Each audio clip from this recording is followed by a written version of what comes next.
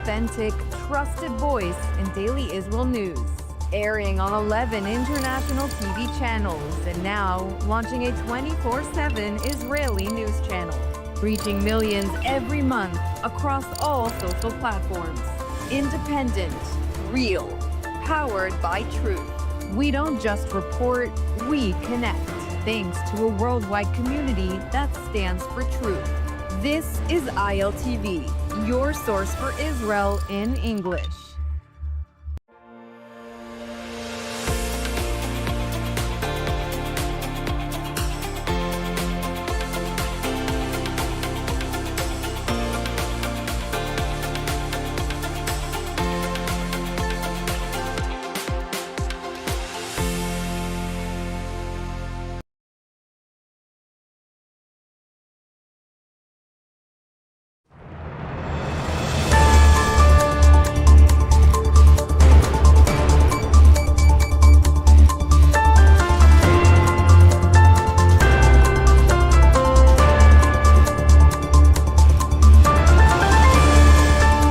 Welcome back to ILTV on the Hour. I'm Alec Pollard, coming to you live from Israel with the biggest stories in the region.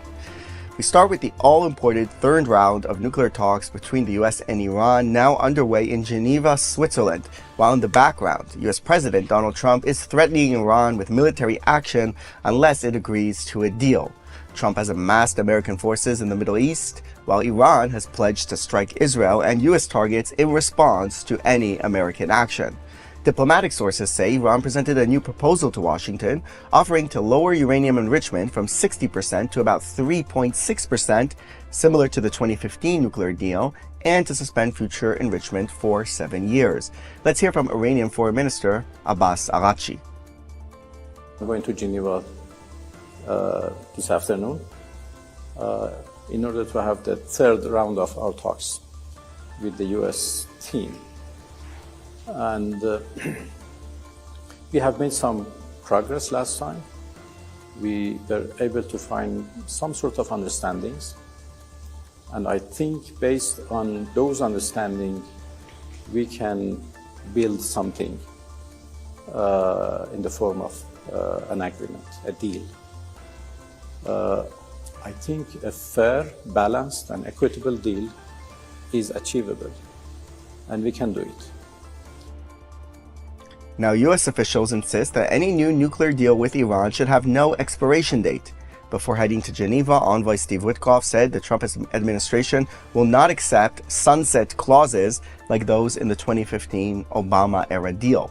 Vice President J.D. Vance says President Trump prefers a diplomatic solution with Iran, even as Washington imposes a new round of sanctions on Tehran. He stressed that Trump has been clear Iran must never obtain a nuclear weapon, but said the president has other tools at his disposal if diplomacy fails. Let's listen to Vance. Can you explain to the American people why the United States would need to strike Iran to stop them from getting a nuclear weapon if the United States obliterated their enrichment program last summer? Well, I'm not going to make any news on Iran today, Caitlin. I'll let the president make those announcements. As you know, he is sending two of his best negotiators to Geneva tomorrow in order to continue to try to strike the best deal possible for the American people. But the principle is very simple. Iran cannot have a nuclear weapon. If they try to rebuild a nuclear weapon, that causes problems for us. And in fact, we've seen evidence that they have tried to do exactly that. So the president sending those negotiators to try to address that problem. As the president has said repeatedly, he wants to address that problem diplomatically, but of course the president has other options as well. Now, to break this all down, joining us is Brigadier General Yosef Kupelwasser from the JISS and also former IDF intelligence, and Orel Tobelem, Director of Research at the Forum for Foreign Relations. Thank you, the both of you, for coming on the show. We'll start with you, Yossi. It sounds like Iran's foreign minister wants to go back to something similar to what was signed in the Obama administration just over a decade ago. Is that the case? Are they kind of like aiming to return to that same deal? Yes, it seems so. They are ready to speak only about the nuclear file. And what they want is something that some limitations, they're ready to accept some limitations, limited limitations, on their nuclear activities that would expire in several years, not much later than the original date, that was 2031. if you had 7 years from now, it's 2033. No, not significant difference. And this is, of course, unacceptable. They want to continue enriching uranium on their soil, which is another condition that the Americans have put forward as unacceptable. And so I don't think that if this is what the Iranians believe that's going to be sufficient in order to convince the Americans to give up and forcing them to accept something much bigger, I think they are naive. But we did see today some declarations coming from Iranian spokespersons indicating that they are ready to do whatever it takes in order to prove that they don't intend to have a nuclear weapon. And they bring back the fatwa of Khamenei on that issue, which, of course, nobody in the West respects too much because this fatwa can change tomorrow morning. Right. And this has not stopped them from moving forward to having everything they need in order to produce nuclear weapons. And I think that on top of that, we have to remember also the ballistic missiles issue is extremely important for Trump. He spoke about it in his address to the nation, and it is also extremely important for us. And we have to remember the heavy missiles are also meant to carry nuclear warheads. So this is a part of the nuclear project as well. So it's hard to believe that if these are going to be this is going to be the position of Iran, that this is going to be satisfactory from an American point of view and will bring an agreement. Right. Orel, let's bring you in. The Americans are aware of the sunset clauses where the cap on uranium enrichment expires after a certain period of time. We heard Witkoff talk about that. Explain how crucial that is also, because if those sunset clauses, we go back to 2015 deal that was signed with Obama, then basically by now, 2026, Iran would be allowed to enrich as much as they want. It's kind of a crucial issue if you're trying to indefinitely prevent them from getting a nuclear weapon and not just stall them by a couple of years. Yes, thank you, Alec. I think there's honestly a misconception about just how little or how much you need to enrich uranium in order to get to weapons grade capacity. There only needs to be about 3.67% of enrichment. That's about 70% of the work that needs to be done in order to achieve 99% or weapons grade uranium. And so allowing Iran to enrich uranium at pretty much any level domestically, even if it's just for civilian purposes, as they so claim, would put them on the path to a nuclear weapon. This was the same mistake that was made with the JCPOA. I don't think the Trump administration is in any way eager to repeat those strategic errors that were made by the Obama administration in allowing Iran any kind of sunset clause whatsoever, because that just emboldens the regime to believe that at some point along the timeline, they're going to be able to enrich uranium and possibly to nuclear capacities. In any case, the regime is teetering. It's not at all what it was maybe 6 months to a year ago. And certainly the nuclear file is very important, but there are also other weapons that are being developed in Iran, such as the chemical weapons program, which has remained covert for some time. Many will not have remembered or paid attention to this, but outside of simply the nuclear facilities, there were illicit chemical weapons facilities that were also struck. I believe one of these was the Shahid Mesami Weapons Center, which was developing opioid-based gases and other forms of pharmaceutical-based and derived weapons to be used mainly against civilian populations. It's believed that these were deployed against Iranian protesters in the January crackdown. And Israel, at the very least, believes that these weapons have also been deployed in other war zones, including in Syria and Iraq, notably by the former Assad regime. But in any event, this is an Iranian regime that is extremely, extremely dangerous. It should not be allowed to have any gateway to nuclear capacity, and doing so would simply be the West shooting itself in the foot. I don't think the Trump administration is prepared to do that at this point. Wow, definitely the chemical weapons issue, something that has not been talked about at all, and clearly also quite crucial. Yossi, I want to go back to you here about the military options that are on the table. This is obviously what's in the background of these negotiations. Now, reports of even more American fighter jets arriving in the region, including here in Israel. The full U.S. arsenal is ready, but what can they really achieve from the air only? Well, first of all, they have many options of what to do with these military capabilities that they've gathered here. It can be a very focused attack on what is left from the Iranian nuclear project and the ballistic missile project, and maybe also the chemical capabilities. And it can be an attack directed also at their economic capabilities and even maybe the oil market or the oil industry, which is in my mind is going to be less tempting from the point of view of the Americans. And of course, they can also go for regime targets and look for Khamenei and the rest of the leadership of Iran if they want to bring about the toppling of the regime. That's a wide array of options, and they can also refrain from carrying out a military attack at this point of time and wait until the Iranians, because they are so weak and suffering economically and in many other respects, they can wait a couple of weeks waiting for the people of Iran to take action.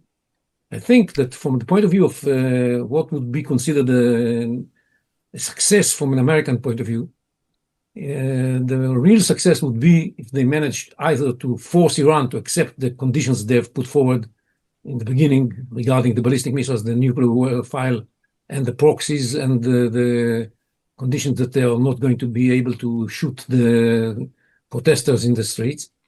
If they manage to get that, this is going to be the minimum of satisfactory result. And of course, the maximum would be the regime removal. If this can be achieved, this is going to be the most important achievement. And for that to be achieved, it's not enough to conduct a military operation. You have to convince the people of Iran to go down out of the streets, because nobody speaks about boots on the ground. This is not going to happen without somebody doing it. And the people of Iran should take advantage of this golden opportunity, unique opportunity, and do something about it. They have to show a lot of courage. And we all understand that, but for them, this is the most important thing, to see themselves getting rid of this repressive regime. That's their purpose. They don't mind if Iran has nuclear industry or not. They just want to get rid of the regime. Right. Orel, Yossi talked about their attacking regime targets. Is a direct attack on Khamenei or maybe a kidnap operation like we saw in Venezuela a possibility? It certainly is a possibility. I think, though, that the Maduro versus Khamenei situations are radically different. It is known that President Trump made a phone call to Maduro shortly before Maduro was extradited, not kidnapped, extradited. Yeah. And I feel that Khamenei is deliberately hiding. He has been put on the run, certainly is unsettled by what happened to Maduro, but I don't think that we're going to see any kind of Maduro situation developing in Iran anytime soon. What's also very different is that even though the regime and its figures are certainly weak, corrupt, and very scared, they still have quite a lot of military capacities. I mean, the IRGC, the Islamic Revolutionary Guard Corps, does have air, land, and naval operations that are ongoing. It also employs hundreds of thousands, potentially up to 1 million, of Iranians for domestic militarization, known as the Basij militias. Often they're referred to as police forces. They really are not. These are military people who are able and willing to shoot anyone on command. And that, as Yosef has said, puts some difficulties in the idea of having boots on the ground. Now, Strikes, definitely an option, especially if the Iranians continue to be intransigent in negotiations. I don't believe for a second that there's going to be any real or remote progress in this round of talks in Geneva. It's going to be another iteration of what the regime has done in the past, which is pinky promise not to enrich uranium and not to shoot its own civilians, and it will do both of those things the moment that it believes that no one is looking.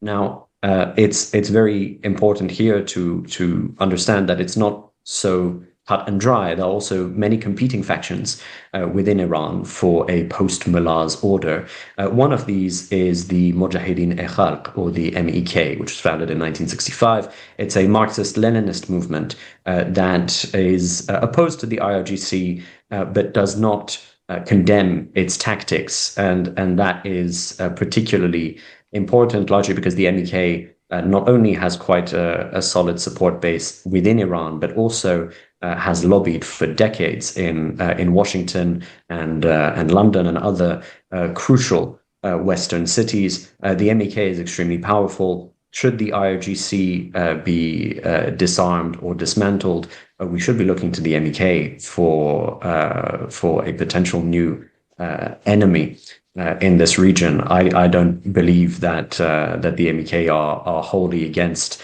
the regime because of its horrendous and oppressive tactics. I believe that they're against the regime simply because they want to be in power, which is something that Trump is going to have to take into his internal calculations.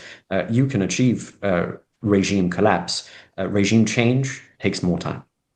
Well, that's definitely always the big conundrum, is after a regime collapses, what comes later, which could be worse.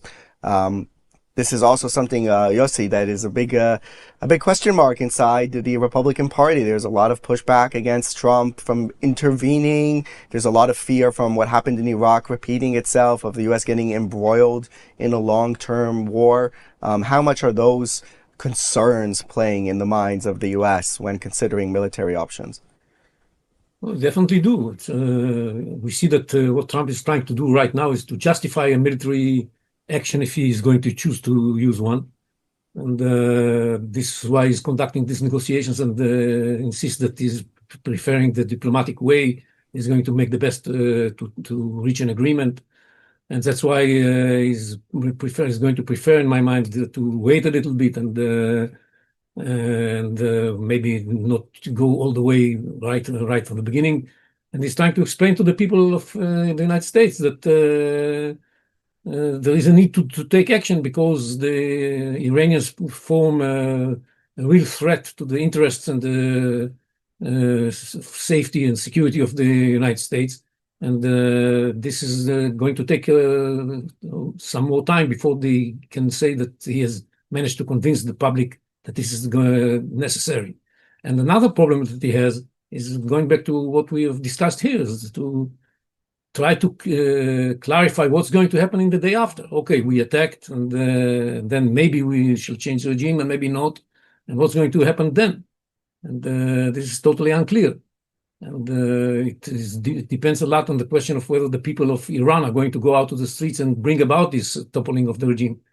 And even then, as well said, we don't know who's going to be in charge next. It can be the IRGC themselves. It can be the all kinds of opposition groups like the MEK, but there are many others. The son of the late Shah, Reza Pahlavi, is playing a major role in the West, and to some extent also in Iran itself, inside the opposition. But the opposition is never showing any kind of cohesion, and each one of them believes that he should be the next ruler of Iran, and which weakens them a lot. And it's a big question mark that Trump doesn't know the answer to more than anybody else. And the fact is that we don't see him working with the opposition. He's ignoring the opposition to a large extent. He didn't meet Reza Pahlavi, and he left it for Steve Witkoff to do. And so it's a big question mark hovering over the question of who is going to be in charge in Iran next. In Venezuela, as was mentioned here, the answer was known in advance. It's not maybe the best answer, but there was an answer. Here in Iran, there's no such answer. Oleta, just final question here. Again, we talked about internal support in the U.S. What about some of the other players? We have the Sunni Arab states. We have the Europeans. What is those other players' position, or if they have a position regarding what should happen next year? Good question. I think what we've seen is a reversal of what the positions strategically between the two jurisdictions you've outlined, the first, the Sunni Arab states, particularly in the Gulf, and also the European ones. We've seen quite a reversal of what the JCPOA position was a decade ago versus what it is now. As many of you will recall, during the JCPOA, the European states, and particularly those in the EU, were very, very keen to progress with a nuclear deal for Iran, and they were incredibly happy to deal with the regime on its own terms, whereas the Sunni Arab states, particularly Saudi Arabia and the UAE at the time, were completely opposed to any such machinations.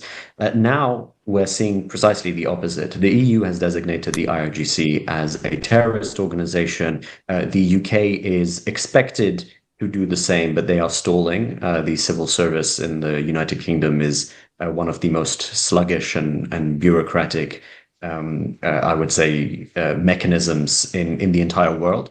But the Sunni Arab states are actually quite intransigent. They are concerned, first and foremost, with the short-range ballistic missile capability that Iran still has, even if many of their nuclear and long-range capabilities have been diminished in the aftermath of what happened in the summer of 2025.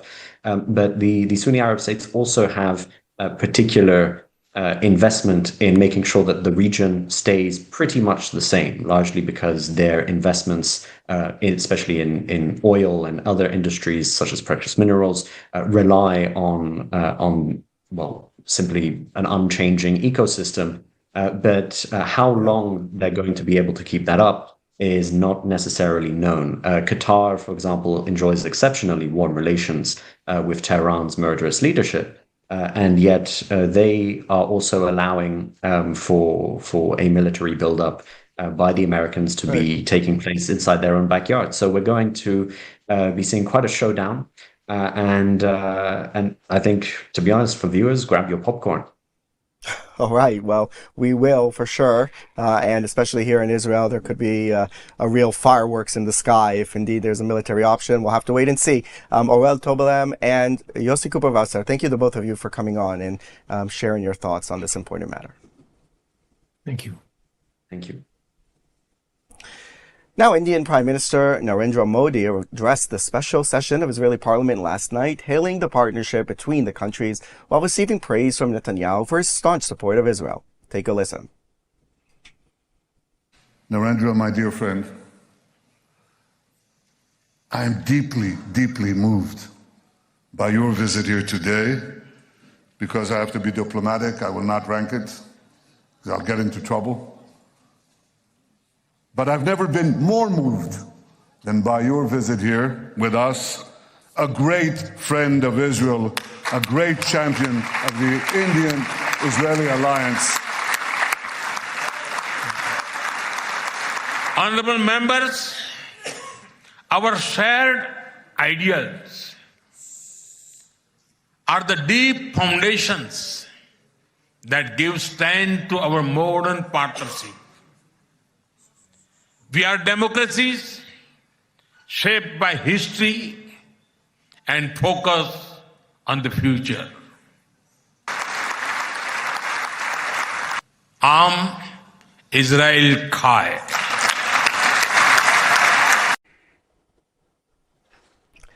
And today, Modi visited the Yad Vashem Holocaust Museum with Netanyahu, and the two will later have another joint session to discuss security and economic opportunities.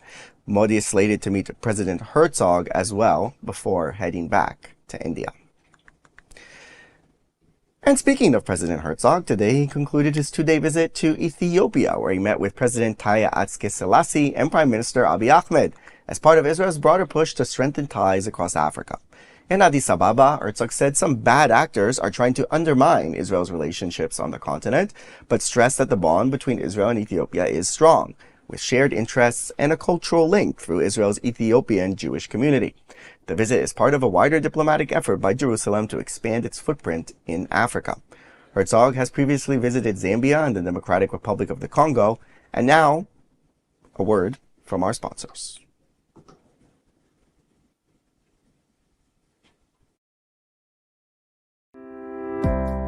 At U Haifa International, academic excellence isn't just a standard, it's a way of life. With 21 English-taught master's programs, world-class faculty, and Israel's top national score in the Times Higher Education Impact Rankings, students grow in every direction. If you really want to challenge yourself academically, grow in a very diverse community, and be immersed in such an important and significant environment, University of Haifa is the place for you. Located on the stunning Carmel Ridge, the U Haifa blends academic excellence with the welcoming community. U Haifa International has a great combination of top-notch academics with a great community of students. Whether you're pursuing a one-year master's or diving into research, U Haifa gives you the tools, mentorship, and real-life insight to make your mark on the world. U Haifa International. Master your mind, live your Israel experience.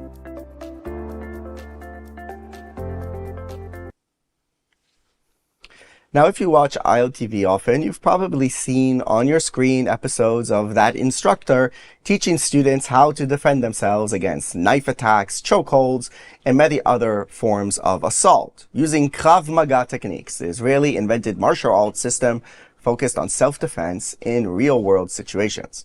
So today, that instructor is with us, Oren Melul, the founder of KravX. Thank you very much for joining us.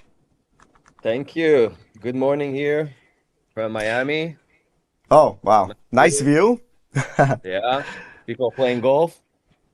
Very nice. So tell us a bit about what makes Krav Maga unique. And also, I hear there are new episodes that are coming out soon.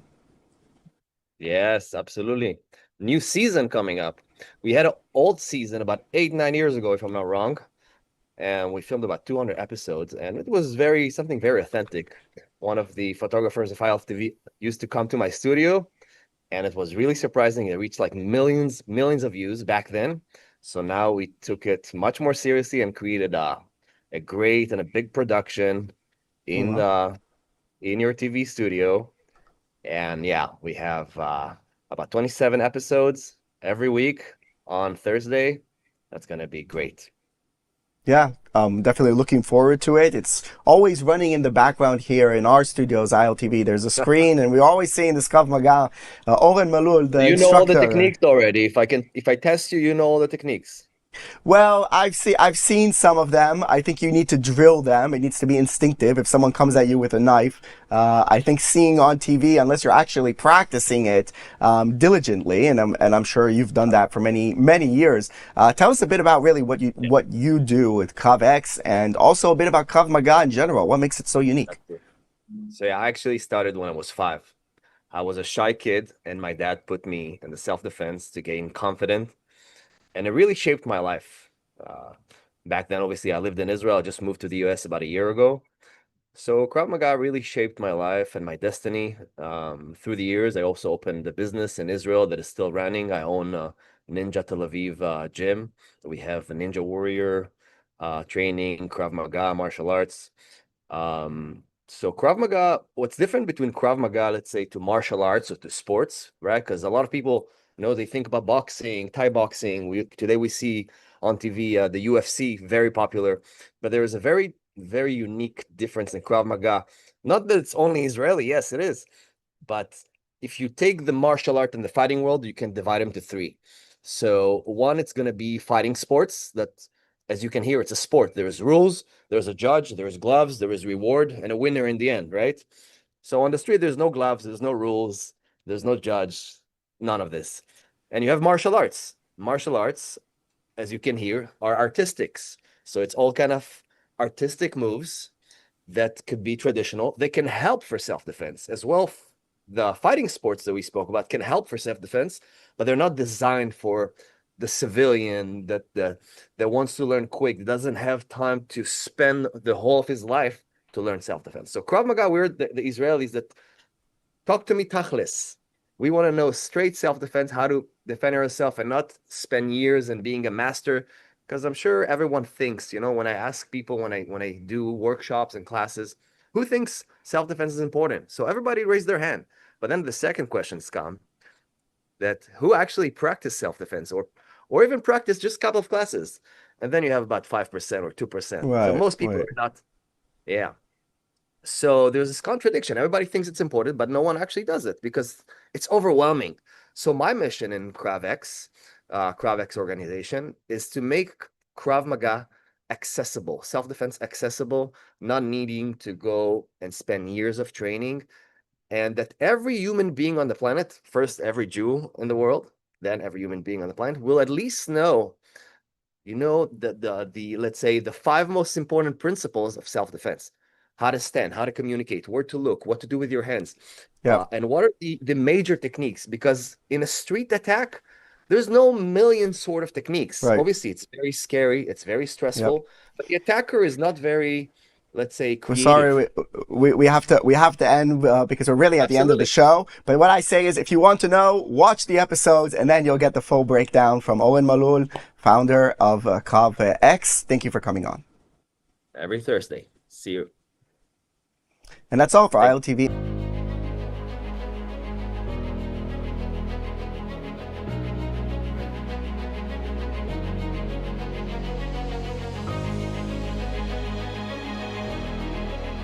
Welcome to ILTV Security Brief. I'm Khaled Ben David.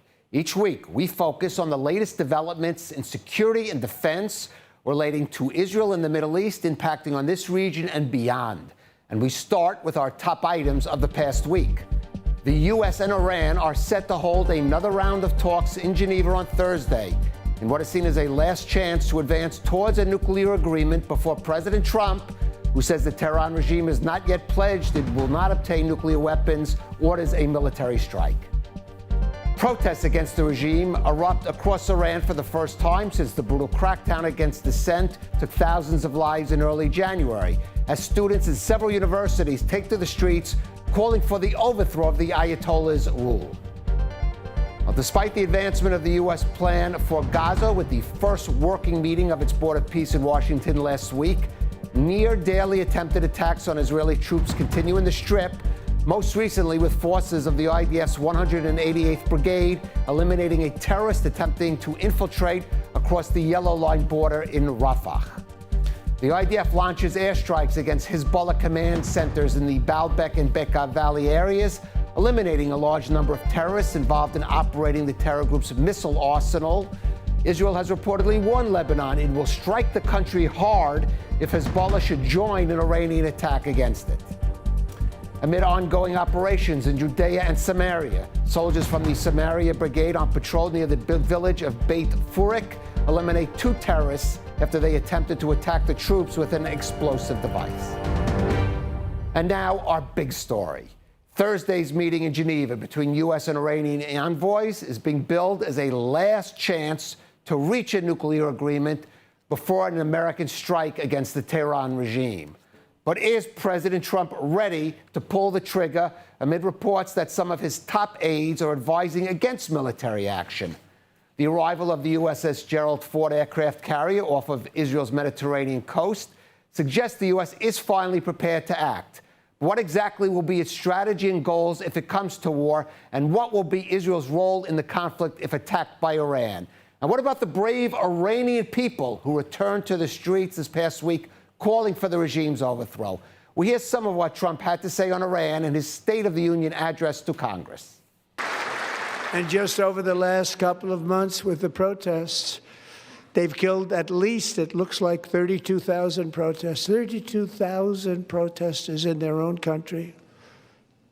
They shot them and hung them. We stopped them from hanging a lot of them with the threat of serious violence. But this is some terrible people. They've already developed missiles that can threaten Europe and our bases overseas, and they're working to build missiles that will soon reach the United States of America. After Midnight Hammer, they were warned to make no future attempts to rebuild their weapons program, and in particular, nuclear weapons. Yet they continue. They're starting it all over. We wiped it out, and they want to start all over again, and are at this moment again pursuing their sinister ambitions. We are in negotiations with them. They want to make a deal, but we haven't heard those secret words. We will never have a nuclear weapon. Well, joining us now here in studio is IDF Reserves Brigadier General Danny Van Buren. He's now chairman of the NGO Nikraim Ledegel, Call to the Flag. And from the U.S., Camilla Intek Habafard, she's editor-in-chief of the Independent Persian. And General Van Buren, thank you for joining us. Let's just start with President Trump's comments. It's always hard to parse perhaps what he's intending, but after hearing that, are you more confident or less that the U.S. is moving toward military action? And what does that tell you potentially about the timeline? Look, I think this is the first time when most Israelis prefer that diplomacy will not succeed. Because as we see things, the fact is that the Iranians are currently, they are playing by their own rules. The fact that they wish to try to bring the West to the point that the nuclear deal will offer some kind of new nuclear deal while they will limit their uranium or whatever. This is not the issue. The issue is not the nuclear capabilities of the Iranian regime. Mm-hmm. The thing is not their ballistic missiles. The thing, or the most threatening thing for Israelis, is the ideology of this regime. Mm-hmm. And even if we limit the capabilities, the current capabilities of the nuclear of the regime with nuclear power, it's going to last through 2 or 3, 5 more years, and they will reach to the same point again. And what I think the common grounds between Iranian people, Israelis, and U.S. people is the fact that this regime poses a significant threat to the peace of the world, and no other option besides, bringing this regime down will give peace to this area. And I sincerely hope that the U.S. will start this military action. And if you're asking about the timeline, all signs indicates that it's going to be within a few days, because the U.S. has its own full power here in the region. The Israeli defense is ready, and I think this is the last chance for the Iranians to do something else. But I sincerely hope that this will not take place, and the U.S. will start its strike, and Israel naturally will join it, because this is for us an historic opportunity to bring down this regime. Right, and Camille, with the General Van Buren mentioned the Iranian people. I want to ask you about a strike a little on, but let's just start. What is the situation there in Iran itself with these protests? How serious are this? How is this different from what we saw last month? And what kind of lasting power does this have if we see another crackdown by the regime? Thank you so much for hosting this morning. The protest has been continued. So in the past few days since the university opened, we are seeing a serious kind of the events in the big universities in Tehran, in Isfahan, and it hasn't bring that up to the other universities in different cities, but it has the potential.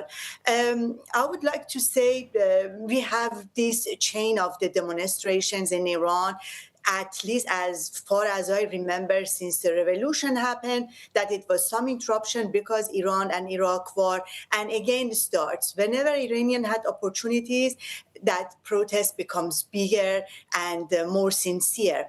If we compare this current protest, let's say full this month, with 3 years ago during Mahsa's revolution, we can see the differences and we can see the demands changes. And at the same time, we are seeing people become more brave. Most of these people has been killed last month. They left a note to their parents and they said they are ready to sacrifice their life for Iran and for the change, which means they were not blindfolded walking out of the street and not knowing about the threat of the regime and what kind of danger they are confronting.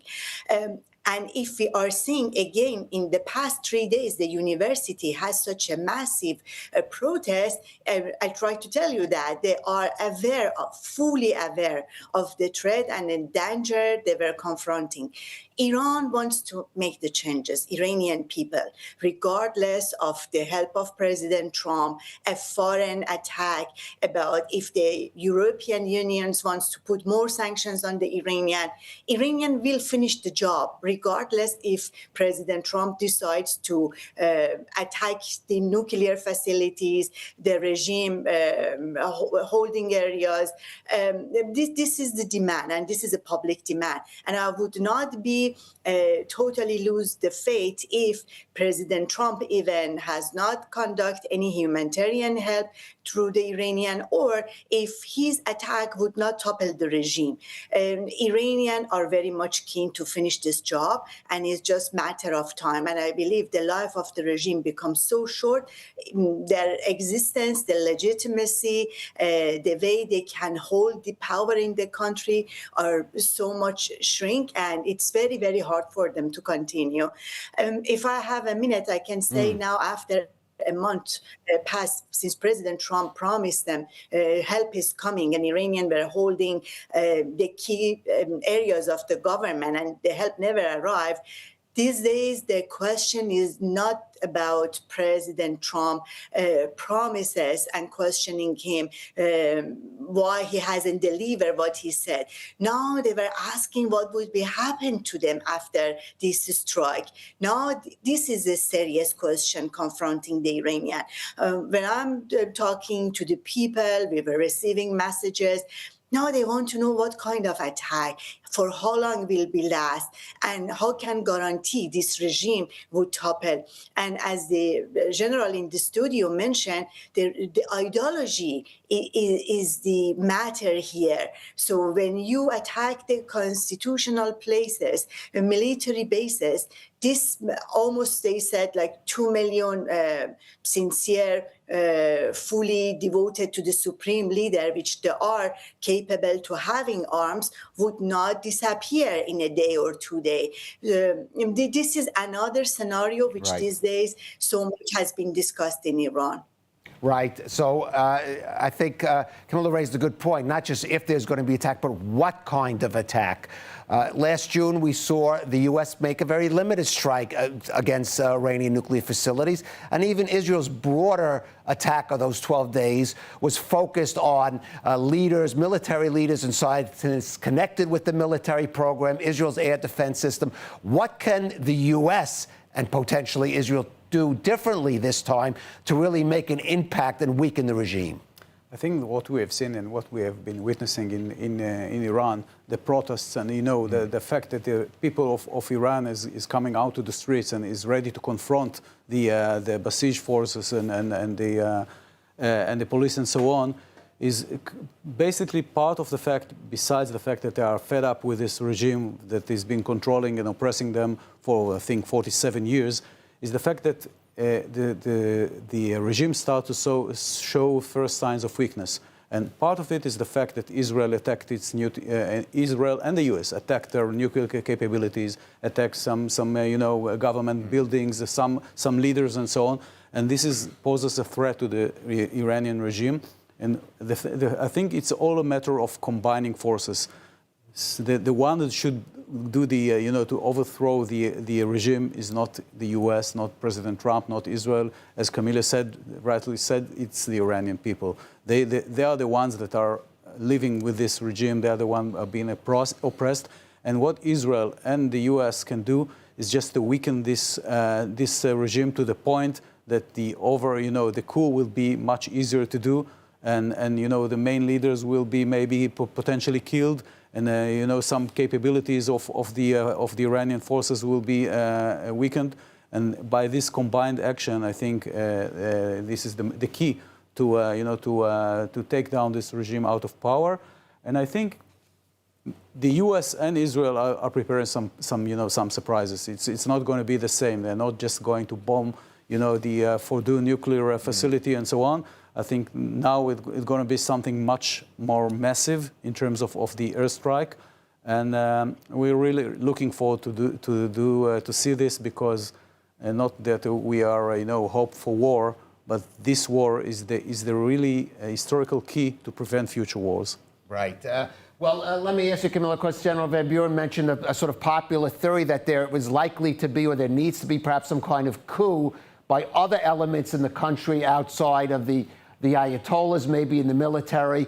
I mean, there was a couple of days ago reports of what sounded like, I don't know if you would call it to doing a coup, but an attempt by some Iranian leaders or former leaders. I believe the former President Rouhani was mentioned as perhaps trying to depose the Ayatollah Khamenei.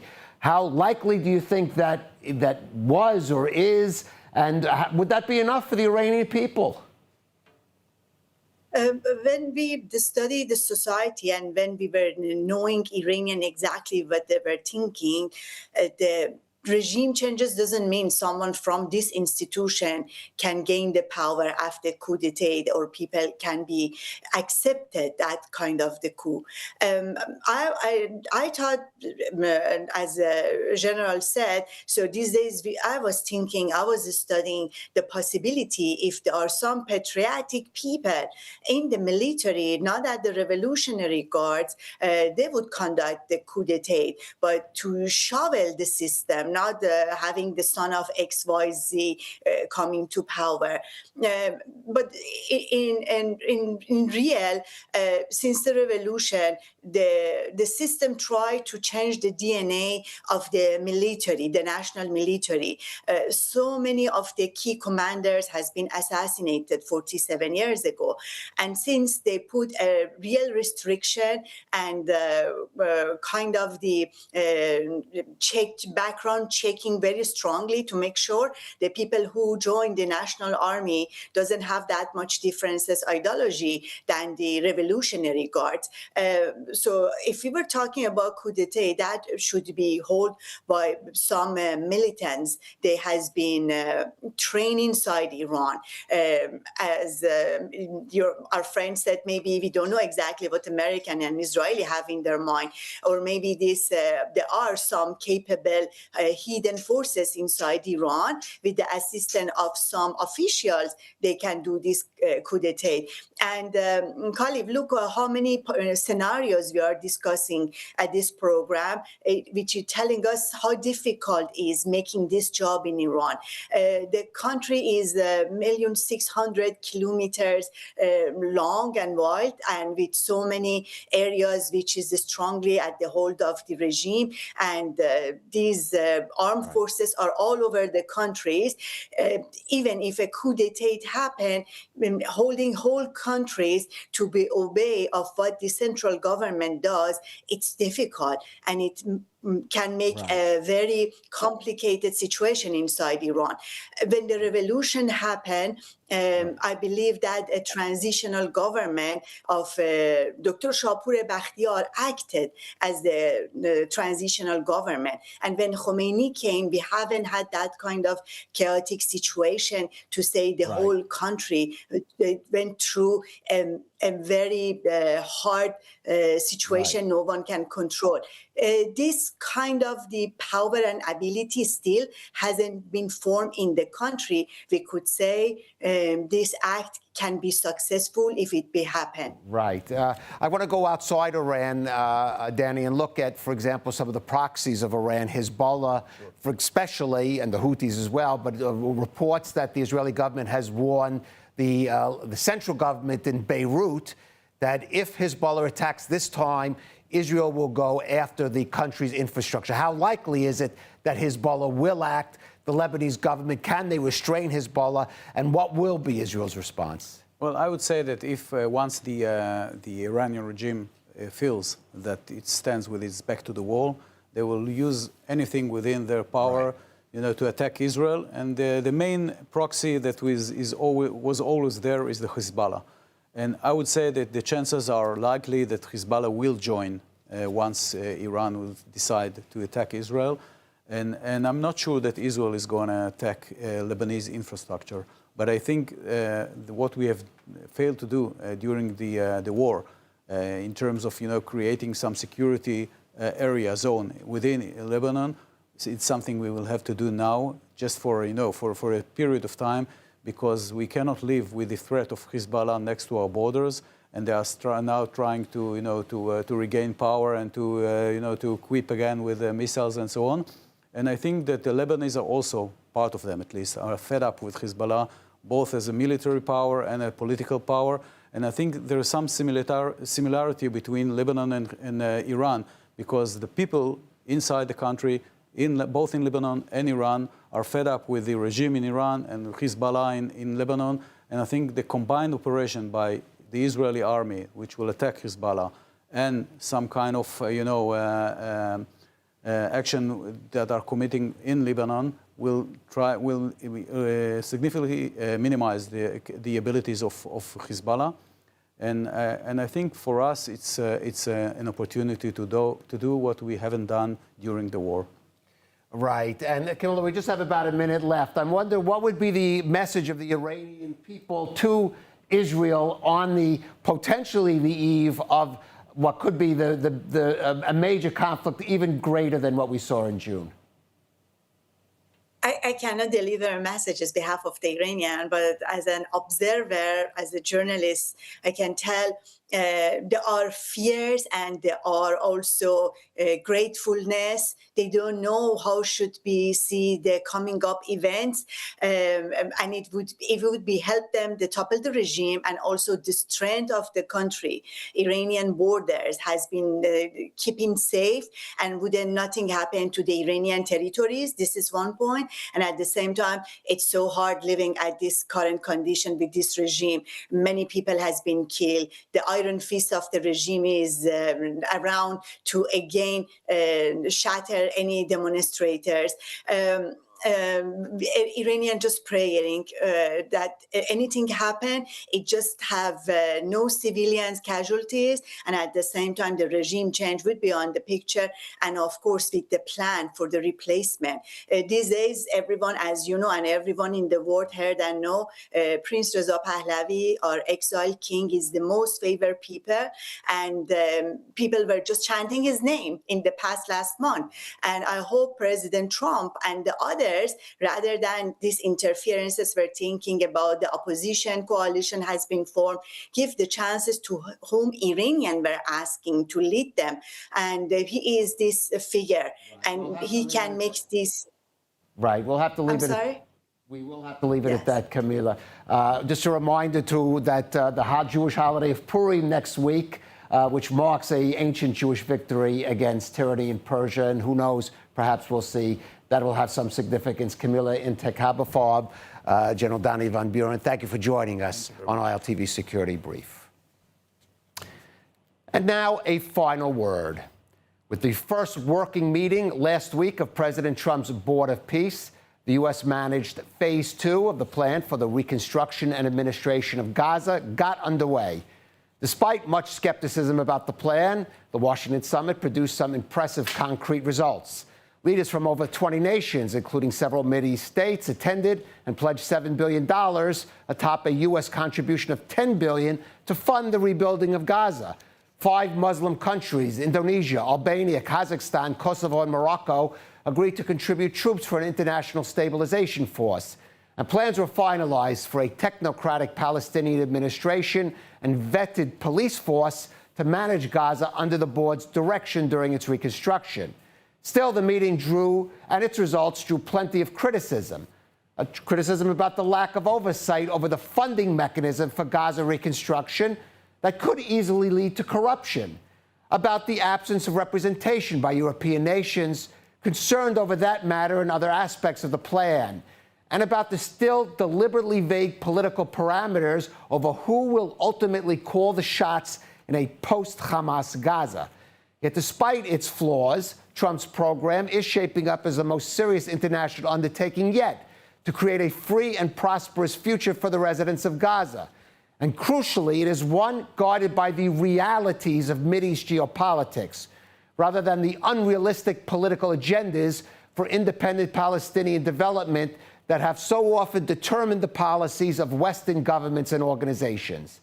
President Trump deserves credit for getting Arab and Muslim nations seriously invested for the first time in an effort to secure a stable future for Palestinians, free from the standard anti-Israeli invective and illusory political rhetoric that has often accompanied such initiatives. Unfortunately, one glaring and critical question about the plan remains: will Hamas disarm? And if so, what body will oversee and verify that process, along with a complete demilitarization of Gaza? Without that step taking place, all other aspects of the U.S. plan will remain in jeopardy. At the Washington summit, President Trump claimed that the war in Gaza is over, except for what he called little flames here and there. Unfortunately, that statement is not accurate. There have been almost daily flare-ups of serious violence between Hamas terrorists and IDF troops along the so-called Yellow Line border in Gaza that have claimed the lives of both Israelis and Palestinians, a situation that will become unsustainable in the coming months. And if no other party is willing to take responsibility for disarming Hamas, that job will have to fall to the IDF, continuing a war that may have lowered in intensity, but unfortunately remains far from finished. In the meantime, Israel and its supporters, as well as those who truly desire a better future for the Palestinians, should welcome the positive aspects of President Trump's program for Gaza, which has already advanced further than many of his detractors believed it would. But the hard work still remains, and the key to all of that will be finally taking away the weapons of Hamas, totally dismantling the military infrastructure it built in Gaza, and finally educating the next generation of Palestinians there to live in peace alongside of Israel, rather than continuing to pursue a futile course of attempted genocide against the Jewish state. Thank you for joining ILTV Security Brief.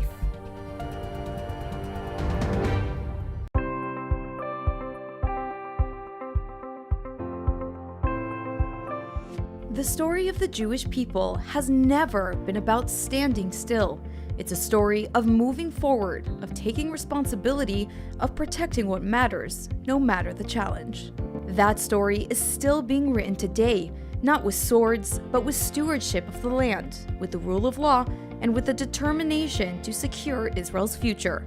And on the front lines of that mission stands Regavim. Regavim is a public movement dedicated to defending Israel's national lands and natural resources in the field, in the courts, and in the public square. Through research, on-the-ground action, and legal advocacy, Regavim works to uphold the rule of law and to ensure that Israel can grow, thrive, and remain rooted in its homeland.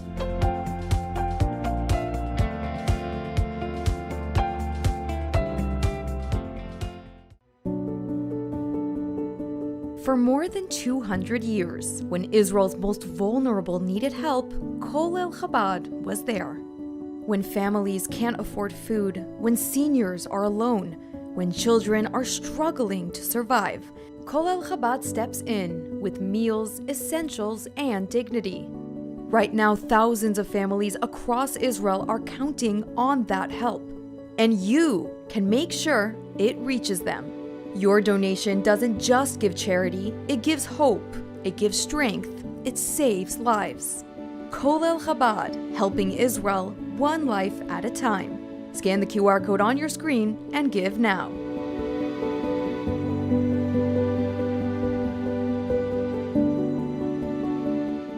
Step into the story of Israel's heartland with Blessed by Israel, where every purchase connects you to the land, the people, and the promise. Taste the sweetness of the promised land in their delicious honeys, or wear the story of the land close to your heart with the stunning Special Places of the Land necklace. Behind each product is a family, pioneers living in Judea and Samaria, crafting beauty and goodness from the soil of the Bible.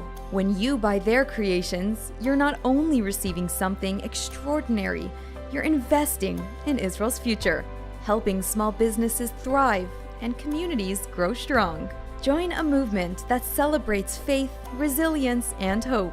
Visit blessedbyisrael.com and use ILTV's special code BLESSISRAEL, that's BLESSISRAEL, at checkout for 10% off on your first order. Be part of strengthening Israel, one purchase at a time.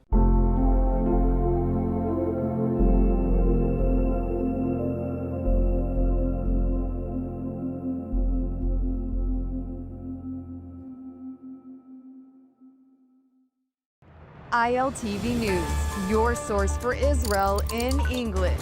Reporting from the ground where it happens, as it happens. An authentic, trusted voice in daily Israel news. Airing on 11 international TV channels and now launching a 24/7 Israeli news channel. Reaching millions every month across all social platforms. Independent, real, powered by truth. We don't just report, we connect, thanks to a worldwide community that stands for truth. This is ILTV, your source for Israel in English.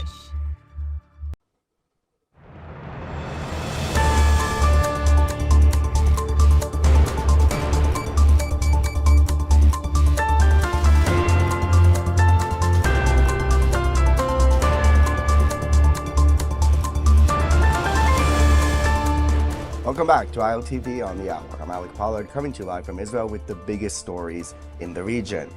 We start with the all-important third round of nuclear talks between the United States and Iran, now underway in Geneva, Switzerland. While in the background, US President Donald Trump is threatening Iran with military action unless it agrees to a deal. Trump has amassed American forces in the Middle East, while Iran has pledged to strike Israel and US targets in response to any American attack. Diplomatic sources say Iran presented a new proposal to Washington, offering to lower uranium enrichment from 60% to about 3.6%, similar to the 2015 nuclear deal, and to suspend future enrichment for 7 years. Let's hear from Iranian Foreign Minister Abbas Araghchi. I'm going to Geneva this afternoon in order to have the third round of our talks with the US team. And we have made some progress last time. We were able to find some sort of understandings. And I think based on those understandings, we can build something in the form of an agreement, a deal. I think a fair, balanced, and equitable deal is achievable, and we can do it. Now, US officials insist that any new nuclear deal with Iran should have no expiration date. Before heading to Geneva, Envoy Steve Witkoff said the Trump administration will not accept sunset clauses like those in the 2015 Obama-era deal. US Vice President J.D. Vance says Trump prefers a diplomatic solution with Iran, even as Washington imposes a new round of sanctions on Tehran. He stressed that Trump has been clear Iran must never obtain a nuclear weapon, but said the president has other tools at his disposal if diplomacy fails. Let's listen to Vance. Can you explain to the American people why the United States would need to strike Iran to stop them from getting a nuclear weapon if the United States obliterated their enrichment program last summer? Well, I'm not going to make any news on Iran today, Caitlin. I'll let the president make those announcements. As you know, he is sending two of his best negotiators to Geneva tomorrow in order to continue to try to strike the best deal possible for the American people. But the principle is very simple. Iran cannot have a nuclear weapon. If they try to rebuild a nuclear weapon, that causes problems for us. And in fact, we've seen evidence that they have tried to do exactly that. So the president sending those negotiators to try to address that problem, as the president has said repeatedly, he wants to address that problem diplomatically, but of course the president has other options as well. Now, Indian Prime Minister Narendra Modi addressed a special session of Israeli parliament last night, hailing the partnership between the countries while receiving praise from Prime Minister Netanyahu for his staunch support of Israel. Take a listen. Narendra, my dear friend, I am deeply, deeply moved by your visit here today. Because I have to be diplomatic, I will not rank it. I'll get into trouble. But I've never been more moved than by your visit here with us, a great friend of Israel, a great champion of the Indian-Israeli alliance.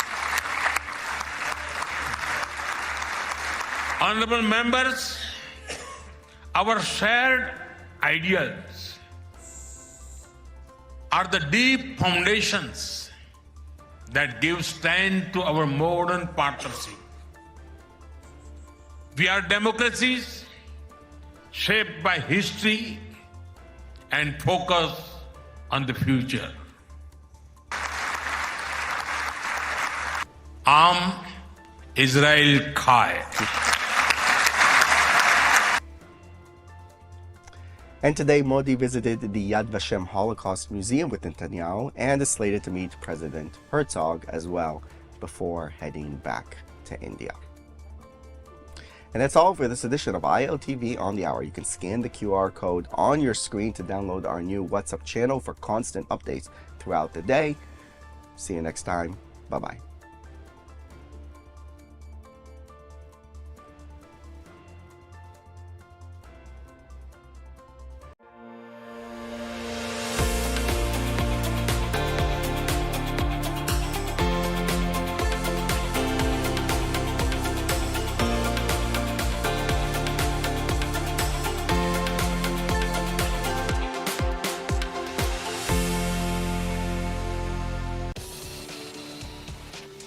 Welcome to ILTV's Israel Daily. I'm Sivan Raviv, and coming up in today's newscast.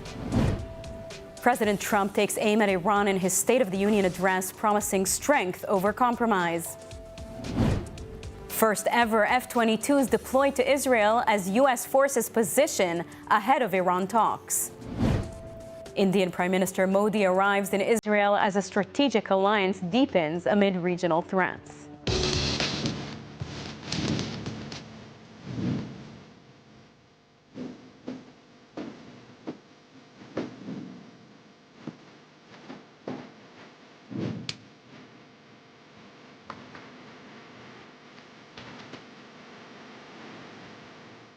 In his State of the Union address in Washington, U.S. President Donald Trump declared that he will not hesitate to use force if Iran fails to agree to an acceptable nuclear deal. The speech came ahead of tomorrow's make-or-break U.S.-Iran talks in Geneva, with an amassed U.S. force in the region ready to attack if and when ordered. ILTV's Steve Leibowitz has the latest. President Trump's 1 hour and 48-minute address was the longest State of the Union address in American history. On the subject of Iran, the president said the U.S. wiped out Iran's nuclear program last year, but warned that Tehran is trying to start again. Trump said Iran had missiles that can reach Europe and is trying to build missiles to reach the U.S. Iran, he said, is the world's #1 sponsor of terror, and it will never be allowed to develop a nuclear weapon. They've already developed missiles that can threaten Europe and our bases overseas, and they're working to build missiles that will soon reach the United States of America. After Midnight Hammer, they were warned to make no future attempts to rebuild their weapons program, and in particular, nuclear weapons. Yet they continue. They're starting it all over. We wiped it out, and they want to start all over again, and are at this moment again pursuing their sinister ambitions. We are in negotiations with them. They want to make a deal, but we haven't heard those secret words. We will never have a nuclear weapon. Trump referred to both Iran's massacre of its own people during anti-regime protests, as well as Iranian support for its terror proxies worldwide. And just over the last couple of months with the protests, they've killed at least, it looks like, 32,000 protesters. 32,000 protesters in their own country. They shot them and hung them. We stopped them from hanging a lot of them with the threat of serious violence. But this is some terrible people. While declaring his preference for diplomacy, Trump's message, he will use force if his red lines are not met. My preference is to solve this problem through diplomacy. But one thing is certain, I will never allow the world's #1 sponsor of terror, which they are by far, to have a nuclear weapon. Can't let that happen. Ahead of a possible attack on Iran, U.S. forces continue to arrive in the region in an unprecedented move. 12 U.S. F-22 stealth fighter jets, among the most advanced aircraft in the world, landed in Israel. The move is part of a broader American military buildup amid growing speculation over a possible strike on Iran as early as this weekend. ILTV's Devo Klein is following the developments. The deployment of F-22s is highly unusual. While Israel operates the F-35s, the F-22 Raptor has never been sold abroad due to U.S. law. Its arrival in the region signals a serious escalation in American force posture. The fifth-generation F-22 is designed primarily for air superiority, but can also carry out ground strikes, electronic warfare, and intelligence missions. First used in combat in 2014 against ISIS targets, it gained global attention in 2023 when it shot down a Chinese surveillance balloon over the Atlantic. At the same time, the USS Gerald R. Ford aircraft carrier is operating in the eastern Mediterranean after passing Crete and is expected to join the USS Abraham Lincoln, which has been stationed in the region for weeks. Meanwhile, Iran is signaling a dual message: readiness for nuclear talks tomorrow in Geneva and a warning of regional consequences if war breaks out. A third and perhaps final round of U.S.-Iran talks are due to begin tomorrow in Geneva. Foreign Minister Abbas Araghchi said a nuclear deal is, quote, within reach if diplomacy is prioritized. Other Iranian officials warned that a U.S. strike would be a real gamble and that any war would engulf the region. For now, the message from Washington is clear. Force is in place, and all options remain on the table. The clock is ticking, and Iran must capitulate. Agreeing to U.S. red lines presented during the first two rounds of talks, the deadline is coming up. With U.S. carrier strike groups in the Mediterranean and Gulf and F-22 stealth fighters now on Israeli soil, the military signaling toward Iran has intensified dramatically. To break down what this force posture really means and how close we may be to escalation, we're now joined by a 26-year naval veteran and senior research fellow for naval warfare and advanced technology at the Heritage Foundation, Brent Sadler. Thank you for joining. Thank you for having me. And so, with Geneva talks set for tomorrow and for Friday, how serious do you believe Iran actually is about reaching a deal? Is there a real chance for diplomacy? Well, the only thing that Iran's diplomats seem serious about is trying to run the clock out and to try to get as many concessions from the U.S. and other Western powers without giving up anything. That remains their objective, and they haven't really changed because they've not offered any concessions on their part. Again, the ball's in their court to honor the commitments that have been made in the past, UN obligations as well, to dismantle and not pursue nuclear weapons, and certainly no more enrichment. And I think very clear the President of the United States has not got the patience to continue on indefinitely with these negotiations. And the military that's being arrayed provides him quite a wide range of military options. Most importantly, a sustained one, not just simply ping, prick, or surgical strikes. Now, with the two U.S. carriers, strike groups now in the region, what does that level of deployment actually signal? Deterrence, preparation, both? Actually, both. The two carrier strike groups and the ships that are with them provide a lot of defensive capability against missiles. The destroyers that sail with these carriers provide air and missile defense capability, which was demonstrated during the rocket attacks against Israel last summer during Operation Midnight Hammer. But the carriers themselves and their air wings can sustain combat operations at a very high tempo for 5 or 6 days at a time before needing to be rearmed and refueled. You have two of them, that's even more intense, or over a period of 10 days to 2 weeks that they could take turns in and keep that up pretty much indefinitely. Now let's talk about the F-22 Raptors. How significant is their arrival in Israel? From a military standpoint, what new capabilities does that introduce into the equation? Well, this is an old aircraft, but a very lethal one and a very capable one. Coming out just at the tail end of the Cold War, you don't normally see these aircraft forward deployed or put into combat roles, but they have in the past, and they probably will be necessary again because the military force that the president is having arrayed is to provide maximum options for him. And the F-22, more for air dominance, provides a very lethal possibility or potential for that. The F-35 is another fifth-generation aircraft, which is also extremely lethal, much more modern, and has a lot of capabilities to go after targets on the ground. Is this kind of visible buildup meant primarily for Iran, or do you think it's also for regional actors like Hezbollah and the Houthis? I think less so for the proxies, very much so to apply pressure and to cause anxiety by the leaders in Tehran to compel them to seek diplomatic solution and to make the needed concessions. The odds are very small that, judging by what we've seen in the past and what we're seeing today, that the Iranians actually will meet that those red lines. But it's also a message to the Iranian people who have risen up, and over 30,000 of them have suffered and been killed at the hands of this regime. So I think it's also a message of hope to the Iranian people. But again, if a strike occurs, one of the key things is it needs to provide an opportunity for the Iranian people to take back their country. The nature of this regime in Tehran is antithetical to peace and stability and throughout the Middle East, and certainly has a lot of American blood on its hands. Now, if the diplomacy, if that kind of track collapses after the Geneva talks, what would a limited naval airstrike likely look like in the opening 24 to 72 hours? I really don't like the term limited. It really matters on what the president decides what he wants to accomplish. He has the ability on the high end to go after in a very surgical way using the B-2 bombers and B-1 bombers, B-52 bombers to go and have a very significant hammer to go after the nuclear enterprise, the ballistic missiles, and even leadership nodes.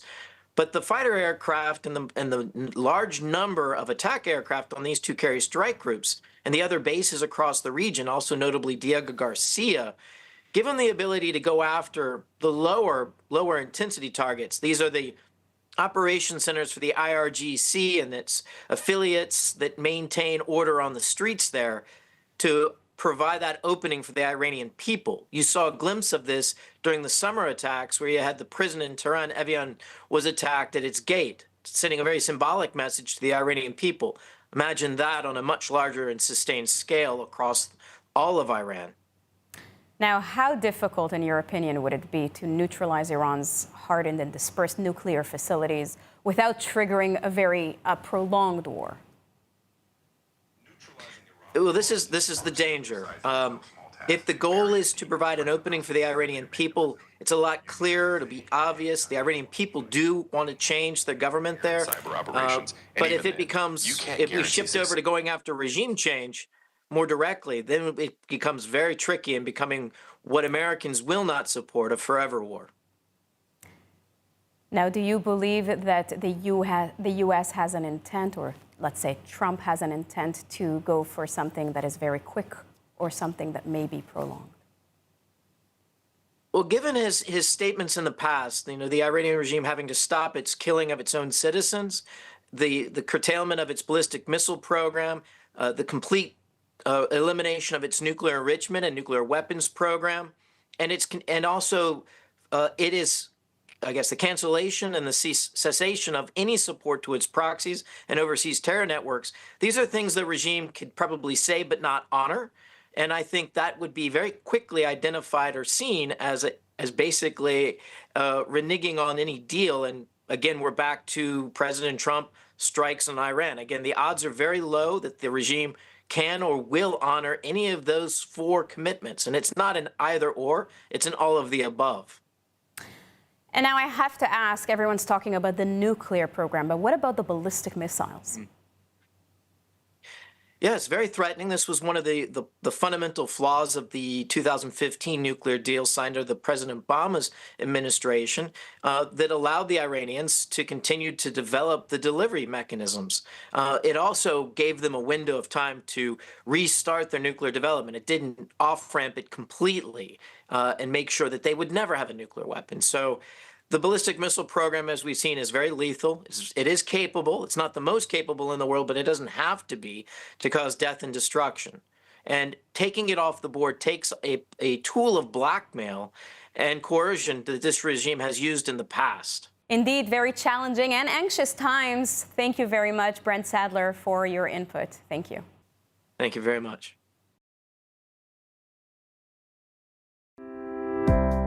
At U Haifa International, academic excellence isn't just a standard, it's a way of life. With 21 English-taught master's programs, world-class faculty, and Israel's top national score in the Times Higher Education Impact Rankings, students grow in every direction. If you really want to challenge yourself academically, grow in a very diverse community, and be immersed in such an important and significant environment, University of Haifa is the place for you. Located on the stunning Carmel Ridge, the U Haifa blends academic excellence with a welcoming community. U Haifa International has a great combination of top-notch academics with a great community of students. Whether you're pursuing a one-year master's or diving into research, U Haifa gives you the tools, mentorship, and real-life insight to make your mark on the world. U Haifa International. Master your mind, live your Israel experience. Indian Prime Minister Narendra Modi arrived in Israel this afternoon at the start of a two-day official visit showing a growing strategic alliance between two nations facing regional threats from Muslim extremism. In a departure statement, Modi said India and Israel share a robust and multifaceted strategic partnership that has grown significantly in recent years. He was welcomed in Israel by Prime Minister Benjamin Netanyahu, addressed the Knesset, and will hold talks with President Isaac Herzog. Cooperation between the two countries has expanded steadily in defense, agriculture, technology, and cybersecurity, with a strong emphasis on innovation. Netanyahu said Modi's visit will boost economic, diplomatic, and security ties, with a focus on high-tech, artificial intelligence, and quantum technology. He added that Israel is building an axis of countries, including India, Greece, Cyprus, and other regional partners that share its view of the challenges facing the region. Prime Minister Netanyahu met Modi at Ben Gurion Airport for a brief meeting before the two leaders headed to Jerusalem. Modi addressed the plenum, becoming the first Indian prime minister to do so. At this hour, there is an official dinner honoring Modi tonight at the King David Hotel. Tomorrow, Modi will tour the Yad Vashem Holocaust Museum and meet Israeli President Isaac Herzog before holding additional meetings at the King David Hotel. President Isaac Herzog has landed in Addis Ababa for a two-day state visit to Ethiopia aimed at strengthening bilateral ties between the two countries. Herzog was welcomed at the airport by Ethiopian Foreign Minister Gideon Timotheos and Israel's ambassador to Ethiopia, Avraham Neguise. During the visit, the president is set to meet with Ethiopian President Taye Atske Selassie and Prime Minister Abiy Ahmed, as well as local Jewish community leaders. Herzog's office says the talks will focus on deepening cooperation in diplomacy, economic development, agriculture, innovation, and regional security. Israel and Ethiopia share decades of historical ties, including the immigration of thousands of Ethiopian Jews to Israel. The visit comes at a time of heightened regional tensions, with Jerusalem seeking to reinforce strategic partnerships across Africa. Many of the ambassadors who regularly sit in the United Nations chamber have watched Israel face repeated condemnation, especially since October 7th. But this week, they encountered a very different reality on the ground. ILTV's Mayan Hoffman has more. Thank you. Here in Holon, I'm with around 24 UN ambassadors who came to Israel after a short trip to Auschwitz, where they visited and learned more about the Holocaust. Here they've been down south talking to victims of the October 7th massacre and seeing the power of collaboration and technology between the Jewish state and the world. Let's take a look. From Auschwitz to Israel, a delegation of around 24 United Nations ambassadors retraced the darkest chapters of Jewish history before confronting its most recent trauma. Led by Israel's ambassador to the UN, Danny Danon, the diplomats walked through Auschwitz-Birkenau, where more than 1 million Jews were murdered, and then toured the devastated communities of Israel's south, including the Nova Festival site and kibbutzim attacked on October 7th. The visit comes amid growing criticism of the UN's posture toward Israel during the war, with repeated accusations over humanitarian aid and military conduct. It also follows the first meeting of the newly formed Board of Peace, an initiative backed by U.S. President Donald Trump as a potential alternative to what he has called a corrupt UN system. But on the ground in Israel, the tone was markedly different. It's quite clear that a great trauma has been experienced and inflicted on those communities. It's absolutely clear anti-Semitism is unacceptable, and we as a global community, individual countries, we need to fight against anti-Semitism. Larson arrived in Israel less than 3 months after the deadly Bondi attack, amid mounting criticism that Australia had failed to rein in rising anti-Semitism at home. ILTV spoke with the ambassadors at Save a Child's Heart in Holon, where they met children from Africa and around the world receiving life-saving cardiac surgery. The organization has treated thousands of children regardless of religion or nationality, while training medical teams from developing countries to perform complex heart procedures back home. In a week dominated by conversations about yet another war, the visit offered a powerful reminder of Israel's humanitarian reach. For Rwanda's ambassador Martin Ngoga, the visit carried personal resonance. Coming here has, of course, greatly enriched my knowledge, because it really doesn't matter how much you hear, but when you visit a place and you see and you talk to people, you get to know a lot more about it than you knew before. Zambia's ambassador Chloe Milambo highlighted both tragedy and partnership. Some of it is it's an eye-opener, especially when it comes to just like Jerusalem, the ability for cultures and communities from different perspectives and persuasions to live in harmony in one city. I think that gives a positive sentiment as to what we can do within the region, that we can actually live side by side. Our relationships between Zambia and Israel are ironclad. From Auschwitz to the Gaza border, the hope is that the delegation's visit put history, diplomacy, and today's realities into sharper focus. As Purim approaches, a holiday that marks Jewish survival and resilience, one Christian family from Texas is turning faith into action, connecting Americans directly with the people of Israel's biblical heartland. Scan the QR code to learn more and make a purchase. Blessed by Israel is about olive oil, honey, and ceramics, but it's also about people, perseverance, and partnership at a time when Israel, and especially Judea and Samaria, continues to face terror, delegitimization, and global pressure. The company was founded in 2016 by Steve Werp, an evangelical Christian from Texas, after European Union rules required special labeling for products made in Judea and Samaria. For Werp, the decision struck deeper than the trade policy. It was a moral line in the sand. Werp, together with his wife Doris and their 5 sons, left behind a stable life to support Israeli families living and working in the biblical heartland. Blessed by Israel was born to connect Christian supporters with the Jewish people of Israel's heart, turning solidarity into tangible support. For Purim, a holiday that celebrates Jewish victory in ancient Shushan, the mission feels especially relevant. While Israel marks the holiday during an ongoing war, and as terror attacks and land disputes remain a daily reality in Judea and Samaria, Blessed by Israel is offering a modern way to send gifts that carry meaning. Mishloach Mana baskets filled with products from Judea and Samaria tell a story of endurance, of faith, and shared values. The stories behind the products are the heart of the initiative. In Itamar, Baruch and Batya left the U.S. to raise their children, plant hundreds of trees, and create handmade ceramics inspired by the land of Israel. Baruch and Shimrit Furtwanger continue a generations-old tradition of beekeeping, producing honey in the land of milk and honey despite constant challenges.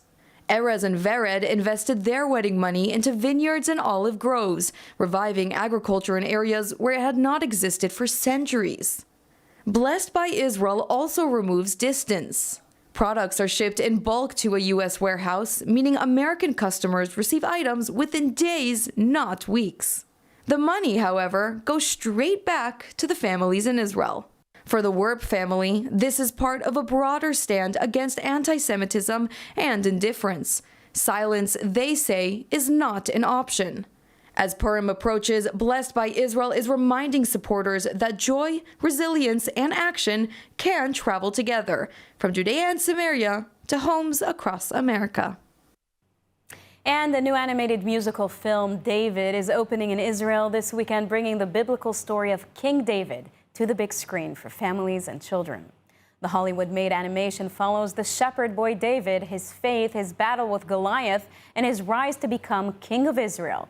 with original music and rich visuals inspired by the land of Israel. The film, which was first released in the United States last December and has grossed nearly $84 million worldwide, is set to premiere in Israel.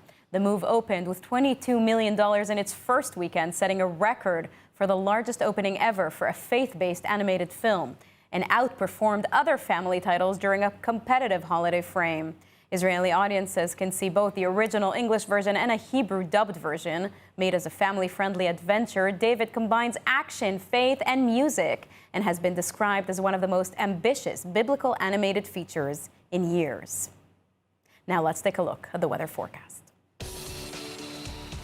Clear skies and partly rainy showers are expected around most of the country tonight, with temperatures reaching lows of 11 degrees Celsius or 52 degrees Fahrenheit. Then tomorrow we'll see rainy showers alongside steady temperatures, seeing highs of 60 degrees Celsius or 62 degrees Fahrenheit.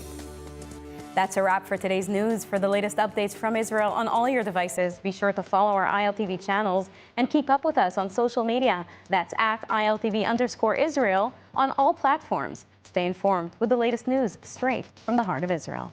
I'm Sivan Raviv. Be well, be safe, and thank you so much for watching.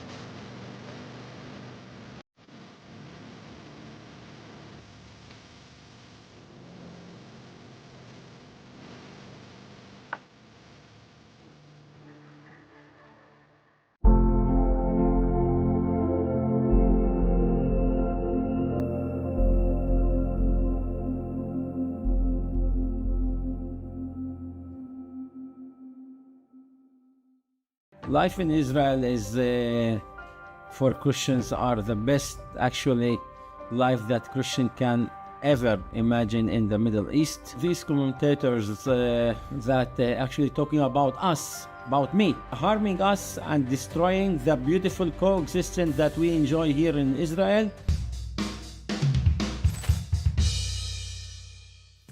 Hi everyone, welcome to another episode of Off the Record, the space where we take a step back from the headlines, cut through the noise, and have the conversations that too often get flattened into viral clips and talking points.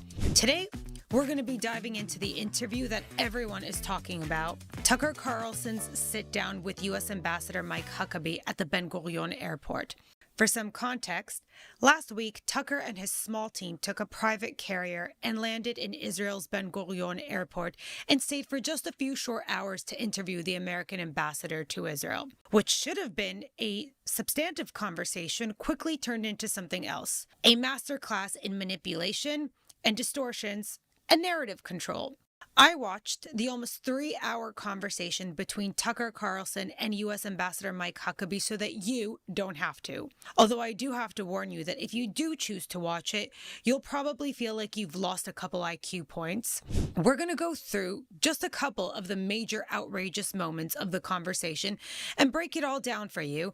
And then we'll speak to Shadi Khalol, founder of the Israeli Christian Aramaic Association and former Knesset candidate who actually reached out to Tucker and invited him to actually meet and speak with the Israeli Christian community. He got no response.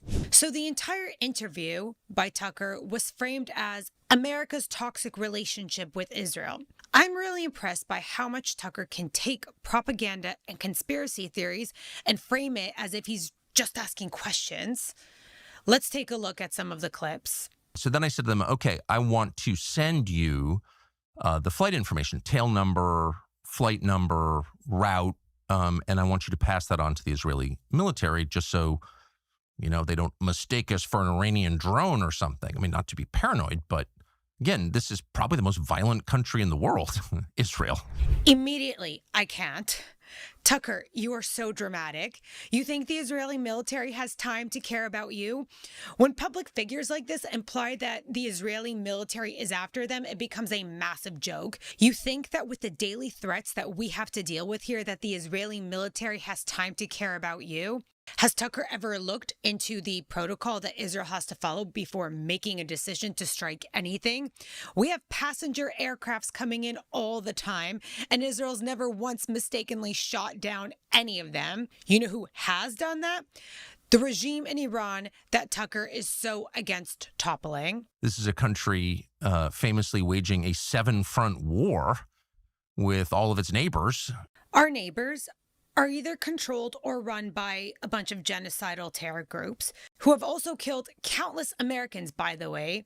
He is intentionally omitting all of this. The interesting thing is, I never heard from Huckabee or anybody to this moment from the U.S. Embassy about what security did to my producers. They didn't ask us, and instead Huckabee went out and called me a liar. That's because you lie, Tucker.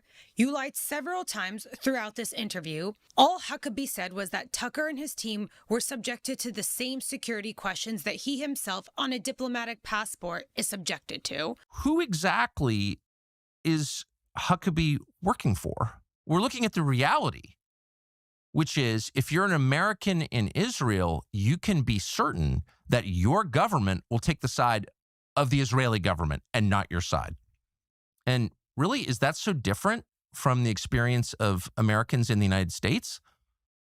Can you be sure that your government will take your side over the Israeli government? No, of course not. They will always take the Israeli government's side over yours.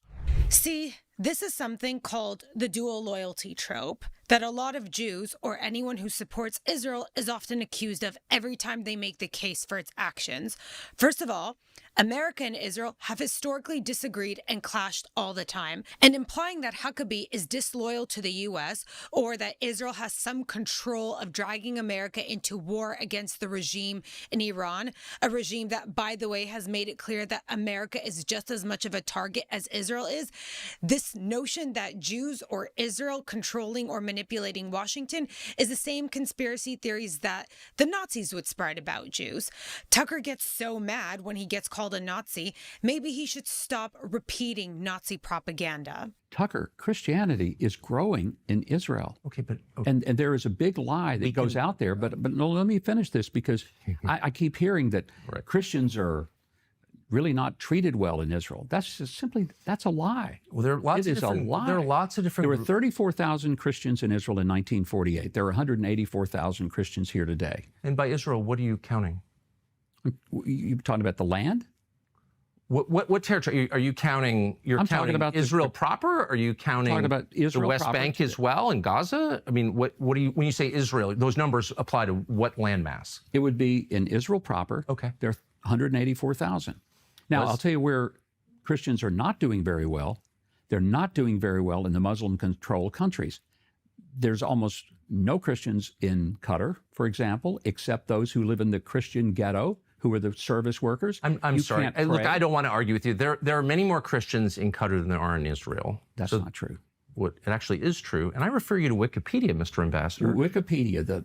I refer you to the government of Qatar, the government of Israel. These are knowable facts. I'm in Jordan, by the way, the numbers are down. In Syria, the numbers are down. In Lebanon, the numbers are down. I'm just telling you that about twice as many Christians. But they live in the enclave. They are not native Qataris.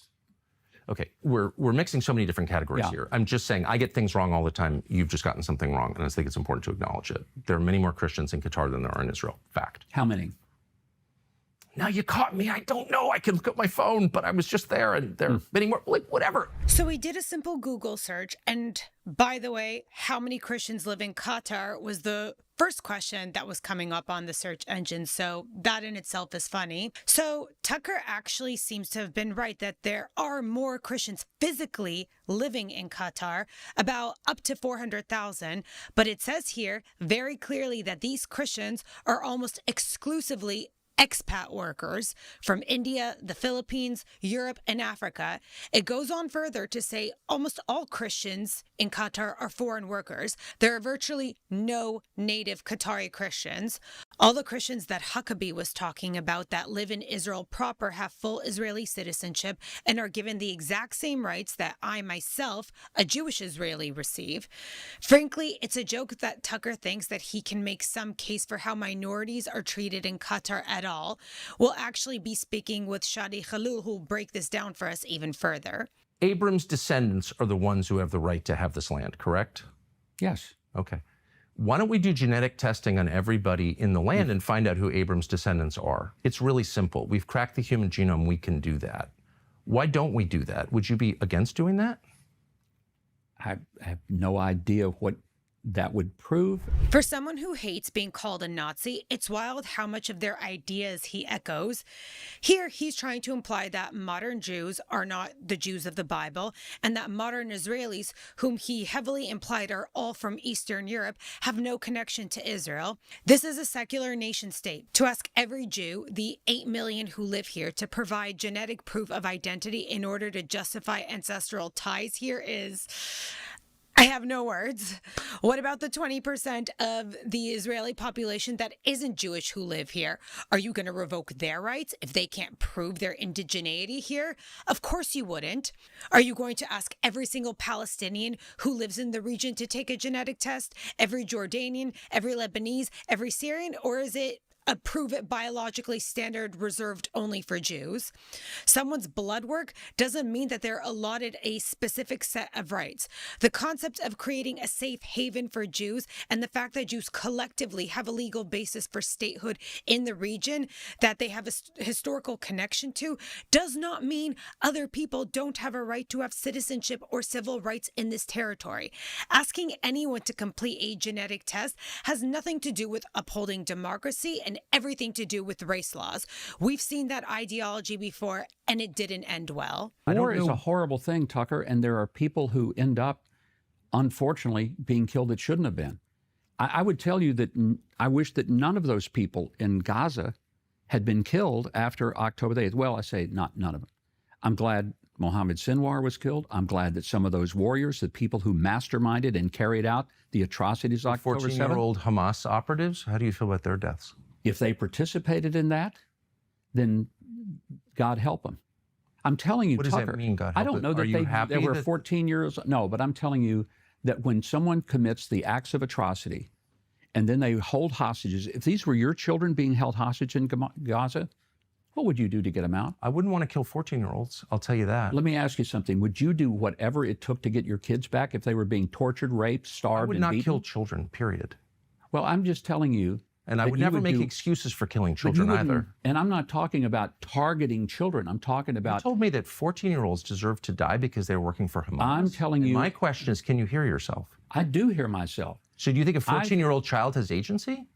Do you think that he deserves to die because he's being used by adults? Isn't his death a crushing tragedy? If he's holding a gun and he's pointing it at someone who's trying to save a hostage, and the only way to save that hostage... I'm telling you, war is a horrible thing. I have to hand it to Tucker. He is a master at manipulation. To twist what Huckabee is saying and make it seem as if Huckabee is happy that 14-year-olds are dying. Yes, it's very tragic and upsetting when a young child is being used as a child soldier by a terrorist organization. But statements like, we're against death, are empty. Everyone is against death of young children. Everyone is against young people being manipulated and exploited by terror organizations. The reality is that Tucker clearly has no understanding of how terror groups operate or how to deal with these organizations. This is ignorance. He lives in his own bubble in the U.S., safe enough to make these criticisms inside an Israeli airport without actually having to confront these moral and ethical dilemmas. Yes, it's deeply upsetting that young children have died, but if any of these minors picked up a gun or in some way harmed a hostage, that does not automatically shield them from being legitimate targets simply because they are under 18. If a 14-year-old in the U.S. picks up a gun and starts shooting people or takes people hostage, they do not retain special protections simply because of their age. That is just reality. He also made the claim, and he had audio of it and video too, that U.S. contractors were using live ammunition to disperse crowds, and he had video of that. Do you know did he make up that video? There were times, here's what happened. Crowds would come toward the sites, they were given verbal warnings, and then they were given additional verbal warnings, and shots were fired either in the air, sometimes in the ground. And if they continued to come and threaten, there were times when there were people who were engaged in in firefights. That happened. Oh, they were armed? Sometimes they were. They were. Do you know of specific instances where they were armed? I can probably get you some specific information about that. I think I know the answer to that. I don't think there's any evidence at all that they were but armed. I also know that Are you okay with using live ammunition at aid distribution sites for families, women, and Well, children? very rarely did this happen near How about aid at all? distributions. Are you okay with that? No. Wow. I just cannot. It's very clear Tucker has no interest in understanding the actual truth. He just wants to repeat propaganda points. I do have to give Huckabee credit, though. The number of times Tucker twisted and manipulated his words was just remarkable. It's a talent, really, to just be such a manipulator and liar, frankly. And it's a shame because he really had an opportunity to come to Israel, to speak to people here properly, and to do what he loves to do, which is ask questions from the people who actually live here and have lived realities here. There were too many lies and propaganda in this one interview to count, but what I can tell you is that Tucker didn't come to Israel to understand it. He came to confirm a narrative he had already decided on before his plane even touched the runway. He didn't come to listen. He didn't come to learn. He just came to frame. Journalism asks questions in pursuit of clarity. Propaganda asks loaded questions in pursuit of a verdict. If you're truly concerned about America's relationship with Israel, regional stability, minority rights, war ethics, or U.S. foreign policy, those are serious conversations worth having, full stop. But they require intellectual honesty. They require context. They require acknowledging that Israel exists in a region where genocidal terror organizations openly declare their intent, not just against Israel, but against America as well. And now we're going to bring someone into this conversation who actually lives the reality that Tucker chose not to explore. Shadi Khalul is an Israeli Aramaic Christian Maronite. He served as a lieutenant in a paratrooper division in the IDF. He is the chairman of the Israeli Christian Aramaic Association, an organization that works to advance legislation in the Knesset focused on strengthening Christian integration and ensuring equal civil rights and basic community within the state of Israel. So you publicly invited Tucker Carlson to meet with local Christian Israeli leaders during his visit. Did you receive any response, direct or indirect? Unfortunately, we invited him many times, and this time, actually, when we knew that he's coming to Israel, indeed, we invited him by letter from February 2nd, dated February 2nd, a week before, and he never responded, unfortunately. What conversations do you think he missed out on by not engaging with you and other Christian leaders on the ground? It's his loss, actually, his loss of knowing the truth. And as a Christian, as he claimed he is a Christian believer, he missed the opportunity of knowing the truth and speaking the truth afterward, because as we were ordered by our Lord Savior Jesus Christ, we were ordered to speak the truth because the truth will set us free. He missed this opportunity to know the truth and speak the truth.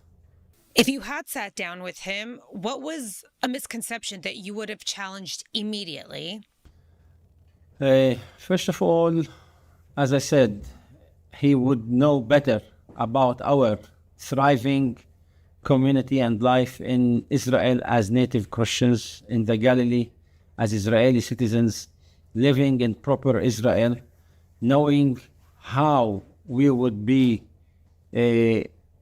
living here with Jewish majority, how our people enjoying life, how our homes are so beautiful and we're not living miserably as he tried to claim. So this will show him exactly the life of us as a Christian, the freedom we enjoy as a Christian. And unfortunately, again, he missed it. Maybe he will have another opportunity and we will be able to show him that truth. From your lived experience, how would you describe the daily reality of Christians in Israel today? Life in Israel is, for Christians, are the best, actually, life that Christian can ever imagine in the Middle East, compared with other Christians in Iraq and Syria and Lebanon. Here in Israel, we live in a safe country with order of law, with democratic regime and state that allow us equality, freedom of speech, movement, of worship, of any other movement and freedom that that you actually enjoy in Western societies. We have it here in Israel. How does your community participate in Israeli civic and public life, including military service, education, and politics? Our community, to tell you exactly how it lives here in the Galilee, is first of all, is like any other Arab and non-Arab or Jews or non-Jews. We as Aramaic Christians, we live here in a very beautiful life. We enjoy the high education that Israeli system allow us. We have many people involved and integrated within the education system. We have a deacon of the University of Haifa. She's a Maronite Christian, actually. Her name is Mona Maroon. We have the first judge of the Supreme Court. His name is Salim Jubran. He's also from our community. We have people, professors and doctors in high levels and positions in different institutions and hospitals. And as well as we have many officers, ladies and females and male in the IDF and in security services that are managing Jews actually, and not the opposite. As a Christian minority of 2%, 188,000 Christians, we have so many high level and high rank positions in the IDF as well from the Christians who are willing to defend this state of Israel because it is a freedom and because it allows them the security and safety that they don't enjoy in any other Arab and Islamic regime. So Tucker made comparisons between Israel and other countries in the region. As someone deeply involved in Christian advocacy, how does the situations for Christians in Israel compare to our neighboring states? As I said, it's another aspect. I repeat myself again and again. This state is better for Christians than any other state. And polls that we did in the Israeli Christian Aramaic Association show us that 99% of Christians prefer to live under Jewish democratic state of Israel than living under Islamic Arab regime or state.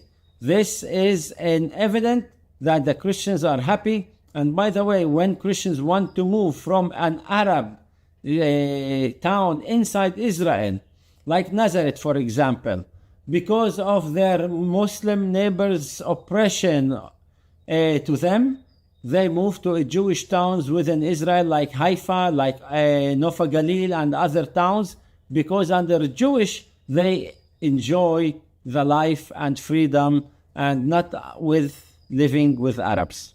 What are the biggest challenges facing your community today? The challenges are like all Israeli citizen challenges.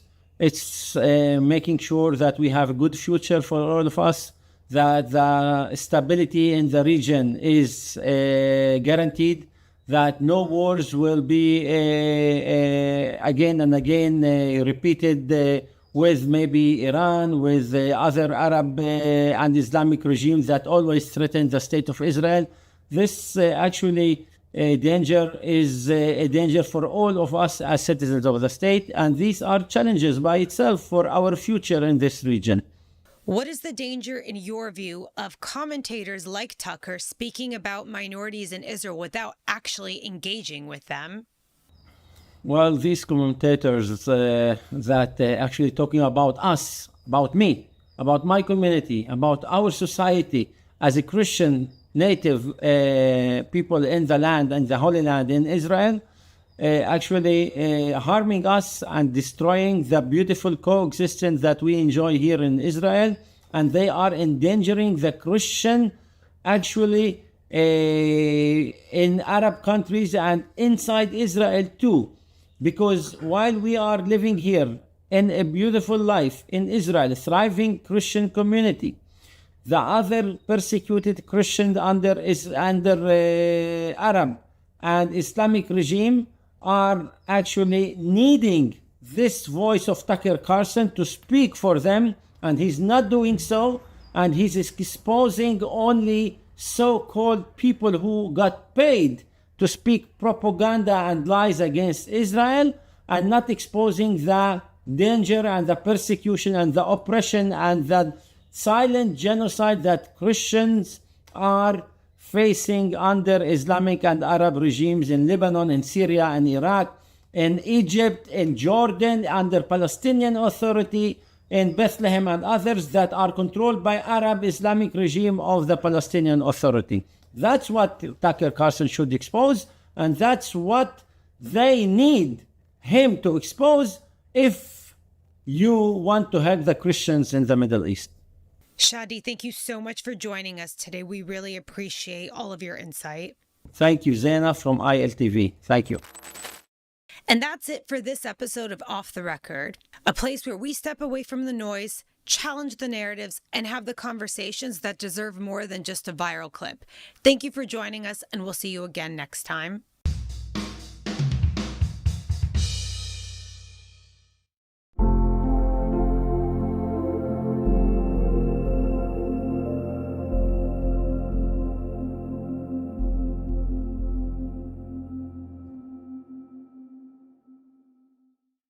Thank you, India. And moving on, Israel is harnessing the power of bioconvergence, merging biology and technology to revolutionize the future of food and sustainability. Let's take a look. The world is facing a crisis of food scarcity, which we already feel in the price of basic food, which keeps hiking up. This challenge is faced head-on with the help of bioconvergence, a combination of biology and technology that produces solutions to various global challenges. In Israel, the groundbreaking approach is revolutionizing food technology and reshaping the global economy. For example, each year, 8 billion fertilized male eggs are destroyed after weeks of incubation, costing billions and raising ethical concerns. Enter Exit, an Israeli startup rewriting the rules of the livestock industry. Co-founded by a neuroscientist and a lawyer whose family raised chickens, the company created a way to determine a chick's sex before it hatches. Using genetics and optical sensors, Exit's non-invasive device scans each egg at the speed of light, detecting 6 specific biomarkers through the shell. The eggs are automatically sorted, saving time, money, and resources, and sparing billions of lives. Israel has a great innovation ecosystem, which is why so many food tech and other tech companies are mushrooming here. And the system also supports innovation and out-of-the-box thinking and pushing the limits of what solutions can be. Another Israeli company, Geneva, is tackling global sustainability from the sea. By harnessing macroalgae, they produce high-quality plant-based proteins for the food industry, reducing deforestation, conserving fresh water, and offering a sustainable source of nutrition. Bioconvergence is quite a complex thing because we connect here engineering, science, biology, medicine, food tech, agriculture, so many things which are coming together, and the actual role is to solve real problems. Both companies credit Israeli Innovation Authority and its National Bioconvergence Program for driving this new wave of breakthroughs. The program invests directly in pioneering projects, builds cutting-edge research infrastructure, and ensures the right talent enters the industry. By fostering collaboration and streamlining regulation, it helps companies bring products from the lab to the global market faster than ever. Bioconvergence is more than science. It's the fusion of biology, creativity, technology, and purpose. From sustainable protein to ethical farming, Israel's innovators are proving that when biology meets technology, the future of food is already here and knows no boundaries. To learn more about Israel's Bioconvergence program, visit the website. Tonight, a look at an organization that has been caring for Israel's most vulnerable for more than 2 centuries. In Jerusalem, one of the nation's oldest communities of residents relies on a daily lifeline of food, support, and human connection. Our story takes you inside Kolel Chabad, Israel's oldest continuously operating charity. A soft moment inside a small Jerusalem apartment. A Kolel Chabad staff member singing to a woman who has lived a full century. Here in Jerusalem, some of Israel's oldest residents are living alone, often far from family, and often with no one checking on them, except Kolel Chabad.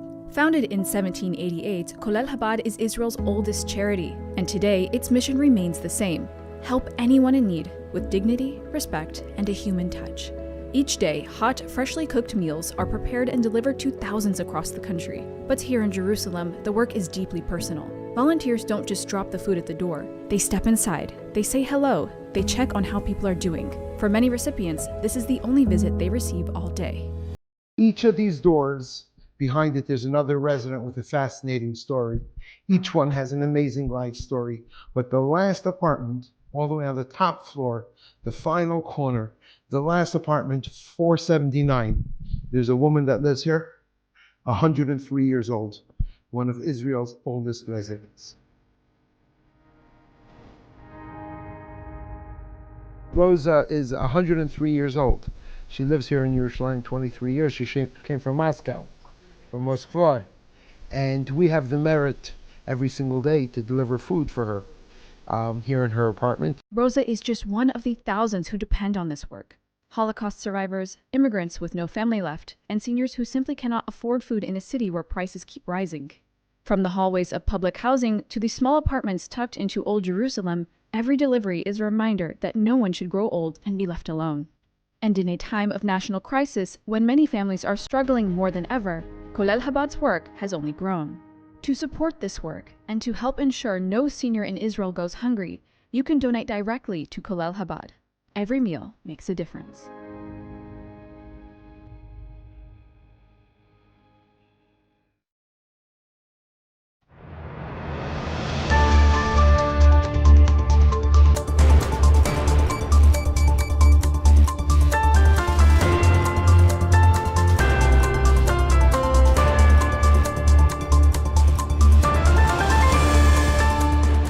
Welcome back to ILTV on the Hour. I'm Alec Pollard, coming to you live from Israel with the biggest stories in the region. The first session of the all-important third round of nuclear talks between the United States and Iran has concluded in Geneva, Switzerland. After 3 hours of negotiations, both sides are currently in the midst of internal deliberations how to proceed before the evening session begins. The foreign minister of Oman mediating the talks, Badr al-Busaidi, says we had a creative and positive exchange of ideas today, and now the American and Iranian delegations have gone on a break and will return to the talks later today. We hope to achieve further progress. In the background, U.S. President Donald Trump is threatening Iran with military action unless it agrees to a deal on his terms. On the other hand, diplomatic sources say Iran presented a new proposal to Washington, offering to lower uranium enrichment from 60 to about 3.6%, similar to the 2015 nuclear deal, and to suspend future enrichment for 7 years. Let's hear from Iranian Foreign Minister Abbas Araghchi. I'm going to Geneva this afternoon in order to have the third round of our talks with the U.S. team. And we have made some progress last time. We were able to find some sort of understandings. And I think based on those understandings, we can build something in the form of an agreement, a deal. I think a fair, balanced, and equitable deal is achievable, and we can do it. Now, U.S. officials insist that any new nuclear deal with Iran should have no expiration date. Before heading to Geneva, Envoy Steve Witkoff said the Trump administration will not accept sunset clauses like those in the 2015 Obama-era deal. U.S. Vice President J.D. Vance says Trump prefers a diplomatic solution with Iran, even as Washington imposes a new round of sanctions on Tehran.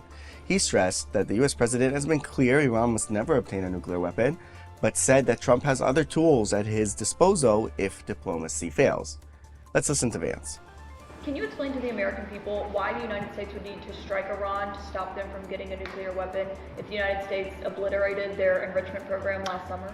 Well, I'm not going to make any news on Iran today, Caitlin. I'll let the president make those announcements. As you know, he is sending 2 of his best negotiators to Geneva tomorrow in order to continue to try to strike the best deal possible for the American people. But the principle is very simple. Iran cannot have a nuclear weapon. If they try to rebuild a nuclear weapon, that causes problems for us. And in fact, we've seen evidence that they have tried to do exactly that. So the president sending those negotiators to try to address that problem.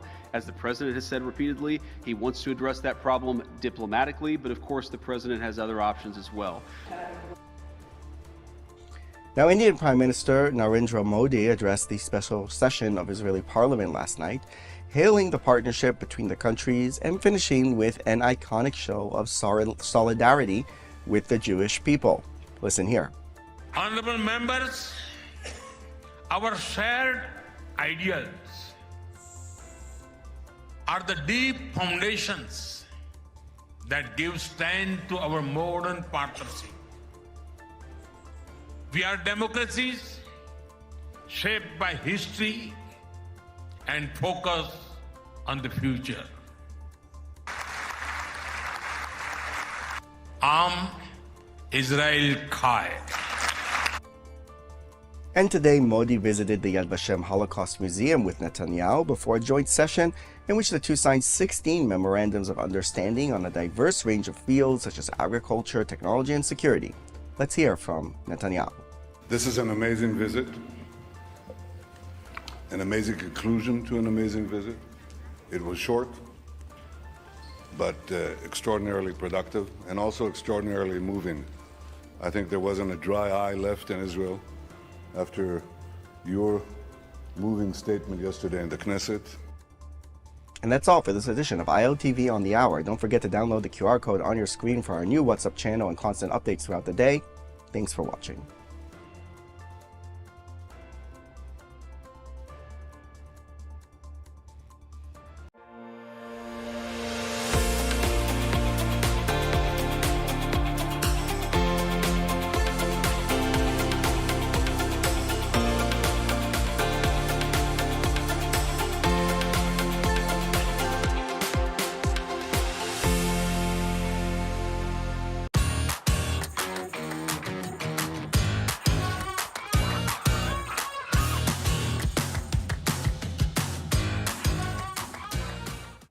Welcome to ILTV Insider. I'm Ayan Hoffman, Executive Editor of ILTV.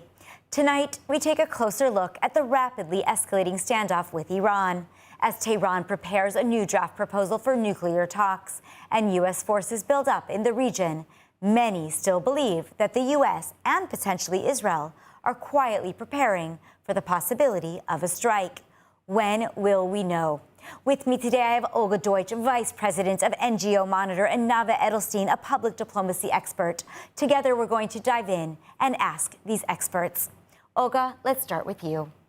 Iran is expected to submit a draft agreement to the United States today that will impact another round of nuclear negotiations by Thursday.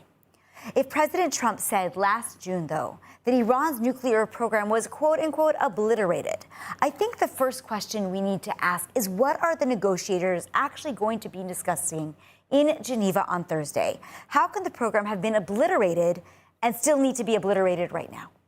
Well, I can even take you 10 years back, right? Because we are now seeing an offer coming out of Tehran that we should have seen 10 years ago, right? We have over a decade of denying that there was a nuclear program to begin with. To my mind, the focus is not at all on nuclear weapon and nuclear proliferation. The focus and the fear that both U.S. and Israel share is eliminating or at least diminishing the ballistic arsenal of Tehran. The imminent threat is not from nuclear proliferation, not that we want it, but that is something that is easier to control and was to a certain extent damaged during the June operation, right? What is on the table both for U.S. and Israel now as the most existential threat, not only for Israel, but for the region, because don't forget, let's remind everyone, every time they shoot a ballistic rocket, 2/3 of them fall on their way to Israel. So all the countries in the region are actually affected by this. And Israel has to prevent, together with the U.S., Iran getting back on track with producing ballistic missiles and ballistic missile launchers. And I think this is the target. In that context, Iran is not even putting that on the table. To my mind, it's a tango that is being played on both ends, while there is absolutely no way to avoid some type of military operation. Well, and I think you hit on it because you said the ballistic missiles aren't really even on the table. So we are having nuclear negotiations. Despite what you said, the ballistic missiles are actually the most severe threat. Now, I have to ask you, and then we're going to turn to you, Nava, but just to, Olga, to piggyback on what you were talking about, do you think then that Tehran is coming to the table feeling weakened from the 12-day war that happened in June, feeling that the protesters weakened the regime? Or are we actually back to where we were before the June initiative when Tehran was just trying to push the timeline further in order to be able to buy time for them to beef up their ability to attack? It's an excellent question. Look, Tehran and the Ayatollah regime should not be underestimated. It is an extremely serious country with probably the best military capability on that side of the world, right? That has been fueling and sponsoring terror systematically for decades now. And their arsenal does not only consist of physical weapons or the missiles. It is actually that web and the network that they spread around the region and on which they are counting now, or at least trying to mobilize. Having said that, I do not think that we are anywhere near where we were before June. Iran's threat is weakened from within. We've seen the protests and they haven't died out. Are they enough? Obviously not. But is the frustration off the table for Iranian people? Most certainly not. I think the Trump administration is right now weighing the situation, and Trump is trying to figure out where is the most precise point where three different leverages meet. And that is the political and diplomatic pressure that we have seen increase, and he has been escalating the situation in the last couple of months.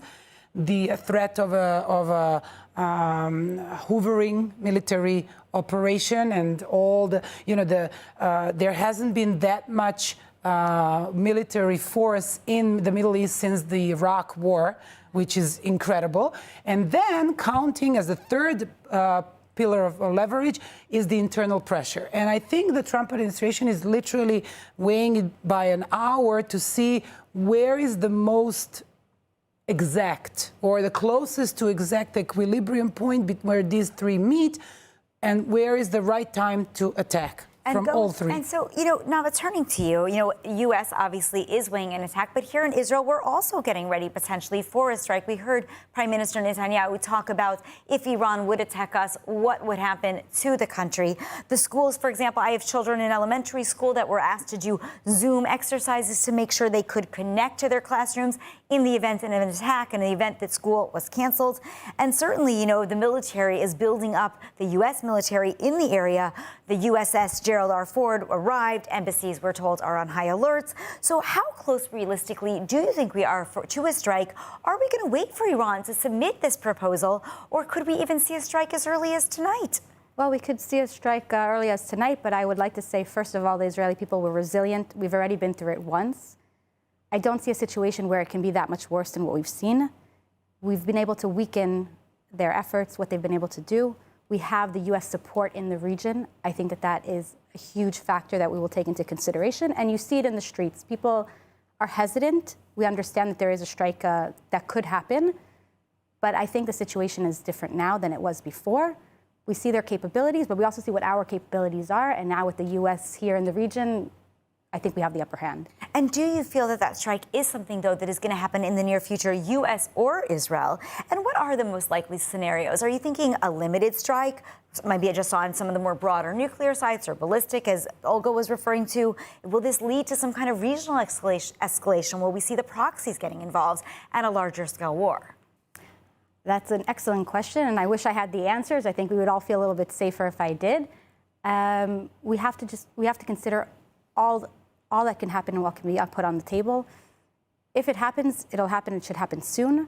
I think we will see the results. I do not see Israel being the first one to throw the stone. We are in a different situation than we were in the summer. We need to give the Americans, I think, that upper hand and the ability to be able to be the first ones to start. Let's see what happens if the negotiations, if there's a plan on the table, and we'll take it from there. I think it's really important what Nava is saying, and I'd like to build on that. I think Israel, together with the U.S., has been preparing the ground for a while now. Let us not forget that the IDF has been having operations in Lebanon throughout this time, despite on the paper ceasefire.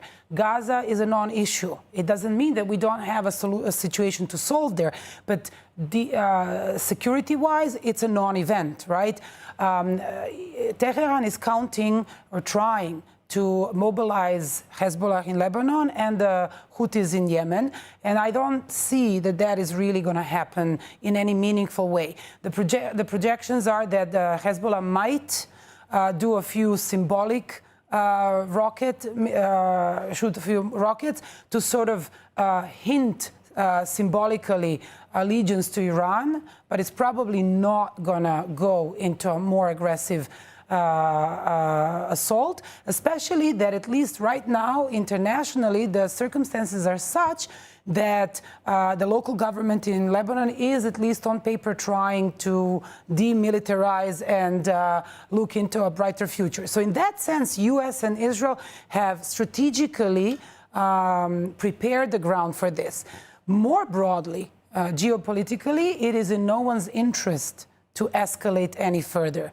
And Trump, while he's calling it the Board of Peace that is supposed to focus on Gaza, is actually rallying regional and international support around him. And it might be on its face about Gaza, but they're not going to just jump the boat on the Iran issue. Well, and I would argue if you look at the actual mandate of the Board of Peace, it doesn't mention Gaza anywhere. So therefore, I think that backs up exactly what you're saying. And think about it. Qatar and Turkey, that have been the most unstable elements here, are now part of the discourse. It is a very uncomfortable setup for Israel, yet one that Israel, looking at a broader picture, and this is how all of us should look at it, understands they're better and better controlled if part of the conversation and if given a central role to play than if allowed to run loose. But Olga, where is Europe on all of this? I always love that question because I've been saying for the past 2.5 years that they are nowhere to be found. They actually allow themselves to be completely marginalized. The lack of leadership, the lack of vision, the lack of moral clarity, if you will, because we are right now in a situation that the world is being polarized in a very simple, between, two sides of a very simple axis, the forces of evil and the forces of good. Now, it doesn't mean that all the forces on this side agree on everything, but we agree that we are against terror and that we are against dogmatic regimes. And I think Brussels, while trying to wage a perfectly balanced message coming out of Kaja Kallas's office, have allowed themselves to become completely marginalized. And the worst part of that is not even internationally, because that has been the case for many, many years. The worst part for Brussels is internally inside of the EU borders, because the member states are watching and are paying less and less attention to what Brussels is saying. Which is really fascinating. Now, I do want to go inside another area, which is, of course, Iran. I mean, now let's turn to the protesters. The original U.S. posture emphasized supporting the Iranian protesters, right? Help is on the way, Trump said. When and why do you think that it shifted and the focus actually moved not to the protesters and helping them, but actually to the nuclear threat, as they say, or potentially the ballistic threat, even though we're really negotiating again about the nuclear threat? I would say the U.S. is looking back at history and where we were 50 years ago and what happened the last time that the U.S. got involved with what went on internally in Iran. They are hesitant for that. We do not know what the result would be of what side we're taking. I think we see that also in Israel as well. To be able to say we support, that's one thing. That's to say that understand the civil rights of people and what's going on within the country. But to get involved and to be able to say we are coming in because there are protests in your streets, that already takes us in another direction. To feel that spot. Now we have to understand there's 90 million people in Iran. About 2 to 5 million are regime. The rest are somewhere in the middle, hesitant. What are our numbers? Our The people are probably with America and would want them to be there, but it's not that simple. And we need to see that there's a bigger picture here. Although Trump made those statements, and so let's talk about regime change and the idea that we could actually bring about some kind of regime change, which is clearly what maybe not the majority, but at least a large number of Iranians want to see. What are the real odds of overthrowing the Islamic Republic if the U.S. decides to take some kind of military action? And do you think that overthrowing that regime will actually serve Israel's interests in the long run? Do we know who's going to take over? That's an excellent question, and I agree. That is probably our biggest worry at the time, is where we will be, who will take over, and how that can then turn into what direction it can turn to. Syria, we're still gonna, looking out to see what will happen there. Right now, is it good for us? Is it bad for us? Time will tell. We can look into other countries as well with their regimes. When a regime turns over, you don't know who can come to the table. It could end up being more extreme. It could be in the other direction, and there's no way to know. What are your thoughts?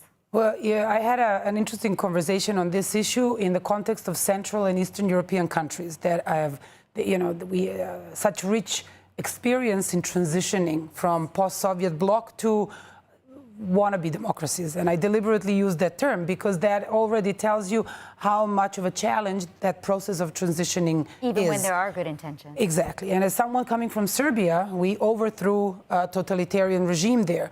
And we always laugh about it bitterly, that as dramatic as it is, the revolution part is the easiest part because it comes from the stomach, the frustration, and the situation reached a peak and everyone just goes out to the streets and demonstrates and yells, and we are all united behind the slogans and the big sentences. But then when the revolutionary part is over, the real work starts. Now, there are many different impediments or challenges. Number one, the regime rests on a very well-built web of supporters. But supporters is not only because people who see eye to eye with the regime, it's people who have been relying on the regime. Let's not forget, regime is the biggest employer, right? Regime made sure in Tehran that their people, the Revolutionary Guard, and their families and the closest allies and friends, they have separate hospitals, separate schooling systems, separate everything. They live a parallel life standard. There is a cultural thing. Iran has been living a certain reality since 1979. Most people don't know what democracy is. I always speak in these terms about Gaza, but it is not unique for Gaza. Democracy has two lessons. One is what my rights are. The second one is what my obligations are, and that is a tougher lesson to learn. So culturally, whether it is corruption, whether it is what democracy entails, whether it is what is sustainable economical development and path, and how to eradicate the leftovers of the regime. Because even if there is an overthrow of the regime, they will take the first 10, 15 people in the food chain. But the rest will still be somewhere there, knowing only one way to compete for power. It's not even necessarily playing allegiance to the Ayatollah regime, but the only way that they have learned how to fight for power is the one that they have seen. So I think that will be a much, much bigger challenge, basically unlearning or unteaching the entire country in a way that they feel that they own it and is not being imposed by them, because we've also seen this after the Second World War, when democracy, right, or freedom in the way that someone else sees it is imposed, that also can be counterproductive. And Olga, of course, everybody wants to be a long-term thinker and look to that end goal where the Iranian people are living in freedom and the region is safe and stable. But obviously, as you mentioned, there's going to be, almost no matter what, a period of tension.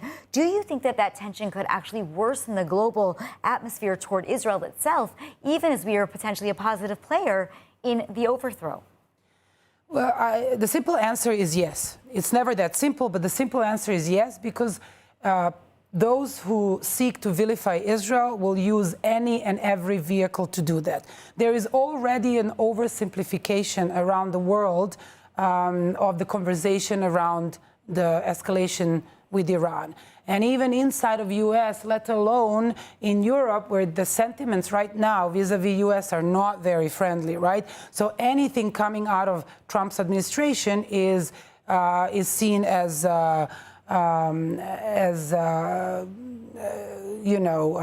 problematic or something to oppose by default. People are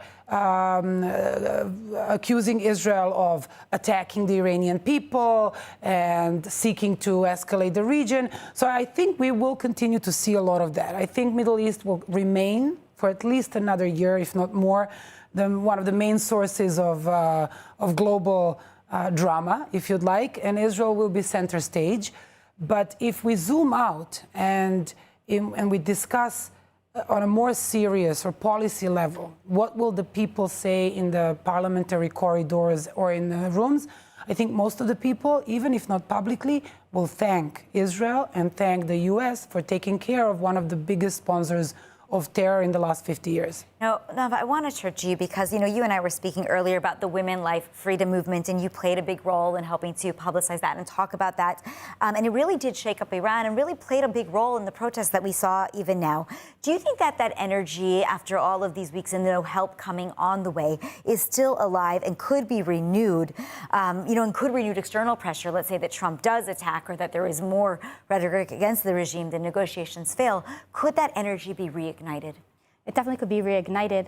I would like to take a step back and look at the murals that we have here in Israel. We have 18 of them all over the country in support of the women of Iran, Women Life Freedom.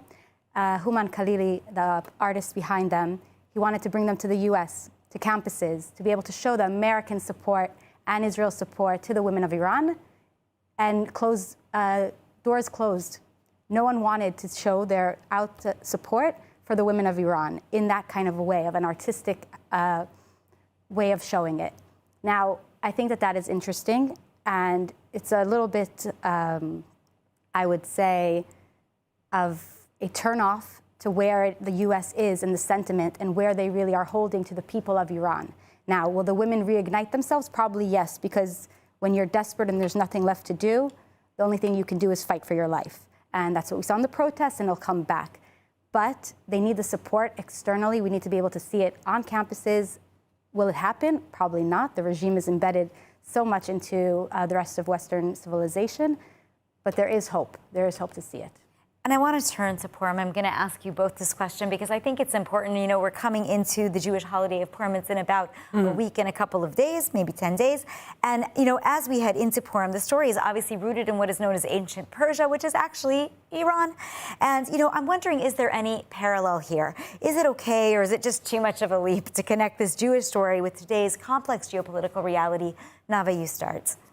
I think anyone from my Christian friends from the Iranian diaspora, so they definitely connected in that. We see it in the artwork and the Women Life Freedom murals, that the story of Esther, the people of Esther and where they are, they love to make that parallel and where we are today as opposed to in our long history of friendship. History does have a tendency to repeat itself, so we might see it, and I hope that we do in the positive way that it came to be. And no, Olga, I want you to there's many that say that, whoever wants to travel this week should travel freely because the attack is going to happen on Purim, exactly for that reason. I do think that this year we will be yelling the name of Amman with a special, stamina and energy behind it. I do think that there are many parallels. Not only have we seen so many miracles since October the 7th. We might not choose to call them miracles, but they have been. We don't have to talk about them in biblical terms, right? But we have witnessed them.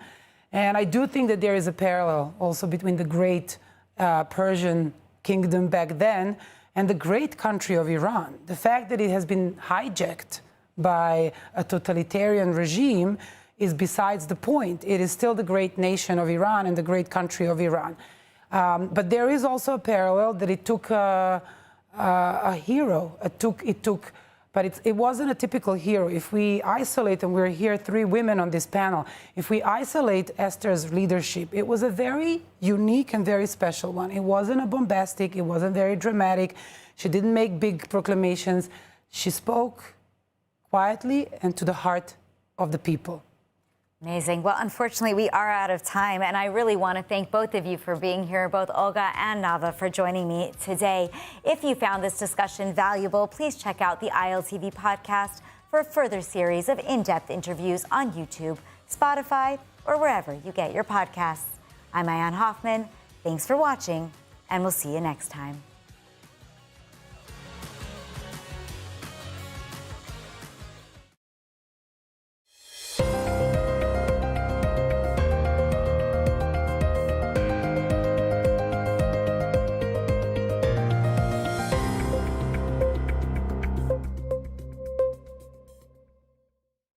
In archaeology, in order to have a proof, you need to find a text, an inscription, a detailed inscription. Let's say Hebrew, because there is Hebrew and Hebrew inscriptions at that time already, definitely in the 7th century BC, the Judahite society was already literal.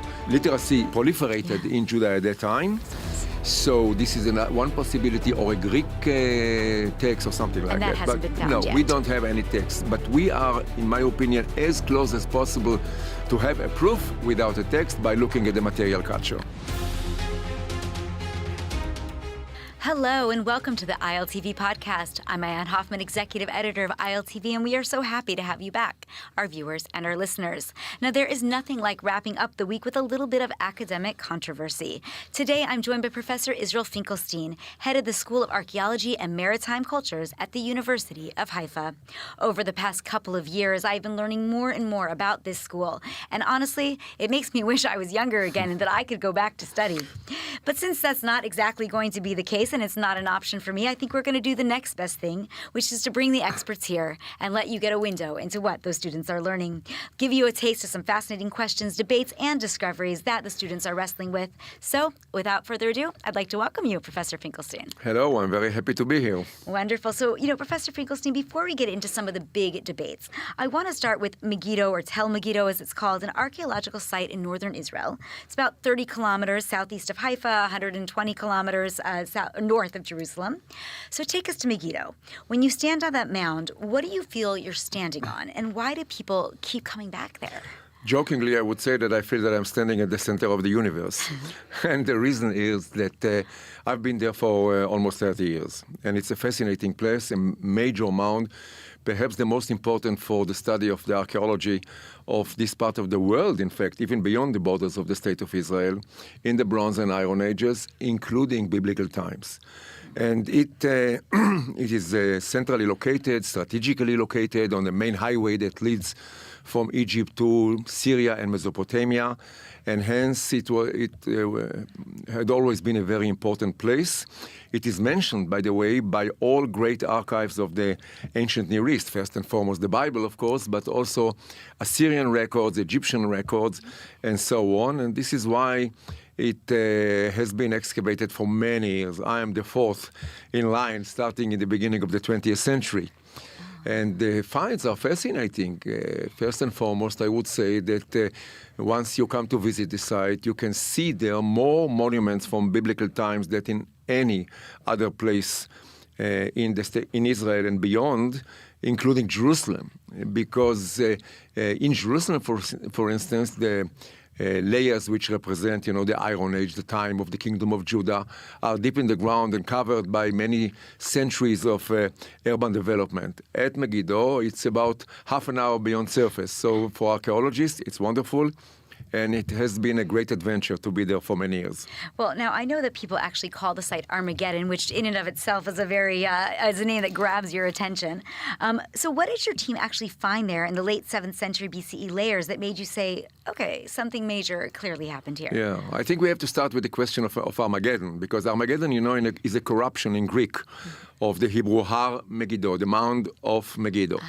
And it appears in the book of Revelations in the New Testament. Okay. And it is supposed to be the location of the final battle between the forces of God and the forces of evil. And it is important very much in Judeo-Christian civilization because it is linked to two major concepts. The first one is eschatology, of course, and the second one, messianism. Because according to tradition, this will be the place after this battle. Of course, the forces of God will prevail, and a Messiah from the lineage of David will come back, will return, will emerge, and redeem us all. So this is a very important place and concept. And the interesting question is, what's the source of this idea in the New Testament? Because the book of Revelations was probably put in writing in the 1st century CE. Right. So Megiddo is centuries before. So how do we link the two? According to many, this is because Megiddo was the location of major battles that decided the fate of the ancient world in antiquity. But I think that there is a better solution, and the better solution is an event that took place at Megiddo in the year 609 BC, and which is recorded twice in the Bible. Okay. And I'm speaking about the story of the death of King Josiah of Judah at Megiddo in 609 BC at the hands of Pharaoh Necho II of Egypt. Necho, a pharaoh of a great empire, was on the way to the north to try to help the Assyrians, his ex-arch enemies, against the new enemy, the Babylonians, at the Battle of Carchemish in the north on the Euphrates. And he stopped at Megiddo and, for certain reasons, probably called on Josiah to come to Megiddo, perhaps to swear alliance to the new overlord, the new pharaoh, the ruler of the country. And for a reason which is not very clear to us, when Josiah appeared at Megiddo, he was executed by Necho. Now, Josiah is described in the Book of Kings as the most righteous king in the lineage of David. He is even described in better words than David, if you wish, and he's the only one of the kings who is compared to Moses. And the Book of Kings describe him as the one who walked in the path of the king of the God of Israel without turning to the left and turning to the right. And apparently the killing of Josiah at Megiddo was a major catastrophe and shock that perhaps led, first of all, it led 25 years later to the fall of Judah and destruction of the temple.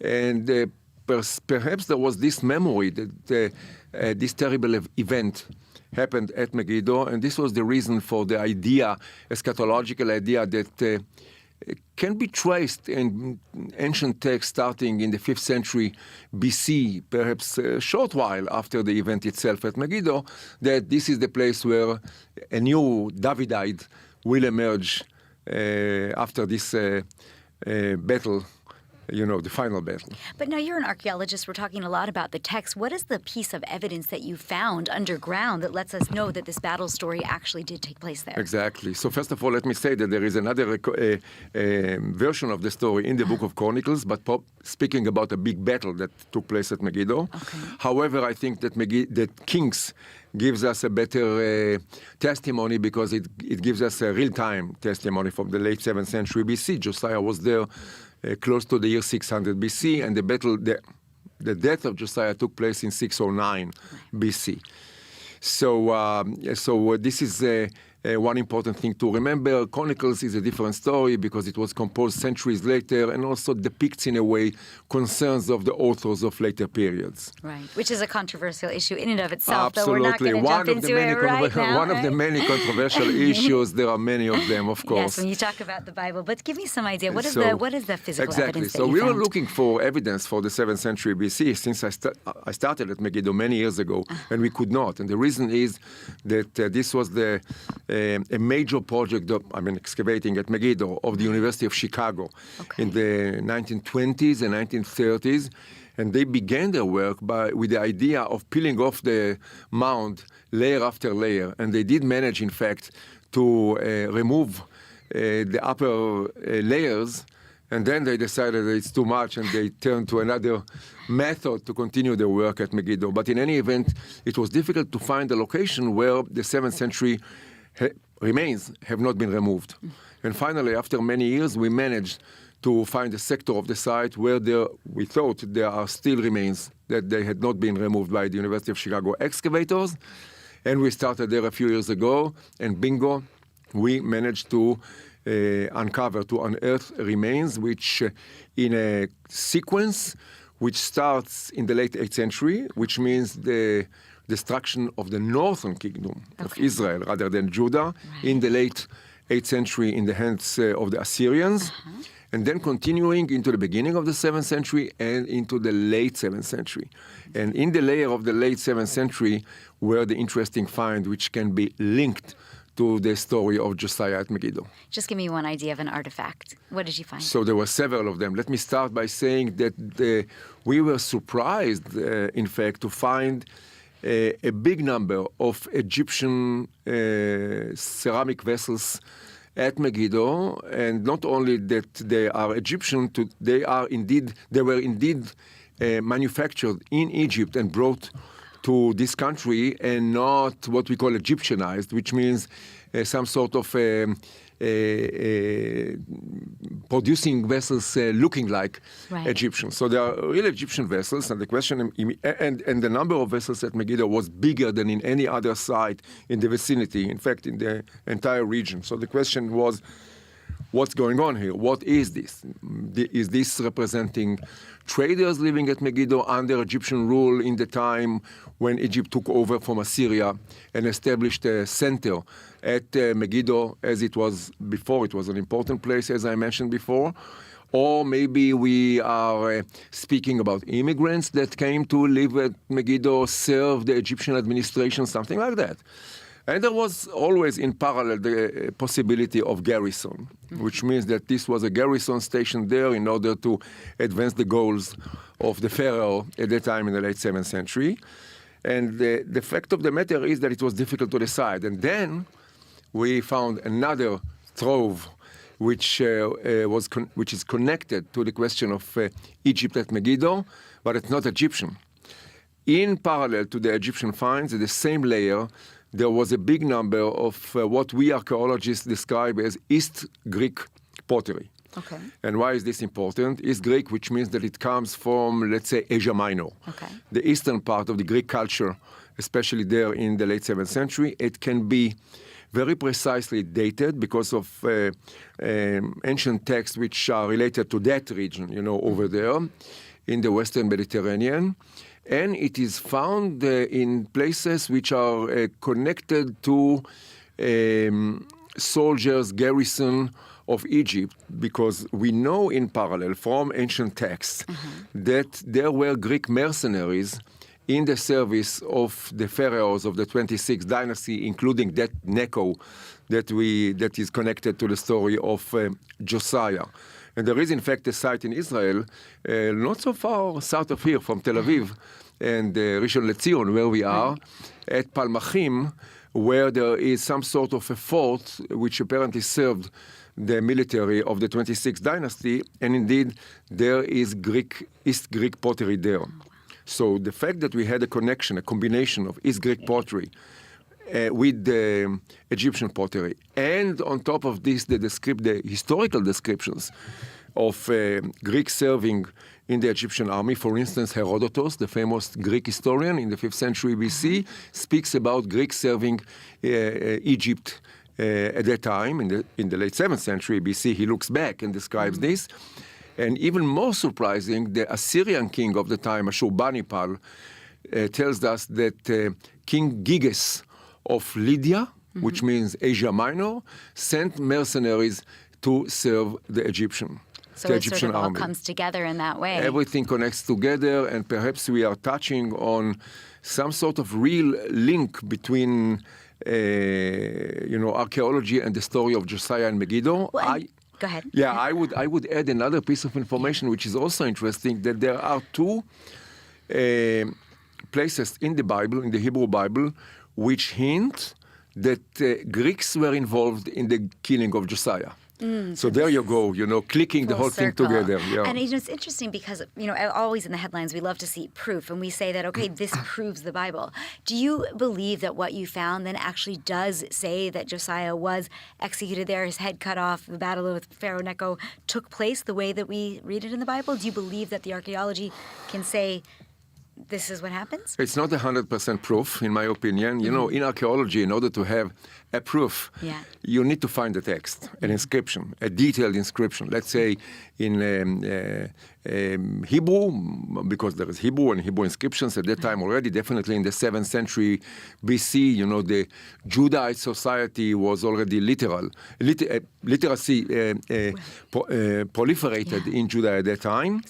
So this is one possibility, or a Greek text or something like that. And that hasn't been found no, yet. we don't have any text. But we are, in my opinion, as close as possible to have a proof without a text by looking at the material culture. Unbelievable. And I just want to share with our viewers, just in case they don't know the story, Josiah, as we said, was the 7th century BCE king of Judah, and Pharaoh Necho II, who you've mentioned, was the Egyptian king who actually killed Josiah during that battle at Megiddo, which is actually considered the beginning of the fall of the kingdom of Judah. As you mentioned, 25 years later, there was no longer a kingdom of Judah. Right. So the Egyptian pottery that you found actually has some very striking information on it. You mentioned, you kind of walked us through the Egyptian angle, the Greek angle. So when you find these kind of discoveries and it touches on the biblical narrative, you know, the temperature kind of rises for people because they say, some people say, yes, the Bible is literal, all this took place. And of course, there's another side who says, and I think you've mentioned, well, maybe it was written in different periods and maybe it's not exactly a God text. How do you keep your work, all of these things that you just described, which are clearly religious in nature, but also academic in nature, from becoming political or religious, inkblot tests? Good question.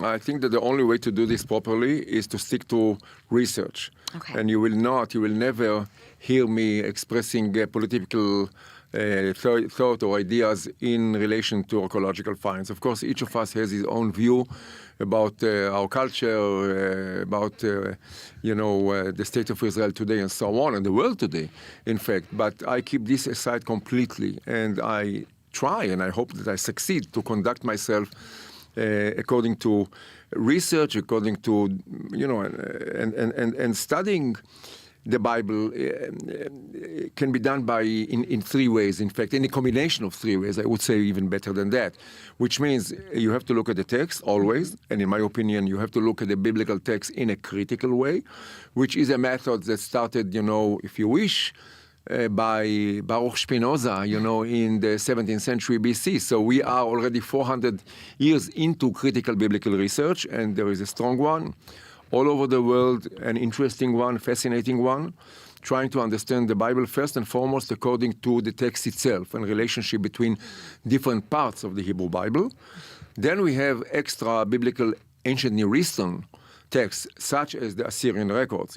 And by the way, that even when you look at the biblical text in Kings, you see here and there mention of an Assyrian king marching on the land of Israel, conquering places or fighting. For instance, in the book of Kings, there is a long story about the siege of Jerusalem by Sennacherib, king of Assyria, in the time of King Hezekiah of Judah, which means about more than a century earlier, or a century earlier, in fact, than the story of Josiah. And then there is archaeology. And the trick is to try to put them together into one story, and doing this only according to the evidence, without entering, considerations which come from other aspects of life. Well, but your work certainly challenges this classic picture of David and Solomon ruling this grand, united monarchy. Tell me a little bit more then about what you're specifically arguing from, I guess, an academic perspective. The time of David and Solomon is really a difficult nut to crack, so to speak. And the reason is that David and Solomon are, in fact, not really mentioned in any extra biblical text, which is not surprising, by the way, because at that time there was no big power around to provide us with evidence, on what happened in the land of Israel. Still, we have only one inscription that was found about 25 years ago at the site of Tel Dan in the north of Israel, which refers to Judah as the house of David. Okay. And this is, in fact, some sort of quite a strong evidence for the historicity of David. For Solomon, we don't have even this, for many reasons. I'm not going to speak about it because this will take us, 3 hours today. I'm not going to speak about them, but I do believe that David and Solomon are historical figures, the founders of the Davidic dynasty in Jerusalem. Now, the question is, and we also know, I think, quite not precisely completely, but we know when they lived in Jerusalem. We don't have to accept exactly the testimony of the book of Samuel and Kings that David ruled for 40 years and Solomon for 40 years and so on, but they did live in the 10th century BC, because we know from extra biblical texts that we have already evidence for later kings in the 9th century.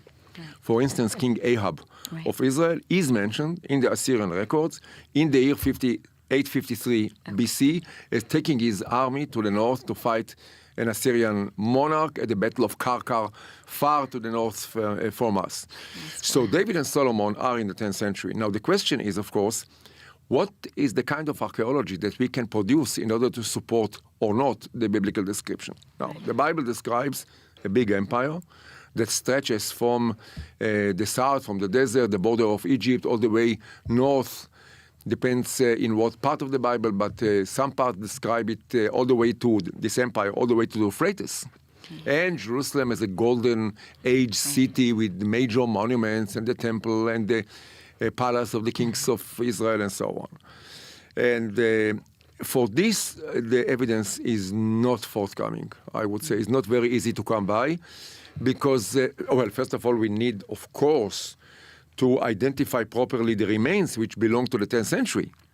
And maybe we'll speak about it later because this is the chronology debate. But the way I understand things is that the evidence for Jerusalem, for instance, in the 10th century is meager. Doesn't mean that there was no settlement, there was, but it was a relatively modest one, a center, a stronghold ruling over the southern part of the highlands. But there's no evidence really for this major city with the monuments and a big population, demographically speaking. And the same goes for other places which are mentioned in the Bible in relation to King Solomon, for instance, such as Megiddo. Okay, so let me ask you this. We have a lot of Christian Zionists, more religious Zionist listeners that watch ILTV, and they're going to say, wait, you brought somebody on who is saying that the Bible is maybe not true. How do you answer that in a way that is honest, that is careful, and is still understandable to someone who's not an archaeologist like you? For me, the Bible is always true. Okay. That's first and foremost. Because of my identity, I'm also a Zionist, a very strong one. And so the Bible is always true from the perspective of, importance personally and for us as a nation and for, in fact, the Western civilization in general, far beyond, the Jewish people and the land of Israel. And also, there's the moral part of the Bible, which of course is true and directs all of us already for many centuries. Now, the Bible, the historical parts of the Bible, this we need to acknowledge. The historical parts of the Bible cannot be understood in the modern sense of history, because they describe the events that took place in the kingdom of Judah or the kingdom of Israel. They lived parallel to each other for like 2 centuries. Anyway, so we have the description of this king and that king, but the reason for the description is not historical in the simple sense, because the Bible speaks about what? The Bible, even in the historical parts, speak about the relationship between the God of Israel and the people of Israel, the relationship between the God of Israel and the Davidic dynasty, and the importance of the Davidic dynasty, the only dynasty that can rule, according to the Bible, over the people of Israel, the centrality of Jerusalem, the importance of the temple as the only legitimate cult place for the Israelites. This is the concern. Right. So it's not simple.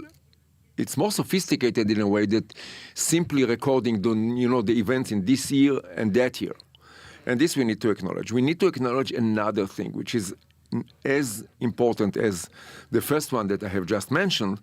And this is the fact that the historical parts of the Bible, if we take from Genesis, if you wish, to the second book of Kings, and then again in Chronicles, and then in Ezra, Nehemiah also. So these are the historical parts. Right. And the question is, when exactly they were put in writing, the composition? Because, every period had different concerns, of course, and the authors had different, perhaps, ideologies and theologies a little bit different than before. And we need to be very careful when we reconstruct history according to these texts.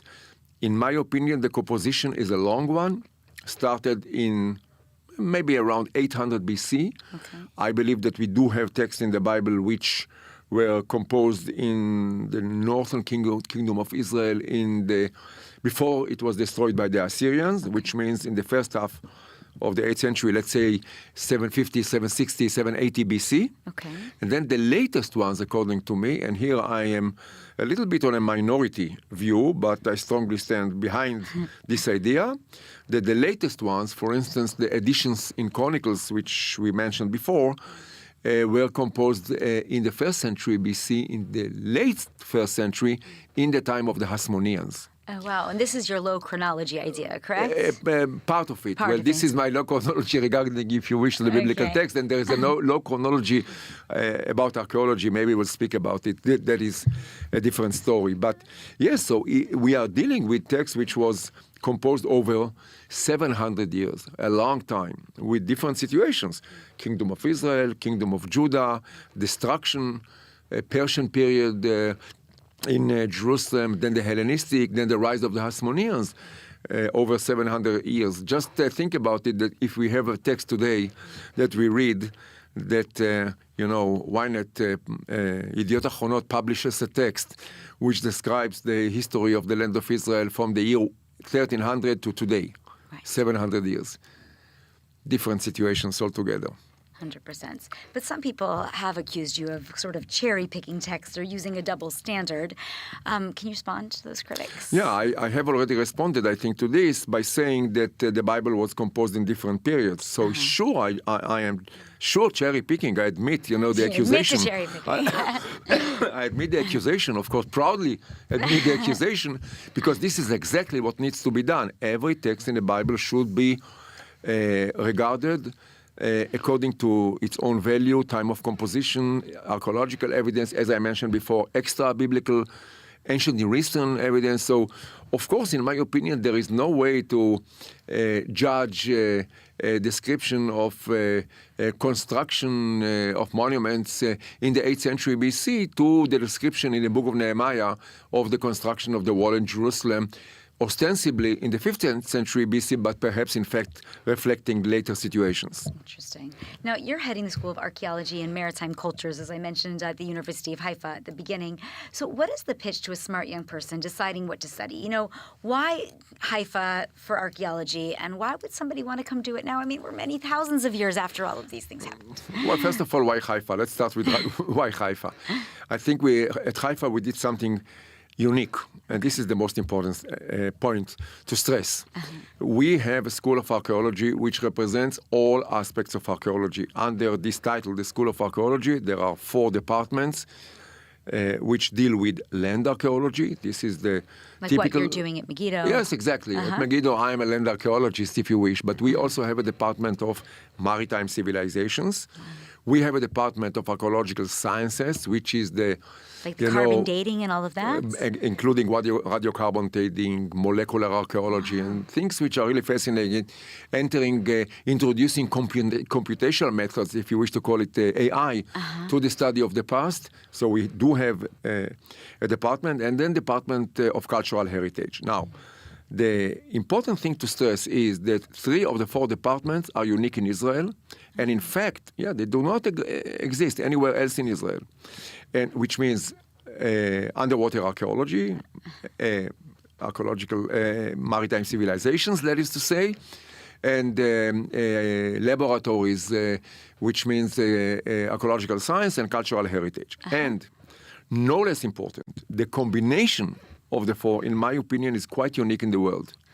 So I would say for a student in Israel or abroad, if you wish to cover all aspects of archaeology, Haifa is the place for you to come and study with us. Yeah, and it totally makes sense. I mean, especially in modern day where there's so much need for multidisciplinary teams. So I would assume that the people who are working on these projects at Haifa are given the opportunity to work with somebody who knows AI, computational work, and could actually pair that with the work that you're doing in the lands and then be able to work together to have more information. Absolutely. Super exciting. This is fascinating, exactly. And I think that the students who come to Haifa, they get something unique and also as an experience in their study, and also preparing them for work, for the future. Yeah, I mean, but do you really think, I mean, I know you've been doing this a long time, so you obviously very much appreciate the field, and it is a fascinating field. But today, you know, there's so much on computers, as you mentioned, even using the generative AI in archaeology. Do you feel that archaeology still has the value that it used to have going back so many centuries? Or are people, anyway, just kind of moving on? We're so fast-paced today, and it takes so long to make these discoveries. Big question. We are in a big battle to get students, of course, yeah. You know, in our time. But I think that people, there is a huge body of people in Israel and in the world who are fascinated by the past, who want to study the past, history and archaeology. And this is our audience, the crowd, you know, that we are speaking to. And this is why we are successful. I mean, not only at Haifa, but, you know, archaeology in Israel, we are successful in transmitting the ideas, not only within the borders of the State of Israel in Hebrew, but also to the world, you know. Well, because if you take the Judeo-Christian culture. Exactly. If you take me, I mean, I can give you a list of places where I taught. They are quite impossible, you know, to comprehend, from São Paulo to Tokyo and what else. So people, especially Christians, and, you know, this is under the title, under the umbrella of Judeo-Christian civilization, are deeply interested because of identity. And I do think that it is important to know the past in order to establish our own identity, who we are, how we conduct ourselves, from, you know, the level of family all the way to the national level. Yeah. It's extremely important. And I think that today it's even easier to try to sell, you know, the package of archaeology, because we also have the aspect of modern sciences, life science. You know, you just think about, I myself, I have been involved in amazing projects. You know, I was lucky to be involved in amazing projects such as ancient DNA or computational archaeology, or, you know, find evidence in ancient vessels for trade with the Far East according to the molecular residues found in the vessels. Wow, so this is wild. Fascinating, and I think it's very rewarding to come study archaeology. Yeah, I can imagine. I mean, I live in Jerusalem, and I always feel fortunate, just I'm a runner, and I go out and I run, and when I'm just running, I think about all the layers of history that are underneath there, and how we are in such an ancient lands, and sounds like what you're doing is unbelievable. You know, unfortunately, I think we are actually running out of time, so we're going to have to wrap up. But I do want to, you know, I have many, many more questions I want to say. I wish we didn't have to wrap up, because this is really such an eye-opening opportunity. And I think that, I guess, students that are listening to this can come and they can learn in your department, and then come here and share it, the culture, the land, the labs, all of it there, combination. So until next time, I'm going to sign off. But thank you so much, Professor Finkelstein. Thank you very much for having me. A pleasure. Thanks.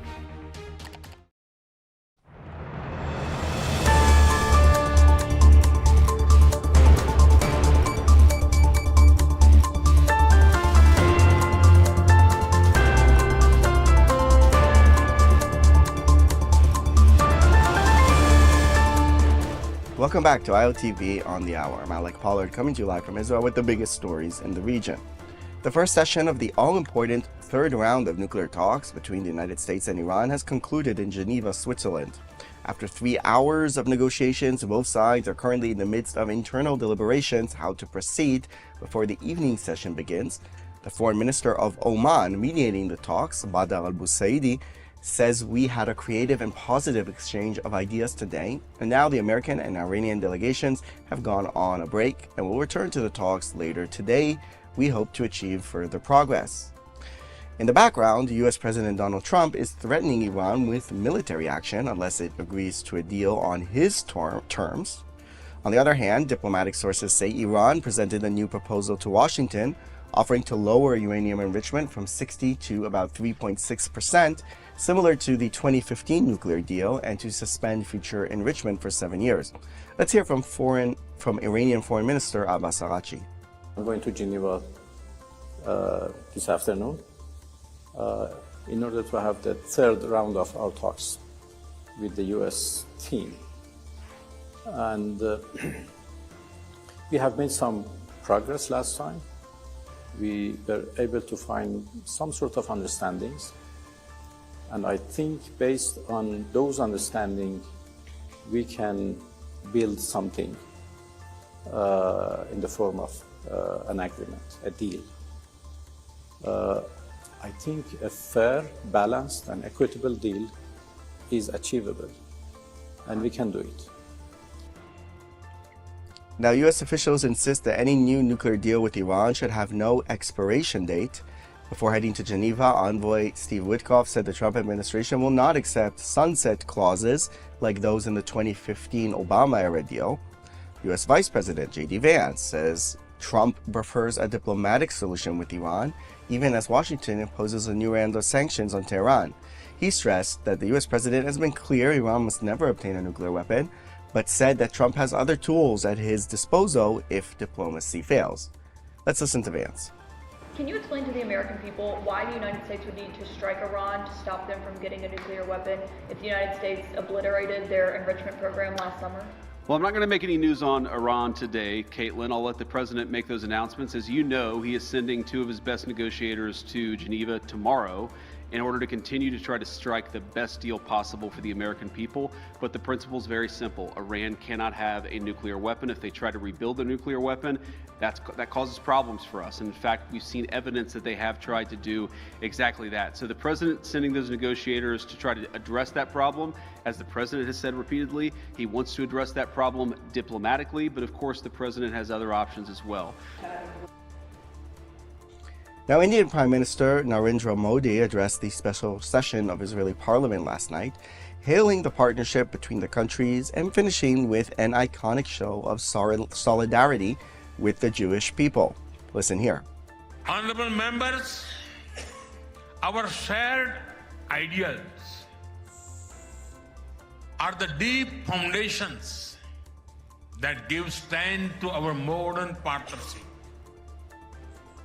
We are democracies shaped by history and focus on the future. Am Israel Chai. And today, Modi visited the Yad Vashem Holocaust Museum with Netanyahu before a joint session in which the two signed 16 memorandums of understanding on a diverse range of fields such as agriculture, technology, and security. Let's hear from Netanyahu. This is an amazing visit, an amazing conclusion to an amazing visit.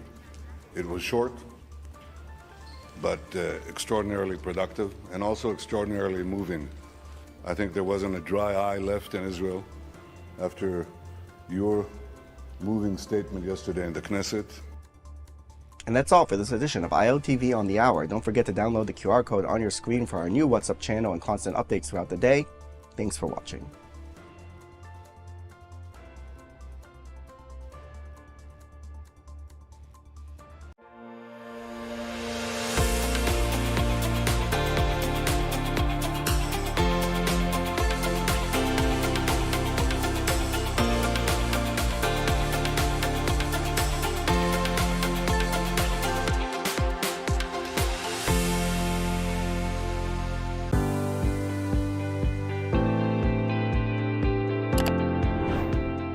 Welcome to another episode of One-on-One, a special series from ILTV in partnership with Israel Bonds.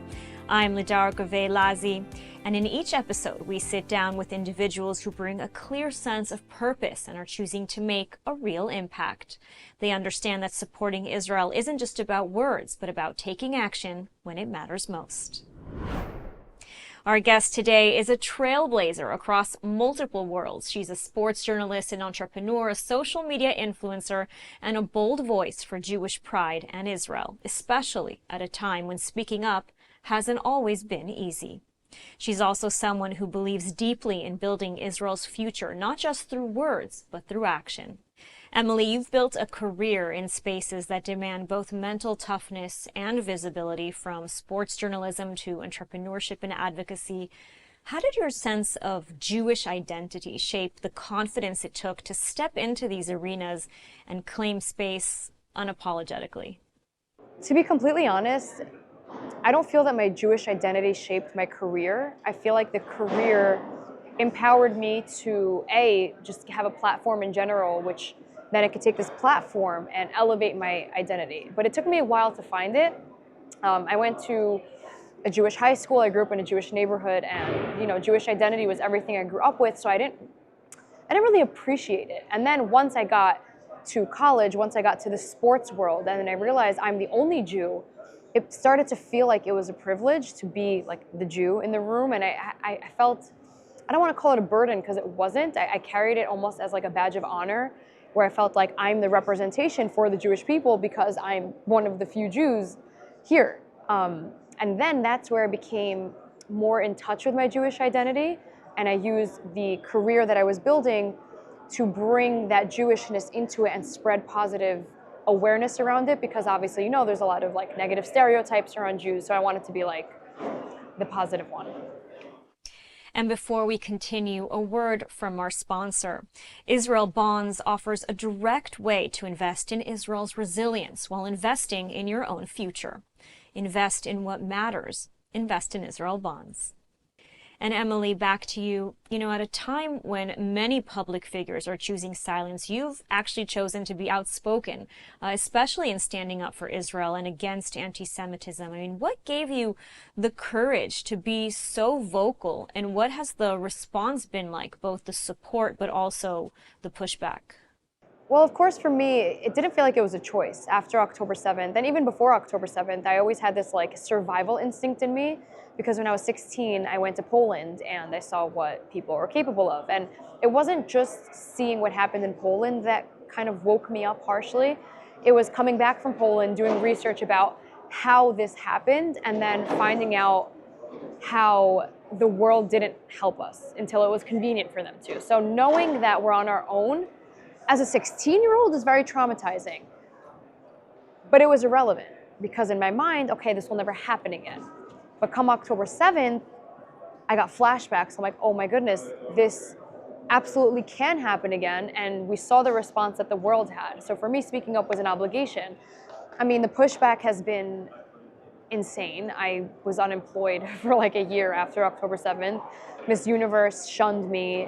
I had so many brands stop communicating with me. It was sad, but the positive outreach has been incredible. I feel like for the first time I've been really surrounded by the Jewish community. Of course, there's like sinat chinam, there's so much infighting, and it's very sad, but ultimately, we're all we have. And unfortunately, not all of us realize that, but I realize that, so I'm gonna try to unite the community as much as I can. And moving on to another one of your hats, sports often bring together people who might never otherwise interact. How do you see your role in using sports to bring people closer together, particularly by giving positive exposure to Israel and the Jewish community through high-profile Israeli athletes?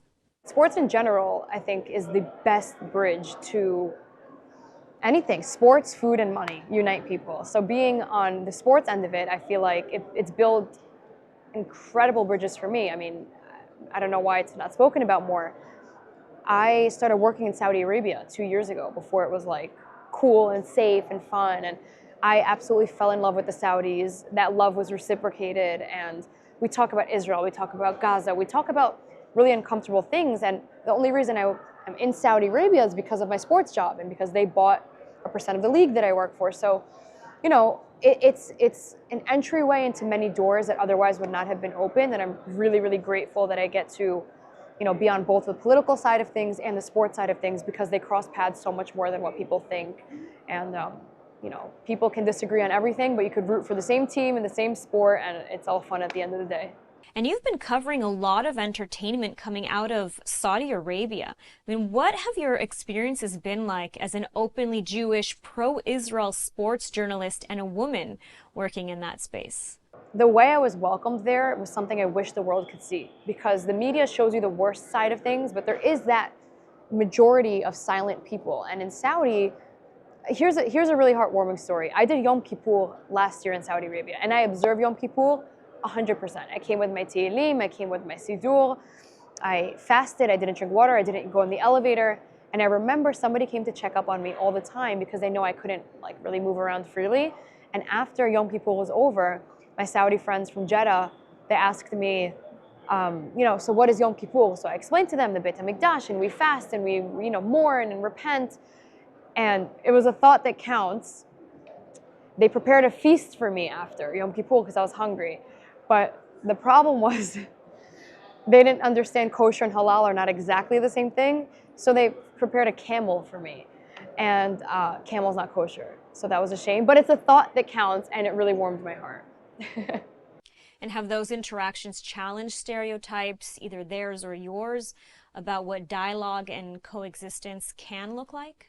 It's so easy to talk behind the screen. It's so easy to hate someone behind the screen. In fact, I've spoken to many Saudis who are completely anti-Israel, but then you sit at a table like this and you're communicating with one another, and you can find more common ground than you think. The problem is not everyone has the opportunity to have these conversations, which again, that's why I'm so grateful I have the job that I do, because I end up at these weird situations. But once you sit down with the person, you will bond about so many things, whether it's food or sports or even politics. I mean, there's so many things that the Saudis and I do have in common. And I feel like it doesn't just go as far as the Saudis, it's between Israel and any country. I mean, everyone has something in common. I was in Abu Dhabi with a girl, you know, I won't say her name out of respect, she's part of the royal family, but a mutual friend introduced us and he said, I want you to spend the entire day with her. She's gonna take care of you. I don't ask questions, I'm Zohemet, I go with the flow. Turns out this woman was Palestinian, and I had no idea, and she didn't care about my background. Of course, you can Google me, so it's a bit different. And she was raised in the UAE, so she wasn't extreme at all. She was very secular. She loves Israel. She went to Israel, and it just shows you, like, it broke that stereotype. You know, at the end of the day, like I said, people are very brave behind the screen, but when you're sitting face to face, we're all just people. You know, pivoting with the alarming rise in anti-Semitism globally, I mean, what responsibility do you feel to use your platform right now? I feel like it's an obligation, not just a responsibility. I feel like, why do Jews feel like you have a choice to speak up? Do you realize if you don't speak up, another Holocaust will happen? And I don't say that lightly. I don't believe another Holocaust will happen because enough Jews speak up. But for those who don't, it's almost like, how dare you? You have children. Your children are going to grow up in a world filled with anti-Semitism, and what? You feel like you're exempt from that anti-Semitism, maybe because you're powerful or you are very wealthy, but nobody's exempt, because when the Nazis came for the Jews, they didn't ask, are you Democrat or Republican? They didn't ask how much money's in the bank. They didn't ask if you were a lawyer or a doctor. They killed every Jew. So when I speak to Jews who just don't speak up, I think they are the most selfish people on earth, because when the time comes that the Jews are attacked, you're still a Jew, whether you identify as one or not, whether you're proud of it or not, you're a Jew. So you might as well own it, stop apologizing for it, and embrace it. So what do you want young Jews, especially those who feel disconnected or maybe afraid to speak up, to understand about this moment? I want young Jews to know that they're the future. We can only do so much before our voices just get faded out. Everything in life is like a wave, you know, right? Today I'm relevant, tomorrow I'm not. That's how it is. The next generation of Jews need to carry the torch and keep spreading that light. And I don't want them to think that because there's enough people doing it, they don't have to. No, you do have to. Because right now you're maybe 18, 20, 21, but one day you're going to be a future leader. You're going to be the doctor, the lawyer, the teacher, the friend. It doesn't matter who you are, because everyone has their role to play and everyone has their impact. So this next generation, and they don't have this problem, my generation has this problem of just embracing their identity. It seems like the next generation has corrected itself already, which is good, but they need to really own it, and it seems like they are based on the people that I'm meeting. You know, supporting Israel can take many forms: advocacy, education, philanthropy, and investment. I mean, why do you believe it's important to move from statements of support to tangible action when it comes to Israel's future? I think they're all relevant. I think the money's relevant. I think the connections are relevant. I think the friendship is relevant. Israel's future, it's more dynamic than that. It can't depend on one thing. Like, you have the Miriam Adelsons, and then you have the influencers, and then you have everything in between, and they're so extremely different, but they're each playing their own role. You need the bullies. You need the bullies. You need the ones screaming on Piers Morgan. You need the liberals. You need the Republicans. You need representation across the board, because the reality is Israel is a representation of a million different types of people. But for whatever reason, Israel's boxed into this small bubble and generalized and categorized as something that they're not. So when you have that representation across every field, that's when people will really get to understand Judaism and the Jewish people, but specifically like the relationship to Israel. Emily, thank you so much for your honesty, your strength, and your willingness to lead, not just with success, but with conviction. Your story is a powerful reminder that pride and purpose are not inherited, they're chosen every single day. Thank you so much for joining us. Thank you.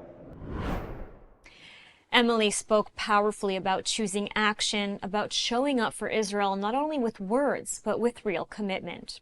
At One-on-One, that idea sits at the heart of everything we do, because when something truly matters, you don't just talk about it, you invest in it. That belief is what connects today's conversation to our partners at Israel Bonds. For more than 7 decades, Israel Bonds has given people a way to turn values into tangible impact, strengthening Israel's economy while reinforcing a deep personal connection to its future. To continue that conversation, I'm pleased to be joined by someone helping shape the next generation of that commitment. Erez Kahan is the new Leadership National Chair of Israel Bonds, connecting with young professionals across the country who are redefining what engagement with Israel looks like today: practical, values-driven, and future-focused. Erez, welcome to One-on-One. Good to be here. Thank you for having me. And as you interact closely with young leaders who are navigating a very different landscape from previous generations, I mean, what do you see motivating young professionals today to engage with Israel through Israel Bonds, especially in this moment? I think each generation is different, and this new generation with technology, AI, the rise of anti-Semitism, especially on college campuses, it is a brand new landscape that we are dealing with, and it is incredibly important to educate these young professionals, what Israel Bonds is and why it's important. Israel Bonds is often described as both an investment and a statement. What do you say to someone who wants to get involved with Israel Bonds but isn't sure where to begin? If someone is not sure where to begin, I usually tell them to start where you're comfortable with, whether that is just simply going to an event and exposing yourself to information, to learning more, all the way up to getting more involved, helping put together an event, or all the way to, buying a bond and educating the people around them. I like to think of it as baby steps. When I first got involved, 7, 8 years ago, I didn't really understand fully what Israel Bonds was. I knew it existed. I knew it was important. I went to a Friday night dinner, and I was like, okay, a $36 bond, I'm getting this money back, and I'm getting a great dinner. And I went, and then I hear the speaker, and I think, oh my gosh, this is like really important. So I went back to another event, and then I start to think, maybe I should get more involved in Israel Bonds. So I started to get more involved, and I started to talk to my friends and bring friends to the events. And then I start educating my friends about it. And that's why I'm here today in my position. And what excites you about being the national chair for Israel Bonds' new leadership? I started this position as, being in New York City and going to events in New York City. And I've exhausted my resources in my social circles, in my community, in my synagogue, getting all the people that I know in New York City involved with Israel Bonds, educated about Israel Bonds, getting young professionals involved in Israel Bonds in New York. It's incredibly important at this point, to start going out on the streets, going to different areas. Going to the game in Philly is a perfect example of going out and meeting young professionals in different areas and spreading the beauty of Israel Bonds and the importance of Israel Bonds, why it's important, and planting the seeds in these different cities and these different Jewish communities where there are plenty of young professionals, where they can then take on the reins and spread the word and create their own events, and we can grow from there. How can investing in Israel through Israel Bonds serve as a form of empowerment during times like these? During times like these, it could be very overwhelming, and young professionals don't necessarily know how to respond with the rising anti-Semitism around. And one really big way to combat this is by making a statement by investing in Israel Bonds. You're making a statement saying, I believe in the state of Israel, I believe in what this bond stands for, and I believe in the continued existence of the state of Israel. Elias, thank you for joining us today and for your leadership and for reminding us that investing in Israel is not just about the present, it's about believing in a shared future and having the courage to help build it. Thank you so much. Today's conversations, from Emily's advocacy to Elias's leadership, remind us that support for Israel takes many forms, but it always begins with intention and action.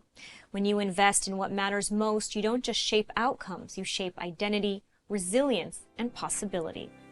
This is One-on-One, where bold voices meet meaningful action. We'll see you next time.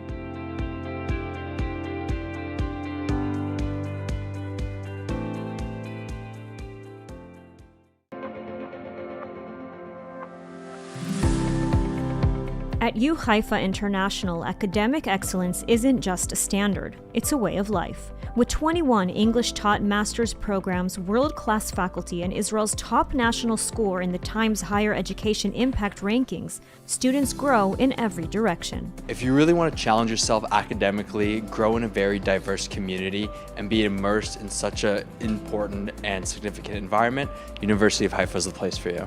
Located on the stunning Carmel Ridge, the U Haifa blends academic excellence with a welcoming community. U Haifa International has a great combination of top-notch academics with a great community of students. Whether you're pursuing a one-year master's or diving into research, U Haifa gives you the tools, mentorship, and real-life insight to make your mark on the world. U Haifa International. Master your mind, live your Israel experience.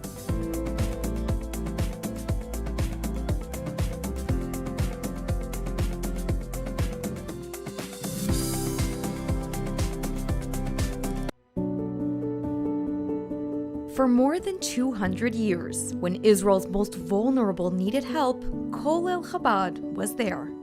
When families can't afford food, when seniors are alone, when children are struggling to survive, Kolel Chabad steps in with meals, essentials, and dignity. Right now, thousands of families across Israel are counting on that help, and you can make sure it reaches them.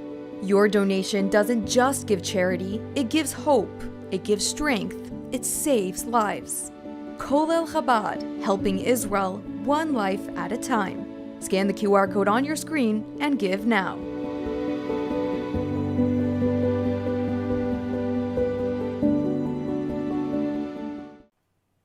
As Purim approaches, a holiday that marks Jewish survival and resilience, one Christian family from Texas is turning faith into action, connecting Americans directly with the people of Israel's biblical heartland. Scan the QR code to learn more and make a purchase. Blessed by Israel is about olive oil, honey, and ceramics, but it's also about people, perseverance, and partnership at a time when Israel, and especially Judea and Samaria, continues to face terror, delegitimization, and global pressure. The company was founded in 2016 by Steve Werp, an evangelical Christian from Texas, after European Union rules required special labeling for products made in Judea and Samaria. For Werp, the decision struck deeper than the trade policy. It was a moral line in the sand. Werp, together with his wife Doris and their 5 sons, left behind a stable life to support Israeli families living and working in the biblical heartland. Blessed by Israel was born to connect Christian supporters with the Jewish people of Israel's heart, turning solidarity into tangible support. For Purim, a holiday that celebrates Jewish victory in ancient Shushan, the mission feels especially relevant. While Israel marks the holiday during an ongoing war, and as terror attacks and land disputes remain a daily reality in Judea and Samaria, Blessed by Israel is offering a modern way to send gifts that carry meaning. Mishloach Manot baskets filled with products from Judea and Samaria tell a story of endurance, of faith, and shared values. The stories behind the products are the heart of the initiative. In Itamar, Baruch and Batya left the U.S. to raise their children, plant hundreds of trees, and create handmade ceramics inspired by the land of Israel. Baruch and Shimrit Furtwanger continue a generations-old tradition of beekeeping, producing honey in the land of milk and honey despite constant challenges. Erez and Vered invested their wedding money into vineyards and olive groves, reviving agriculture in areas where it had not existed for centuries. Blessed by Israel also removes distance. Products are shipped in bulk to a U.S. warehouse, meaning American customers receive items within days, not weeks. The money, however, goes straight back to the families in Israel.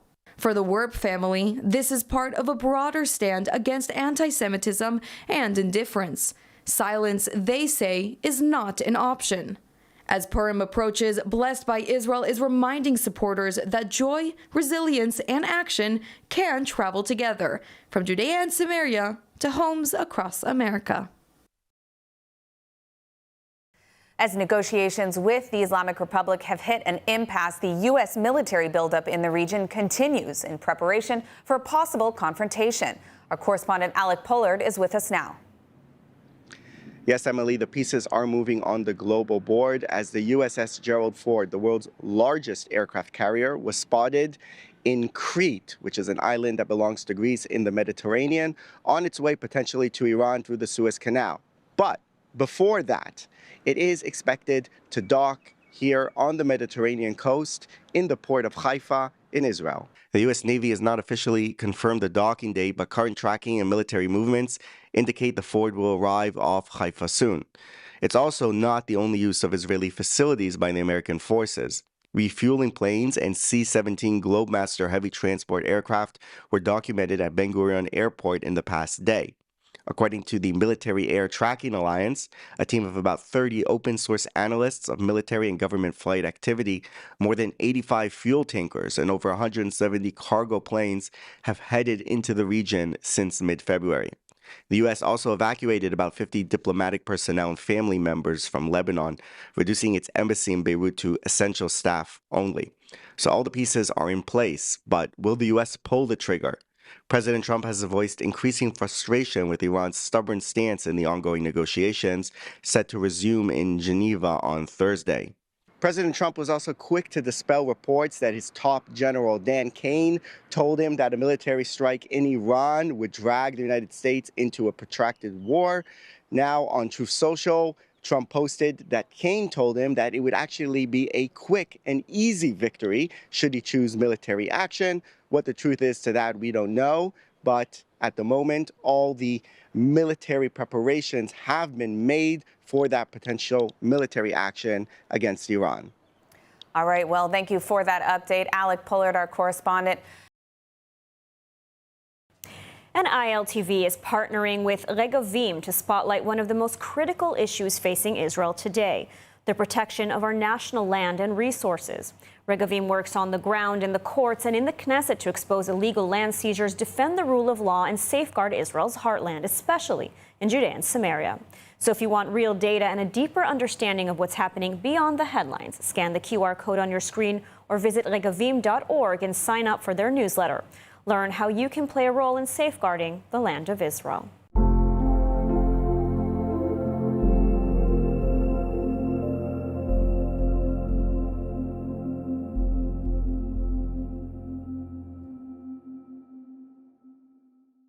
Christians are disappearing from the Middle East. No, it's not a mistake. It's systematic and it's efficient. There's an Islamist slogan that's been whispered for decades, and it goes like this.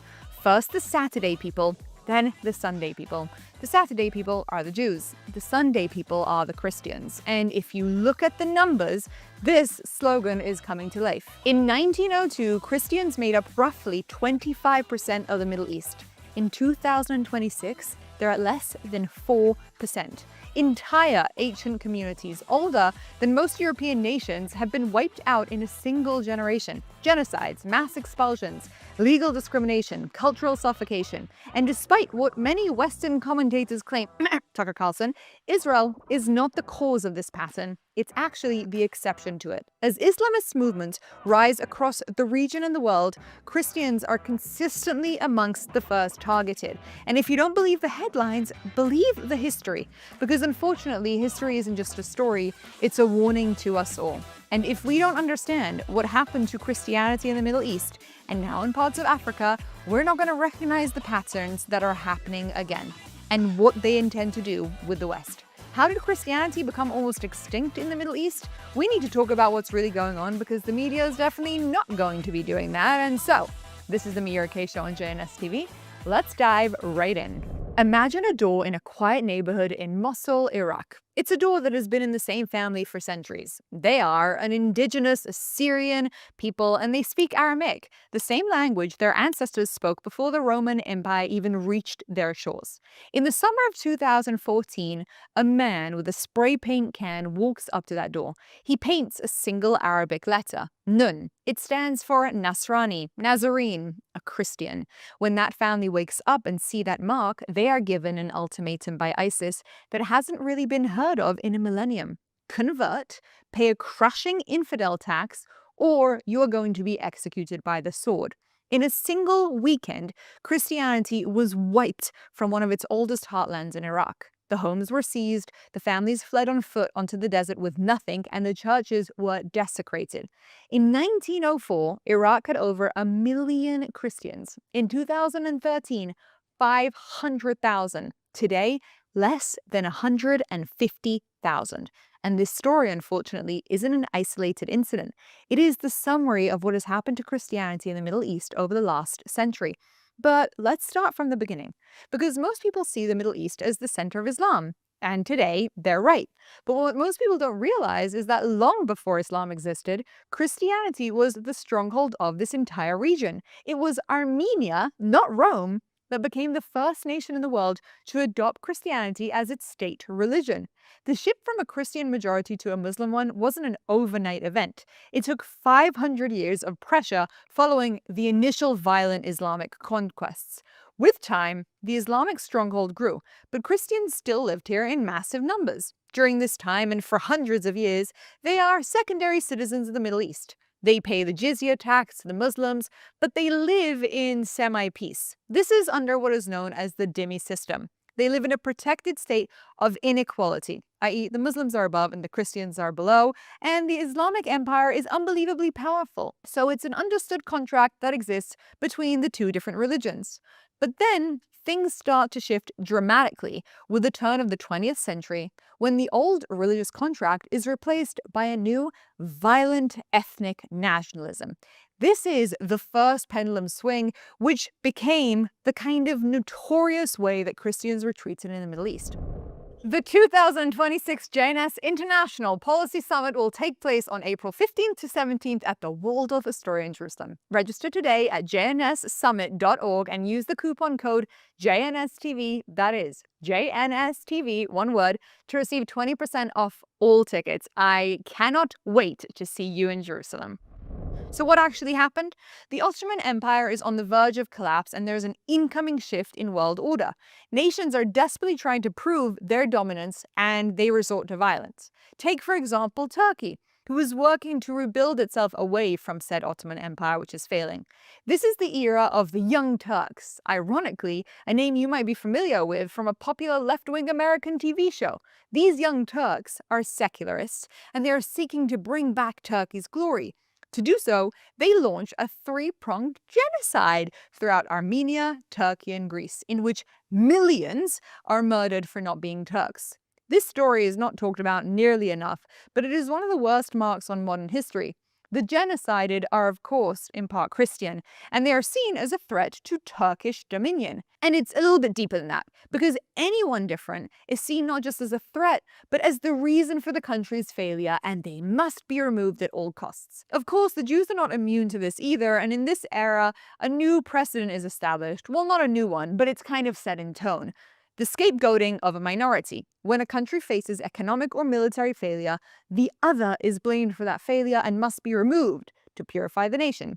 Jews, Christians, Kurds, you name it. Just as the Ottoman Young Turks targeted their minorities to prove Turkish dominance, the newly independent Iraq used the Simile massacre against the Assyrian Christians to prove their own Arab dominance as well. It was the exact same script, but in 1933, and it's the beginning of this pendulum of attitude towards the Christian that has become their story for the last 100 years. These massacres occur, but the world is more focused on the world wars, which then end, and with that, there's a new reshaping of the Middle East, with Western countries trying to get their piece of their real estate.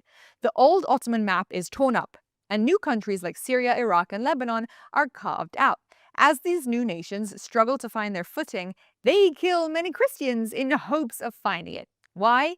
Well, the new era has dawned, and this is the age of secularists, and Christianity isn't exactly aligned with that. Which brings us to pendulum swing number 2. Instead of the old religious governance of the Islamist sultans, many of these new countries are looking to the West to see a different path. Secularism becomes the goal, not because the people all necessarily want it, but because many of the new military dictators are demanding it, seeing that they understand that religion is a big problem. Leaders like Nasser in Egypt and the Baathists in Syria and Iraq believe that religion is what kept the region backward. They want to move into this new age, and ironically for the Christians, this kind of feels like a lifeline.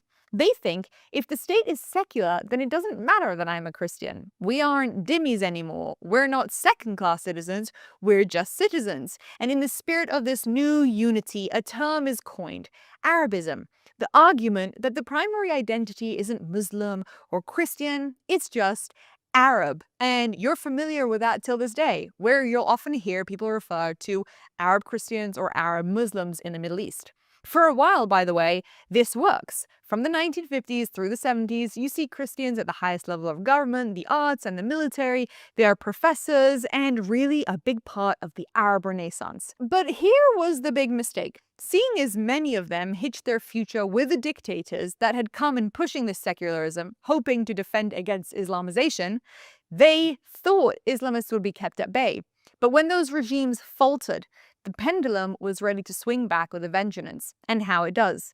This brings us to the third era. Despite the fact that the streets of the Middle East republics are feeling cosmopolitan, the secular regimes really failed to deliver on their promises of prosperity. They lost wars, their economies stagnated, and the people kind of grew resentful.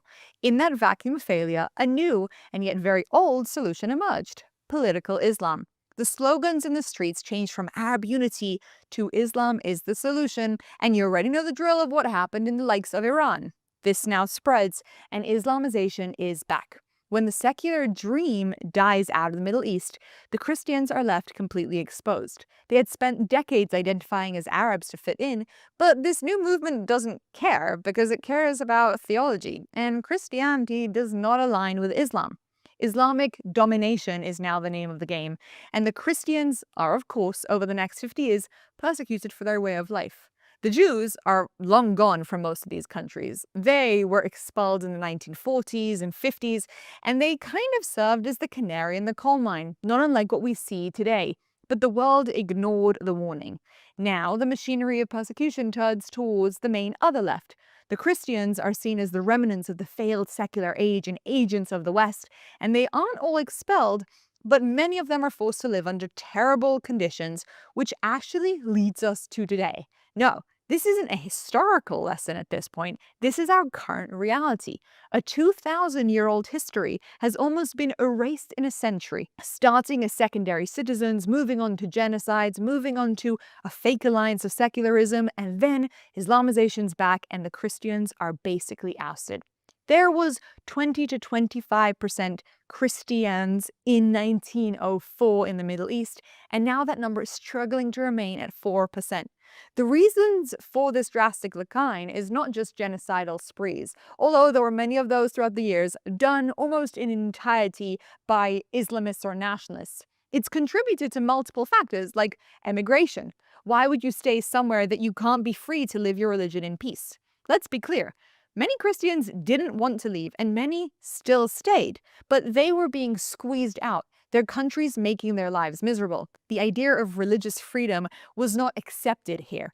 You have the return of laws that make it nearly impossible to build a church, let alone fix it, or testify equally in a courtroom. You've got your children being bullied and your businesses boycotted, and your safety is never guaranteed by the state because you are, in fact, a traitor, even if you're a traitor that is allowed to live in the same dominion. The Middle East didn't just lose its Christians to the sword or expulsions like the Jews, which is why there are still many of them in the Middle East. They lost them to a culture that stole their religious freedoms.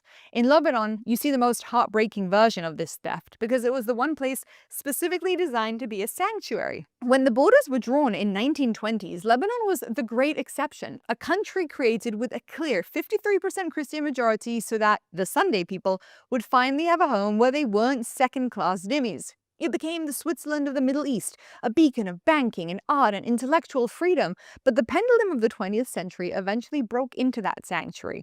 Through a brutal 15-year civil war and the subsequent rise of Hezbollah, an Iranian-backed Islamist militia which created a state within a state, the Christian community saw their home culturally and politically occupied. And yes, this is the accurate term for occupation. Today, the majority has vanished. Christians have plummeted to roughly 33% of the population, and the theft wasn't just a single massacre like with Armenians, but a systematic hollowing out of the hope that forced most educated families to leave to the West, proving that even a country built for Christians couldn't withstand the crushing pressure of the surrounding monoculture of Islamification. Syria is another sad example of how the dictators providing Christian sanctuary were just temporary, and when the rise of ISIS began, they didn't see them anymore as neighbors. In 2011, they were given a choice, they being the Christians: convert, pay the tax, or die. In 1 decade, a community of 1.5 million Christians was basically halved.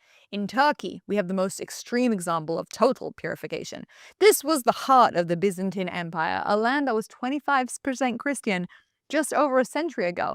But through the Young Turk genocides and later population exchanges, the indigenous Christian foundation was systematically uprooted.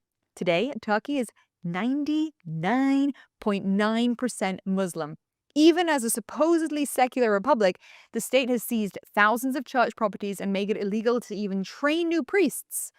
For the few who remain, they aren't viewed as citizens. They are second-class problem.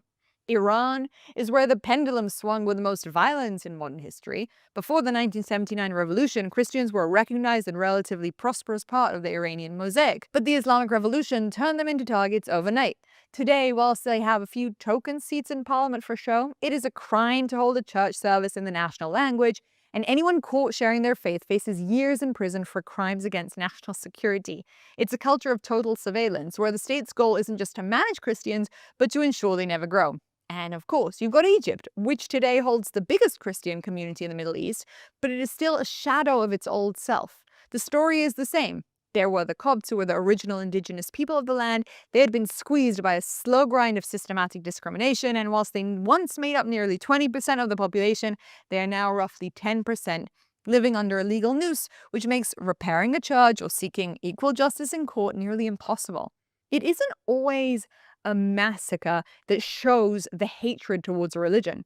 It also is a culture of second-class status that forces the best and brightest to find their future elsewhere, i.e. an unforced expulsion. Christians in the Middle East have been treated horrifically in the last 100 years, let alone without religious freedoms. But let's for a second talk about the countries that maybe don't even have a history of Christians, like, let's say, Saudi Arabia and Qatar, because there you see a different kind of theft.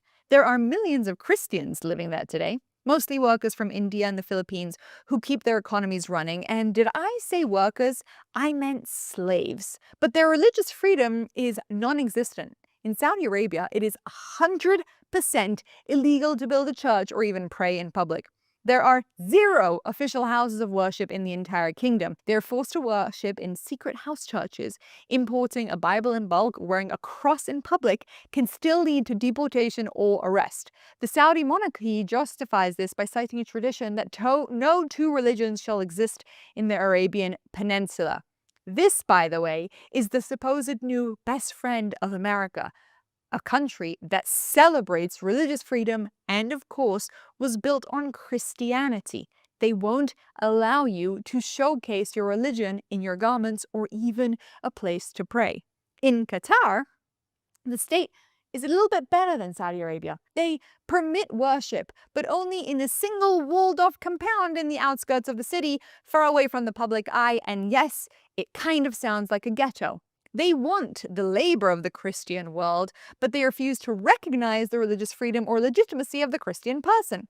They want to look more modern and global than Saudi Arabia, but the freedom they offer is essentially religious segregation. And just like with the Saudis, this freedom only applies to foreigners. If a Qatari citizen was to convert to Christianity, they would face apostasy charges, which technically carry the death penalty. And so why are we talking about all of this tragic history of what happened here in the Middle East? Well, because it brings us home to Israel and an ongoing debate that has unfortunately gone a very bad way in the last few months. Despite the Tucker Carlsons of the world claiming otherwise, in Israel, the Christian population has actually grown over the last 100 years. And I want to be accurate and tell this story correctly, because there's a massive distinction to be made, and it's a mistake that people tend to make all of the time. In Israel, we're not looking at one piece of land when we talk about Christians. We are looking at two completely different cultural legal realities. When you look at the map of the Holy Land, the data split is jarring. This perfectly, by the way, illustrates the pendulum that we've been talking about, which doesn't actually identify the Middle East. It identifies the Islamist mentality. You see, inside Israel, under Israeli law, the Christian community has seen consistent year-over-year growth. In 1948, there were roughly 34,000 Christians in the new state. Today, that number has climbed to over 185,000. These aren't just foreigners. 75% are Arab Christians who fully integrated into society, serving as Supreme Court justices, leading medical departments, and attaining the highest level of education in the country. And to all the people who are claiming that the percentages have gone down, that's just because Israel has seen such an influx of people move in that the Christians haven't really hit the same amount of numbers as the Israelis, because that's how percentages work.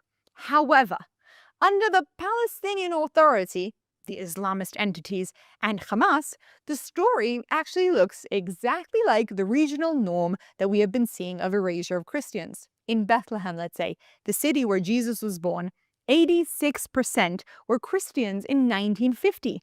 But decades under the Palestinian Authority, it has now plummeted to roughly 12%.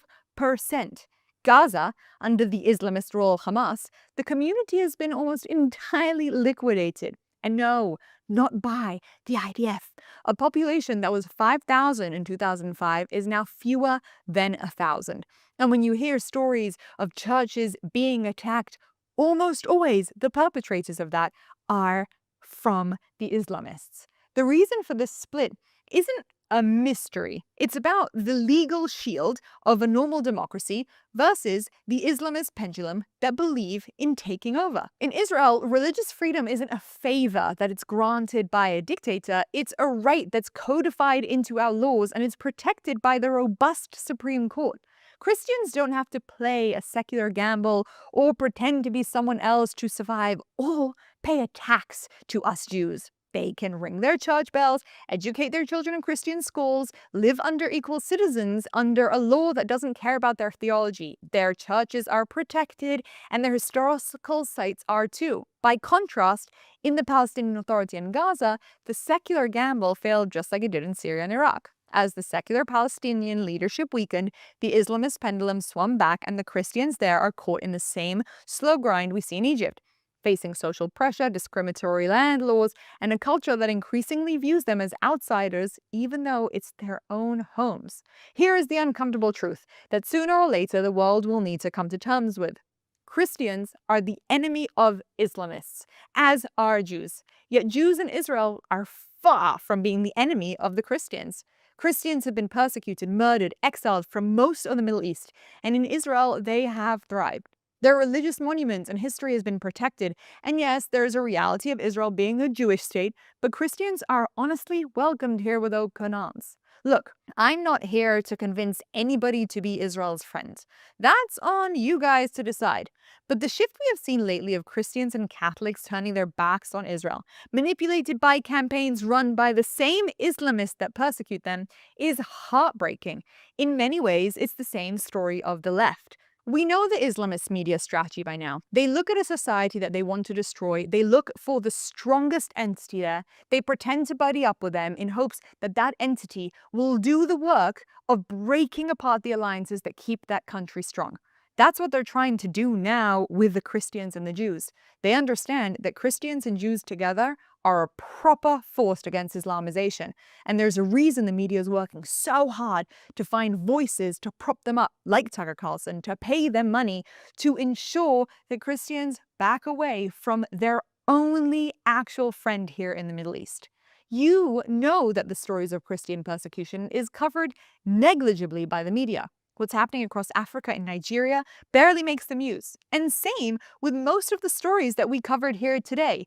But do you know what stories do get covered? The stories of alleged Gaza genocide pushed by those same entities that know that Christians and Jews together provide a fierce and strong enemy against the Islamization. The story of the Christians in the Middle East and the slogans they play by first the Saturday people and then the Sunday people is a lesson that the world must heed. You don't need to look far to see what they have planned, and keep in mind the simple truth that before the Islamic takeovers, these locations had Christian majorities, just like the West does now. We learn history because it's here to teach us something, and learn it we must, because the lesson of this is gloomy, and the Christian story in the Middle East is heartbreaking. But in times of darkness, you have to look at the light and try and learn from it. And here, right now, the light, my friends, is Israel. I'm Ira Kay, and I will see you next time. Step into the story of Israel's heartland with Blessed by Israel, where every purchase connects you to the land, the people, and the promise. Taste the sweetness of the promised land in their delicious honeys, or wear the story of the land close to your heart with the stunning Special Places of the Land necklace. Behind each product is a family, pioneers living in Judea and Samaria, crafting beauty and goodness from the soil of the Bible. When you buy their creations, you're not only receiving something extraordinary, you're investing in Israel's future, helping small businesses thrive and communities grow strong. Join a movement that celebrates faith, resilience, and hope. Visit blessedbyisrael.com and use ILTV's special code BLESSISRAEL, that's BLESSISRAEL, at checkout for 10% off on your first order. Be part of strengthening Israel, one purchase at a time.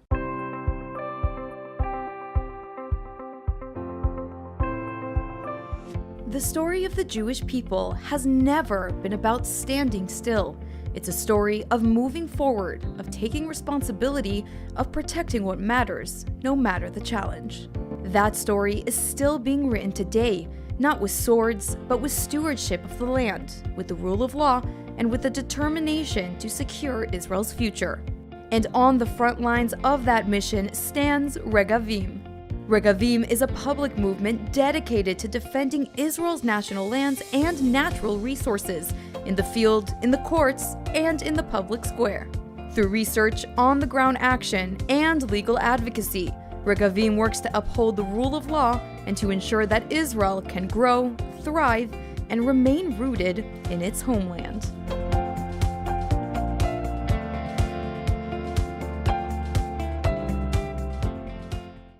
And now Aish is strengthening Jewish identity and knowledge among young Jews, pushing back against rising anti-Semitism after Tucker Carlson's recent interview in Israel with U.S. Ambassador Mike Huckabee sparked debate over theological issues tied to Israel and Jewish law. We're now joined in studio by Rabbi Daniel Rowe of Aish to unpack those questions and the deeper meaning of the upcoming Jewish holiday of Purim. Thank you so much, Rabbi, for joining us. Thank you, Sivan. So, in a recent conversation, Tucker Carlson, who we just saw, raised the issue of the biblical borders described in Genesis, from the Euphrates to Egypt, asking whether believing the Bible requires supporting Israeli expansionism. Is there any real basis for that claim, and how does modern-day Israel relate to the concept of biblical borders? Yeah, it's actually a very funny part of the interview. So, as were many, I mean, he has lots of ignorance. But I would say, first of all, the modern state of Israel is a secular state and has its boundaries by international law, treaties, and has been trying to negotiate some kind of peace with the Palestinians and with Arab neighbors for a long time, and has no territorial ambitions there. But even biblically, the Genesis chapter 15 is not the actual political borders of even ancient biblical Israel. They're given in the book of Numbers chapter 34, which is basically in those days was from roughly modern political Israel plus Yehuda, Shomron, Judea and Samaria, West Bank, whatever you want to call it. That's it. The vision given to Abram in Genesis 15 is a vision understood to be like in the Messianic era when Israel's neighbors want to join with Israel together. But it's absolutely nothing about conquering other territory or some kind of expansion. Mm-hmm. Now, with the holiday of Purim approaching, the theme of Amalek is once again front and center. And Carlson criticized Prime Minister Netanyahu for invoking Remember Amalek, suggesting it amounts to a call for genocide. Is that an accurate reading of the biblical text? So that's really two different questions. One is what's the Bible saying, and two is what was Netanyahu saying. Right. So the biblical text, Amalek is like the most evil. It's like an ancient Nazi people, always trying to massacre Jews. Literally from when they came out of Egypt, all the way through the book of Judges for centuries, they're always massacring the Jewish people. And the Torah says you should wipe out the Zecher Amalek, the ideology of Amalek. But it doesn't have to even be done militarily. Maimonides says you can try peace, negotiations, get them to change their entire worldview. That's all legitimate. And after centuries of trying everything, the prophet Samuel says, now you've got to go to war. And he does use very strong language, men, women, children. But he says, go and attack Amalek. And there's an ambiguity. In the ancient world, if I say attack Rome or Babylon or Amalek, do I mean the whole empire, like a genocide? Or do we mean just the city? And it's actually clear from the Bible it's not the whole empire, because a few chapters later, they're all still around. Chapter 30, the book of Samuel, they're all there. Mm-hmm. And if you look, King Saul sends his army to Amalek, the city. Now, cities in the ancient world varied in size, but archaeologically, we know where the Amalek city could be. It's only two sites, and they're both citadels. They're very small. They're like royal fortresses. And the idea is like this. The people are sitting with their like Nazi ideology so long as the royal family is intact. Mm-hmm. And he's saying out of desperation, let's try and wipe out the royal family, including children, so they won't wait for them to grow up, and they'll be able to change their ideology. So it probably is not even genocidal in the Bible. But leave that aside. Netanyahu's speech. He never mentions the book of Samuel. This speech is October 28th, I think it was, 2023. It's still online on the government website. Everybody, Carlson or anyone, could read the speech. It was just before ground troops entered Gaza. And Netanyahu says, we have two goals: dismantle Hamas's ability to run the place politically or militarily threaten us, and number two, get the hostages back. And then he talks about the memorial of the atrocity that had happened on October 7th and quotes the biblical verse, remember what Amalek did, which Jews always say after every massacre, nothing to do with anything about genocide. And he even says a paragraph and a half later, we're not going to damage any civilians. Civilians should move out of harm's way. And finally, do you think that it's significant that these tensions with Iran that are currently taking place right now on the Jewish calendar, when so many years ago the Jews experienced a major victory in Persia, and that's really the story of Purim? Yeah, I'm not one of those people blessed with prophecy, but it's hard to believe that it's completely coincidental. And Purim teaches us to stand proud for who we are, and that in the short run, evil can win, but in the long run, it will be defeated. And just like then, the political leadership of Persia wanted to annihilate the Jewish people, but it turned into one of a peaceful relationship, or the enemies were removed, so too may we see the evil be gone and peace reign between us, the Persian people, and the whole region. Rabbi Rowe, thank you very much. Thank you. ILTV News, your source for Israel in English. Reporting from the ground where it happens, as it happens. An authentic, trusted voice in daily Israel news. Airing on 11 international TV channels, and now launching a 24/7 Israeli news channel. Reaching millions every month across all social platforms. Independent, real, powered by truth. We don't just report, we connect. Thanks to a worldwide community that stands for truth. This is ILTV, your source for Israel in English.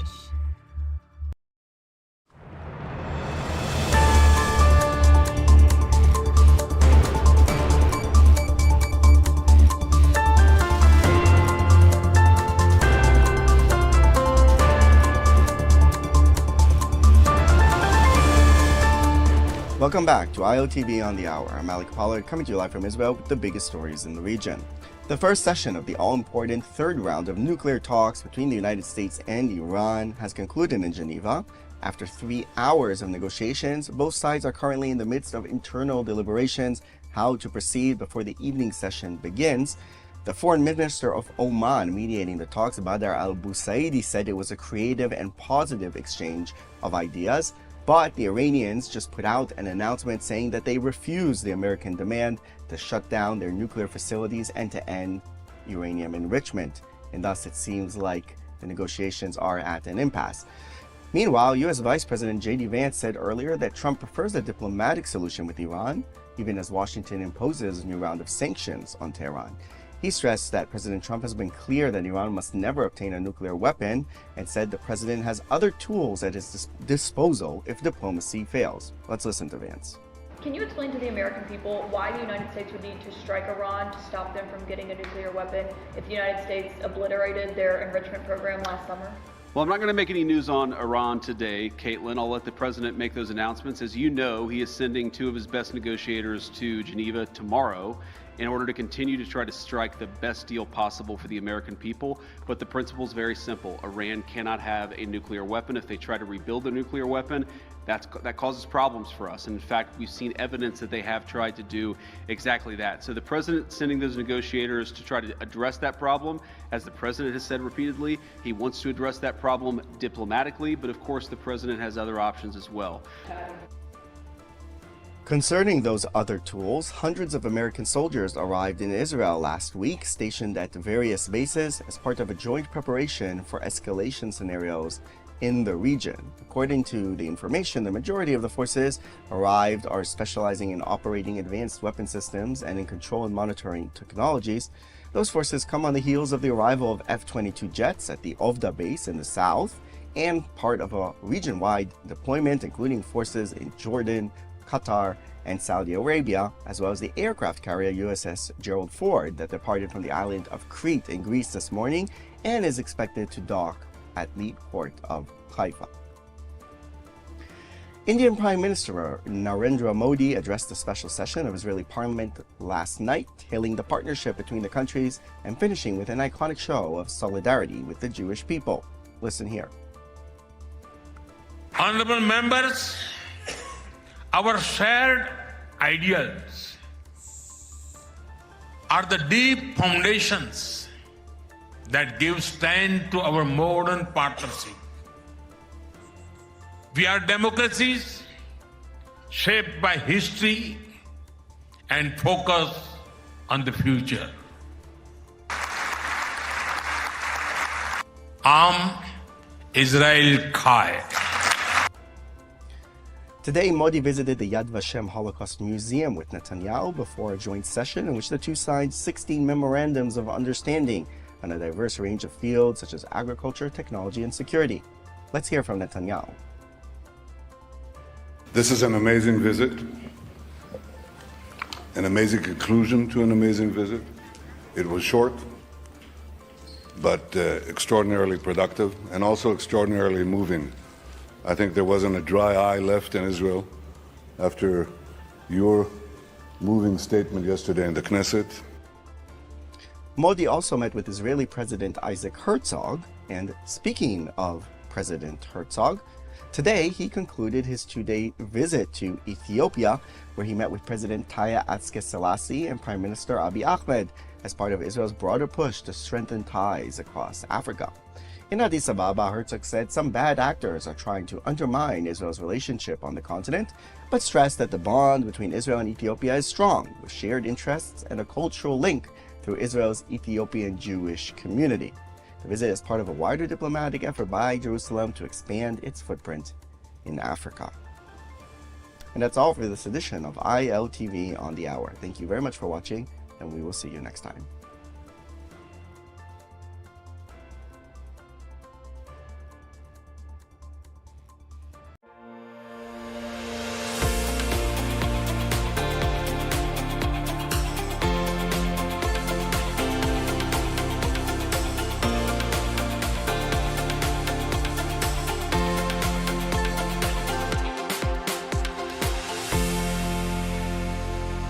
When I went to Chicago, death threats, I mean, it was just really intense. We go back to Chicago.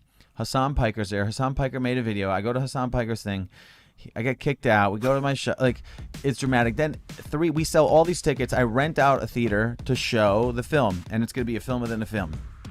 Now, all of a sudden, they call us and say, we have to take your name off the marquee. We have to take your name. We have to refund all the tickets, and we had to find a new theater. So I said, you guys are crushed because we're documenting this right now. Did the theater give you a reason why they were canceling you? Because of security concerns. So we said, hey, we'll bring our own security. They said, we don't trust it. Welcome to The Nosh here on ILTV with Kosha Dills over here. Kosha, thank you so much for joining me here in studio in Israel. Yeah, here we are, man. Here The Nosh. we are, The Nosh with Kosha Dills. Kosha, okay, let's just go right into it because there's so much to talk to you about. You have so much going on. But first of all, there are so many people who know you from MTV Wild and Out. How was that your experience being on Wild and Out? What you go through? And then I just got to find out a little bit about you as a Jew on Wild and Out, that experience as well. Oh, well, Wild and Out's still on. Yes, it is. Yeah, just had a new episode come out last week. New season's out now. Check it out. VH1. I guess it's MTV and VH1 and BET. It's all those things in Viacom. So when I auditioned for Wild and Out, I was sort of like, all right, I'm like going to be the, everyone sort of fits into a little category. And I'm like, all right, I'm going to be the bald guy. And then I was like, trying out, I'm like, all right. And then I'm like, man, I was going to go with a hat. And then I was like, all right, let me put, they didn't really grab what Kosha Dills was because, mind you, we're recording in Georgia. A lot of people from the South. A lot of people aren't from New York. And believe it or not, guys, a lot of people aren't from New York. What does that even mean? What does that even mean? Well, people just don't understand the New York Jewish humor. And when I threw this yarmulke on, and I was like, all right, I'm going to be Kosha Dills. And they were like, oh, I get it now. And then I sort of like grew into this character a little bit more, being more Jewish on a show. And then ultimately, you just have to be great. You have to just be great. Raps, great jokes, and the show's a rapping show, so every show you're doing rap battles and then you're doing comedy, and that was sort of my specialty, is like, the sleeper of the rap battles, and they have the best battle rappers in the world on the show, and it's driven me to do more comedy. I mean, the best people come from Wild and Out. Matt Rife, I did a show with him. Cat Williams, Kevin Hart. Pete Davidson came from there before, so it's really a start for a lot of famous people, and just getting to do shows with people that you would never, ever do something. And it's really a highly respected television show, one of the longest running shows on MTV ever. Seriously? And also one of the longest running black television shows, period, besides the Cosby Show. He is not in good social standing right now. Let's not go there. No. So, to be part of it